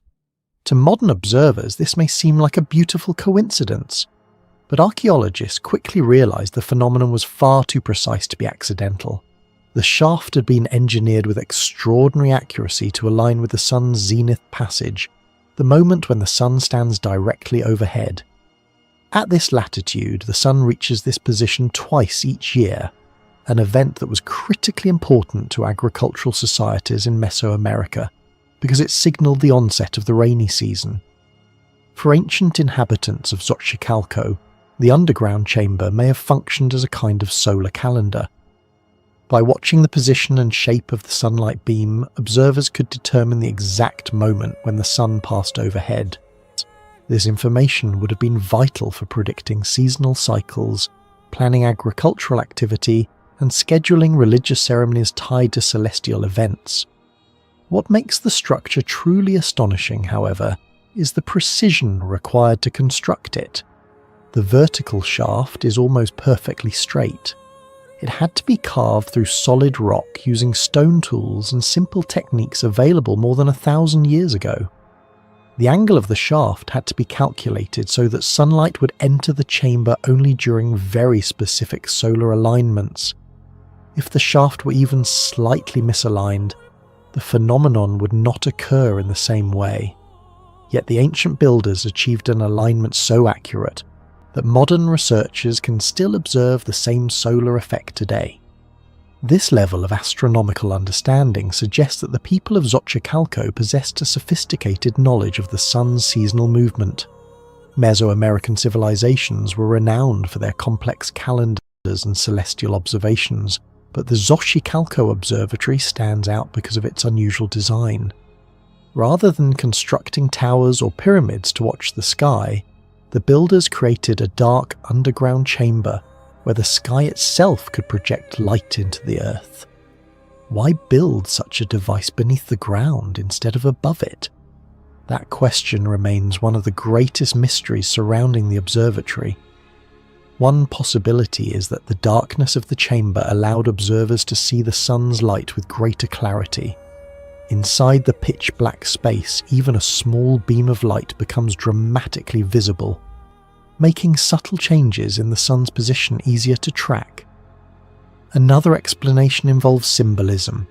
In many Mesoamerican belief systems, caves were seen as sacred portals connecting the human world with the underworld and the realm of the gods. By allowing sunlight to penetrate deep into a subterranean chamber, the structure may have represented the descent of a divine force from the heavens into the earth. In this interpretation, the observatory was not merely a scientific instrument, but also a sacred space where cosmic events were experienced as religious phenomena. Yet other mysteries remain. Archaeologists are still uncertain exactly who designed the observatory. Xochicalco emerged after the collapse of Teotihuacan, and some scholars believe that scholars, priests, or astronomers fleeing that great city may have carried their knowledge to this new centre. The city itself appears to have been a crossroads of different cultures, blending artistic and scientific traditions from across Mesoamerica.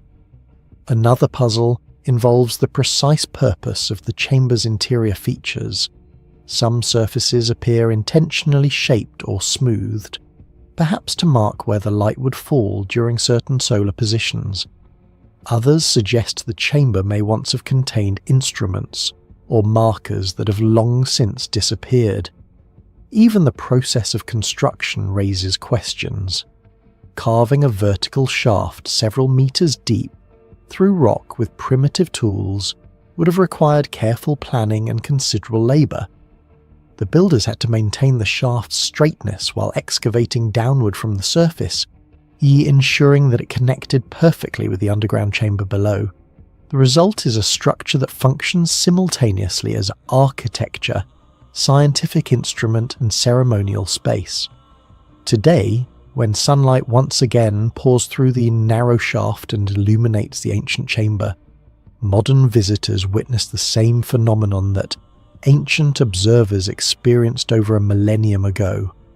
The beam of light appears almost like a cosmic spotlight, silent evidence of a forgotten tradition of astronomical knowledge carved directly into the earth.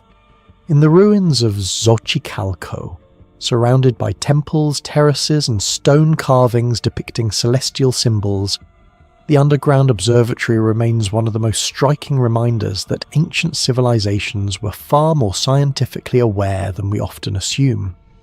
Without telescopes, modern mathematics or metal instruments, the builders of this city managed to transform a shaft in the rock into a precise device for tracking the movement of the sun across the sky.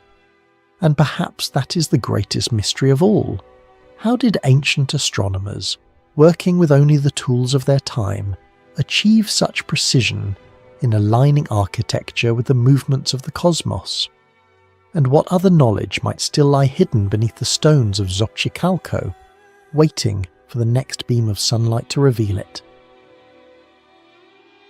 Nearly 2,000 years ago, along a forgotten stretch of desert cliffs in Central Asia, monks carved hundreds of chambers directly into stone and filled them with images of a universe few people today fully understand. Hidden within the rugged landscape of the Kizil cave monastery system, these caves preserve one of the most astonishing artistic legacies of the ancient world. Their walls are covered with vibrant murals depicting the life of the Buddha, celestial beings, and complex symbolic scenes. But the deeper scholars examined these paintings, the stranger they appeared. The artistic style seemed neither purely Chinese nor purely Indian. Instead, the murals contained elements reminiscent of Greek realism, Persian colours, and Central Asian faces. In a place surrounded by desert, thousands of kilometres from the Mediterranean world, archaeologists had stumbled upon a cultural puzzle that still challenges historians today. The caves lie near the ancient oasis kingdom of Kucha, once one of the most important Buddhist centres in Central Asia. More than 230 individual caves stretch along nearly 2 kilometres of cliffside, carved gradually between the 3rd and 8th centuries. In their time, these chambers formed a vast monastic complex where monks studied Buddhist philosophy, merchants rested during long desert journeys, and pilgrims gathered to contemplate stories of enlightenment painted across ceilings and walls. But unlike many other Buddhist cave temples across Asia, the murals at Kizil reveal a style that immediately puzzled historians. The figures are shaded with a realism reminiscent of Mediterranean art. Drapery folds resemble sculptures from ancient Greece. Even the faces, deep-set eyes, narrow noses and occasionally light hair, seem strikingly different from the traditional artistic conventions of ancient China. This unusual mixture suggests that Kizil emerged during a remarkable moment in history, when cultures from across Eurasia were interacting more closely than ever before. For centuries, the caves remained largely forgotten. After the decline of Buddhism in the region and the shifting of trade routes across Central Asia, the monastery gradually fell silent. Wind and sand swept through the valleys, and the once vibrant monastic complex faded into obscurity. It was not until the late 19th and early 20th centuries that explorers travelling through the deserts of Xinjiang began to report mysterious painted caves along the cliffs. Archaeological expeditions from Europe soon followed. Among the most influential figures was Albert von Lecoq, who led several expeditions into the region. His team entered chambers that had remained sealed for centuries and discovered walls covered with brilliantly coloured murals, images of the Gautama Buddha, celestial musicians, monks, donors, and mythical scenes from Buddhist cosmology. The discovery stunned scholars. Many of the paintings were far older than similar works found in China's more famous cave complexes such as the Mogao Caves. Kizil appeared to represent an earlier stage in the spread of Buddhism across Asia. Yet the most remarkable feature of the caves lies not only in their age but in their architecture. Several chambers display a ceiling design unlike anything seen elsewhere in Buddhist cave temples. Known as the diamond vault structure, the ceiling is divided into a geometric pattern of triangular and diamond-shaped sections. Each segment contains a separate painted scene, stories from the Buddha's previous lives, heavenly beings, or symbolic motifs representing spiritual concepts. When viewed from the centre of the chamber, the ceiling appears almost like a cosmic map unfolding above the viewer. Some researchers believe this design may symbolize the Buddhist universe, or function as a three-dimensional mandala guiding meditation. Others argue it reflects architectural traditions from Central Asia, or even influences from distant cultures carried along trade routes.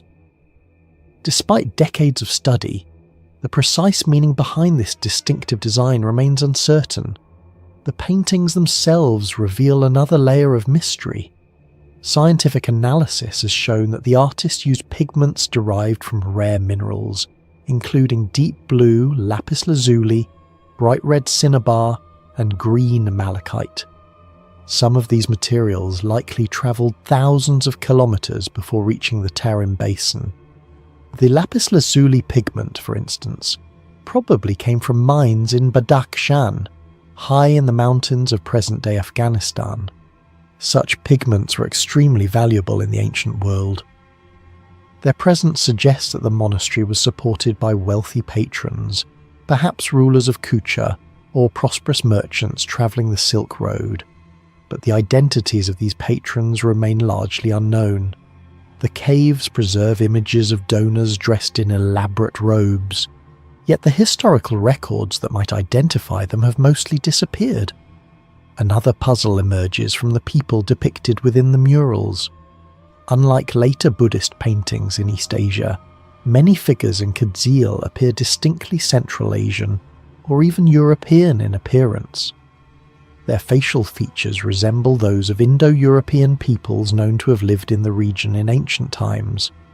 Some scholars connect these figures to the mysterious Tocharians, whose language and culture once flourished along the Silk Road before disappearing from history. If these interpretations are correct, the murals may represent one of the few surviving visual records of this lost civilization. The possibility raises a fascinating question. Were the artists themselves members of these communities, blending Buddhist religious themes with artistic traditions inherited from the far west of Eurasia? Over the centuries, however, time and human intervention have altered the site dramatically. During early 20th century expeditions, many mural fragments were removed from the caves and transported to museums in Europe. Although these expeditions contributed greatly to the study of Silk Road history, they also left numerous chambers damaged or incomplete. Today, pieces of the Kizil murals are scattered across collections in Germany, Russia, and other countries, making it difficult for researchers to reconstruct the original appearance of many caves. Some chambers that once displayed entire narrative scenes now show only faint traces of paint clinging to the stone. Despite these losses, Kizil remains one of the most extraordinary archaeological sites along the Silk Road. Standing inside one of its chambers today, a visitor can still sense the layers of history embedded within the walls. The paintings reveal monks, travellers, and patrons who lived nearly 2,000 years ago in a desert crossroads where civilizations met and exchanged ideas. The architecture reflects a level of planning and artistic vision that suggest a thriving monastic community with access to resources from across Asia. Yet many questions remain unanswered. Who designed the unusual diamond vault ceilings? Where exactly did the painters learn their distinctive artistic techniques? And how did such a culturally diverse community emerge in the middle of one of the harshest desert regions on Earth? In many ways, the Kizil Cave Monastery system represents more than a religious complex carved into stone. It is a silent record of the Silk Road itself, a place where merchants, monks, and travellers carried not only goods, but also beliefs, artistic styles, and technological knowledge across continents. Within these darkened chambers, fragments of those ancient encounters still survive in paint and stone. Each mural, each carved wall, and each shadowed passage hints at stories that historians are only beginning to understand. And as archaeologists continue to study the caves and the cultures that once flourished around them, the mystery of Kizil remains an enduring reminder that even in the most remote corners of the ancient world, civilizations were far more connected than we once imagined. For centuries, the Sahara Desert has been seen as one of the most unforgiving landscapes on Earth, a place where extreme heat, endless sand, and scarce water make long-term human settlement almost impossible. Yet hidden among the rocky plateaus of Western Sahara lies a discovery that challenges this perception entirely. Scattered across the cliffs and terraces of a remote region in Mauritania are the remains of hundreds of stone-built structures, silent ruins that suggest something remarkable once existed here. Thousands of years ago, long before the desert reached its present form, a complex society constructed organised stone cities in this very landscape. These are the forgotten Tichit-Walata stone cities, an ancient urban civilization that flourished in what is now one of the harshest environments on Earth, only to disappear almost completely from history. The ruins are located on the dramatic sandstone escarpments of Dar Tichit, a plateau stretching across southeastern Mauritania in West Africa. From above, the landscape appears barren and windswept, but along its edges archaeologists have identified the remains of dozens of large settlements constructed entirely from stone. Some of these sites contain hundreds of buildings arranged in clusters, surrounded by defensive walls and terraces that climb the slopes of the plateau. The settlements were strategically positioned on elevated ground, overlooking what would once have been seasonal wetlands and grazing lands.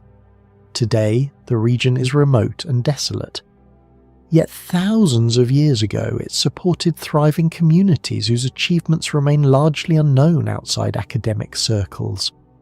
The modern discovery of these ancient cities began during the mid-20th century when French archaeologists surveying the Sahara noticed unusual patterns of stone walls scattered across the plateau. At first glance, the structures appeared to be little more than collapsed enclosures or pastoral camps. But as surveys expanded, it became clear that these ruins formed vast networks of settlements dating back nearly 4,000 years.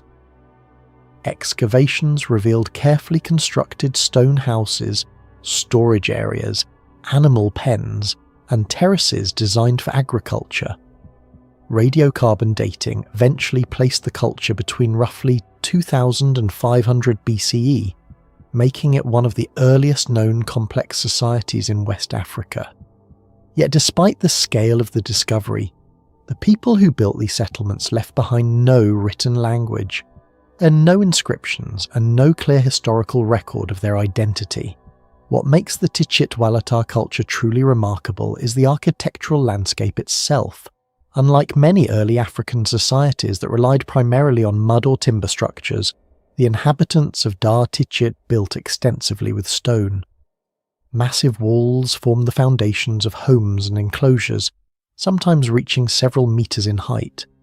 Entire neighborhoods were arranged in tiers along the slopes, creating a striking form of early urban planning. In some settlements, archaeologists have identified clear spatial organization. central areas likely used for communal activities surrounded by residential zones and agricultural terraces. This level of structural planning suggests a highly organised society capable of coordinating labour and managing resources on a significant scale. Perhaps the most astonishing aspect of these settlements is the evidence of agriculture. Archaeological remains indicate that the inhabitants cultivated pearl millet, one of the earliest domesticated grains in Africa. Fields were supported by stone terrace systems that help retain soil and water during seasonal rains. Herds of cattle, sheep and goats were also maintained, indicating a mixed economy of farming and pastoralism. The presence of large storage facilities suggests that surplus grain may have been produced, pointing toward a relatively complex economic system. So such achievements raise a fundamental mystery. How did a thriving agricultural society exist in a region that today receives minimal rainfall and is dominated by desert conditions? The answer likely lies in the dramatic environmental transformation of the Sahara.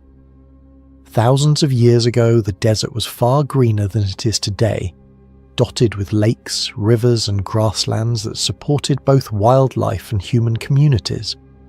During this period, sometimes referred to as the African humid phase, the climate allowed agriculture and pastoral life to flourish across regions that are now barren. But as the climate gradually shifted and rainfall decreased, the environment began to change. Lakes dried, vegetation retreated, and the expanding desert placed enormous pressure on the communities that had once prospered there. For the people of Tichit-Walata, this environmental shift may have been catastrophic. Yet the disappearance of this civilization remains deeply puzzling. Archaeological evidence suggests that many of the settlements were abandoned rather suddenly, between roughly 500 and 400 BCE. Some sites show signs of burning or destruction, while others appear to have been left behind with little warning. It is possible that prolonged drought forced nations to migrate southward into the Sahel, where later West Africans eventually emerged. Some scholars even propose that the descendants of the Tichit culture contributed to the development of late societies along the Niger River, including early urban traditions that would eventually lead to powerful medievalism such as Ghana. However, the direct linking these cultures were limited, leaving it of the Tichit people uncertain. Another mystery lies in the social structure of the settlements themselves. The architecture hints at clear divisions and unities. Larger, more complex compounds appear in elevated positions, while smaller dwellings occupy lower terraces. This pattern suggests the possibility of social hierarchy, perhaps elite families or leaders living in the most defensible and prominent areas. Yet without written records, the political organisation of the society remains largely speculative. Were these settlements governed by centralised leaders, or did they function as loosely connected communities sharing cultural traditions? The ruins alone cannot provide a definitive answer. Equally intriguing are the artistic and material remains uncovered during excavations. Pottery fragments found the settlements displayed distinctive decorative patterns and featuring geometric design carefully in signs. These reveal a cultural identity across the Dar-Tichit region and suggest communication between communities. Stone grinding stones and food processing activities further illustrate daily life in the settlements. Even with these clues, the worldview, beliefs and rituals of the people remain largely unknown. The scale of the archaeological landscape is another aspect that can astonish researchers. Surveys across Dar-Tichit have identified dozens of major settlement clusters and hundreds of smaller sites, lots indicating a dense network of communities spread across the plateau. Taken together, these settlements represent one of the earliest large-scale urban traditions in sub-Saharan Africa. Yet despite their significance, the Tichit-Walata cities remain relatively obscure compared to better-known ancient civilizations such as Egypt or Mesopotamia. Today the ruins stand in haunting silence against the winds of the Sahara. Crumbling stone walls mark the outlines of homes where families once lived, worked, and cultivated the land. From a distance, the structures blend into the rocky landscape, as though the plateau itself has absorbed the memory of the civilization that once flourished there. For archaeologists, the site represents both an extraordinary discovery and a profound puzzle. Each new excavation adds fragments of information, yet the broader story of the Tichit people remains incomplete. Hidden within the limestone cliffs of northeastern Bulgaria is a place that looks less like a monument and more like a question carved into stone. There are no temples here, no massive pyramids rising above the landscape. Instead, the mystery reveals itself in quieter ways. Narrow chambers cut directly into the rock, shadowed corridors disappearing into the hillside, and hundreds of strange symbols etched into the stone walls. This enigmatic site is known as the Ravna Rock Cut Sanctuary, and despite years of archaeological research, many of its secrets remain unresolved. The sanctuary lies near the modern village of Ravna, not far from the town of Provadia, in a region that has been inhabited for thousands of years. At first glance, the surrounding hills appear peaceful and ordinary, shaped by wind, rain, and centuries of quiet, rural life. Yet within one of the ancients carved a complex network of chambers and niches directly into the limestone. The result is a sanctuary that seems to blur the boundaries between natural cave and human architecture. Unlike many ancient structures that were built stone by stone, Ravna was created by removing material rather than adding it. Entire rooms were hollowed out of the cliff face. Narrow entrances lead into small chambers, while carefully carved niches line the interior walls. Some spaces may once have held lamps, icons, or ritual objects. Others appear to have served as places for prayer, meditation, or gathering. The overall layout suggests that the complex was not created randomly, but followed a deliberate plan, transforming the cliff itself into a sacred environment. Archaeologists believe the origins of this site may reach back to the ancient Thracians, a civilization that inhabited much of the Balkan Peninsula long before the rise of classical Greece and Rome. The Thracians are known to have constructed numerous sanctuaries in mountainous regions, often carving sacred spaces directly into rock formations. These locations were believed to possess spiritual significance, linking the earth with the divine. Because similar rock-cut sanctuaries have been found throughout Bulgaria, some scholars suspect that Ravna may have begun as a Thracian ritual site sometime during the first millennium BCE.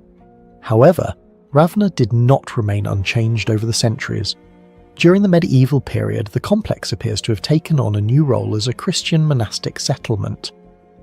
Historical evidence suggests that monks once lived within these carved chambers, using the isolated cliff as a place for prayer, study, and contemplation.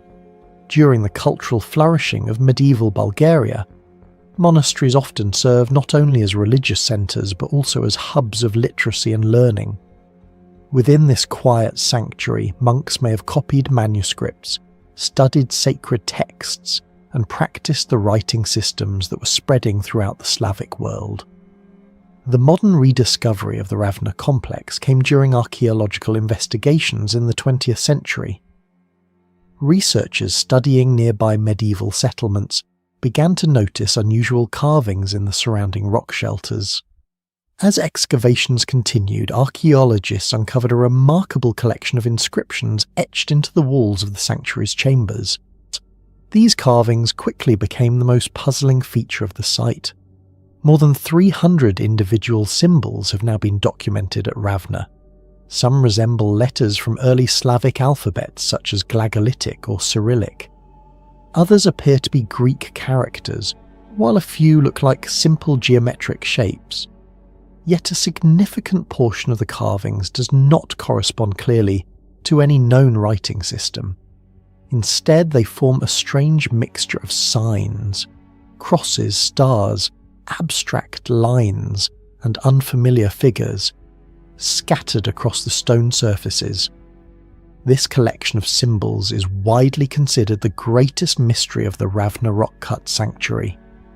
In many places, the marks appear deliberate and carefully carved, suggesting that they carried meaning for the people who created them.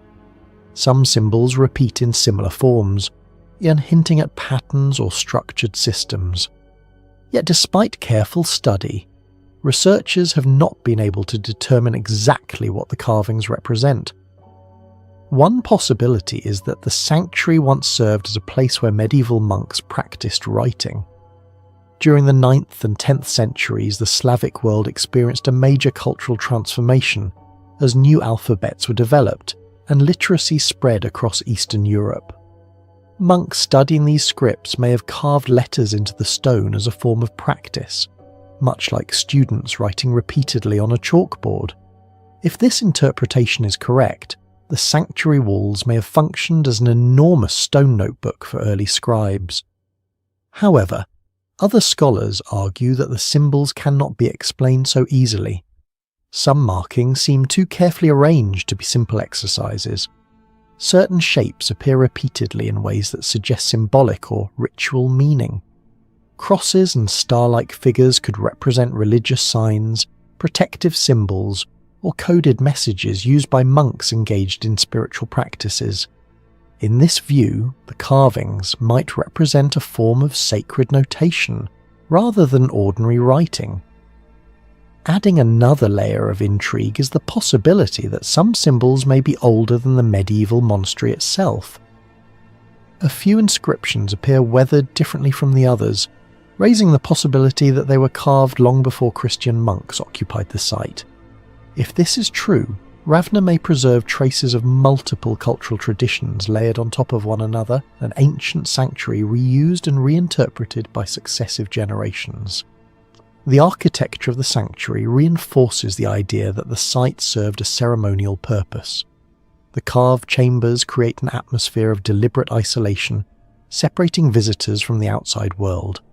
Light enters only through narrow openings, leaving much of the interior in shadow. Such environments were often chosen for rituals or spiritual retreats. Silence and darkness helped focus attention on sacred experience. Archaeological research, many mentions were answered. Still first created the earliest chambers in the cliff. The true age of the oldest carvings remains uncertain. The meaning of the hundreds of mysterious symbols carved into the rock walls continues to resist clear interpretation.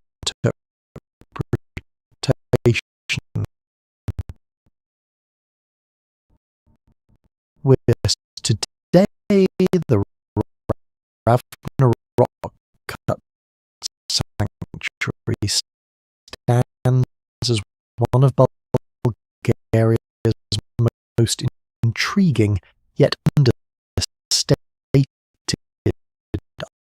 archaeological mysteries.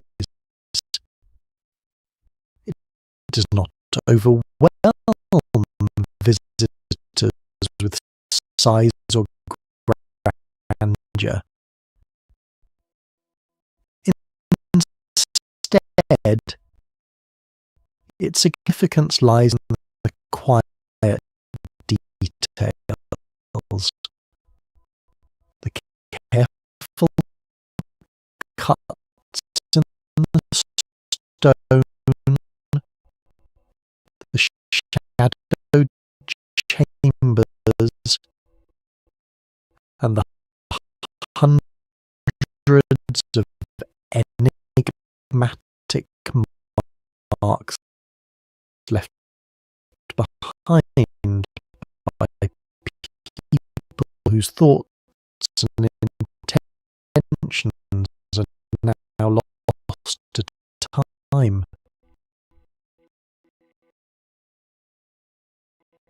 Those symbols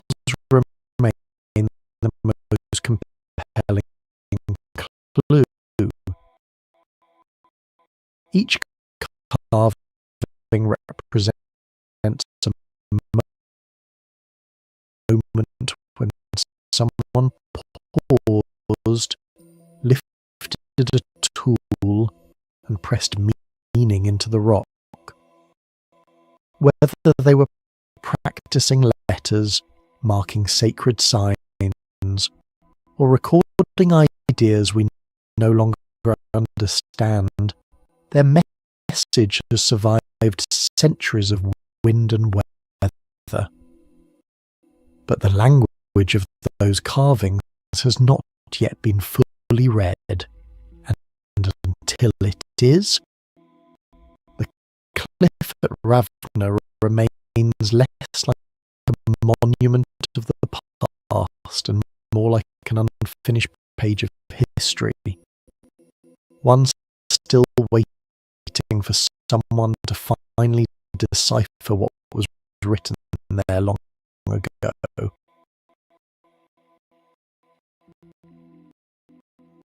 Across the dense tropical forests of southwestern Nigeria,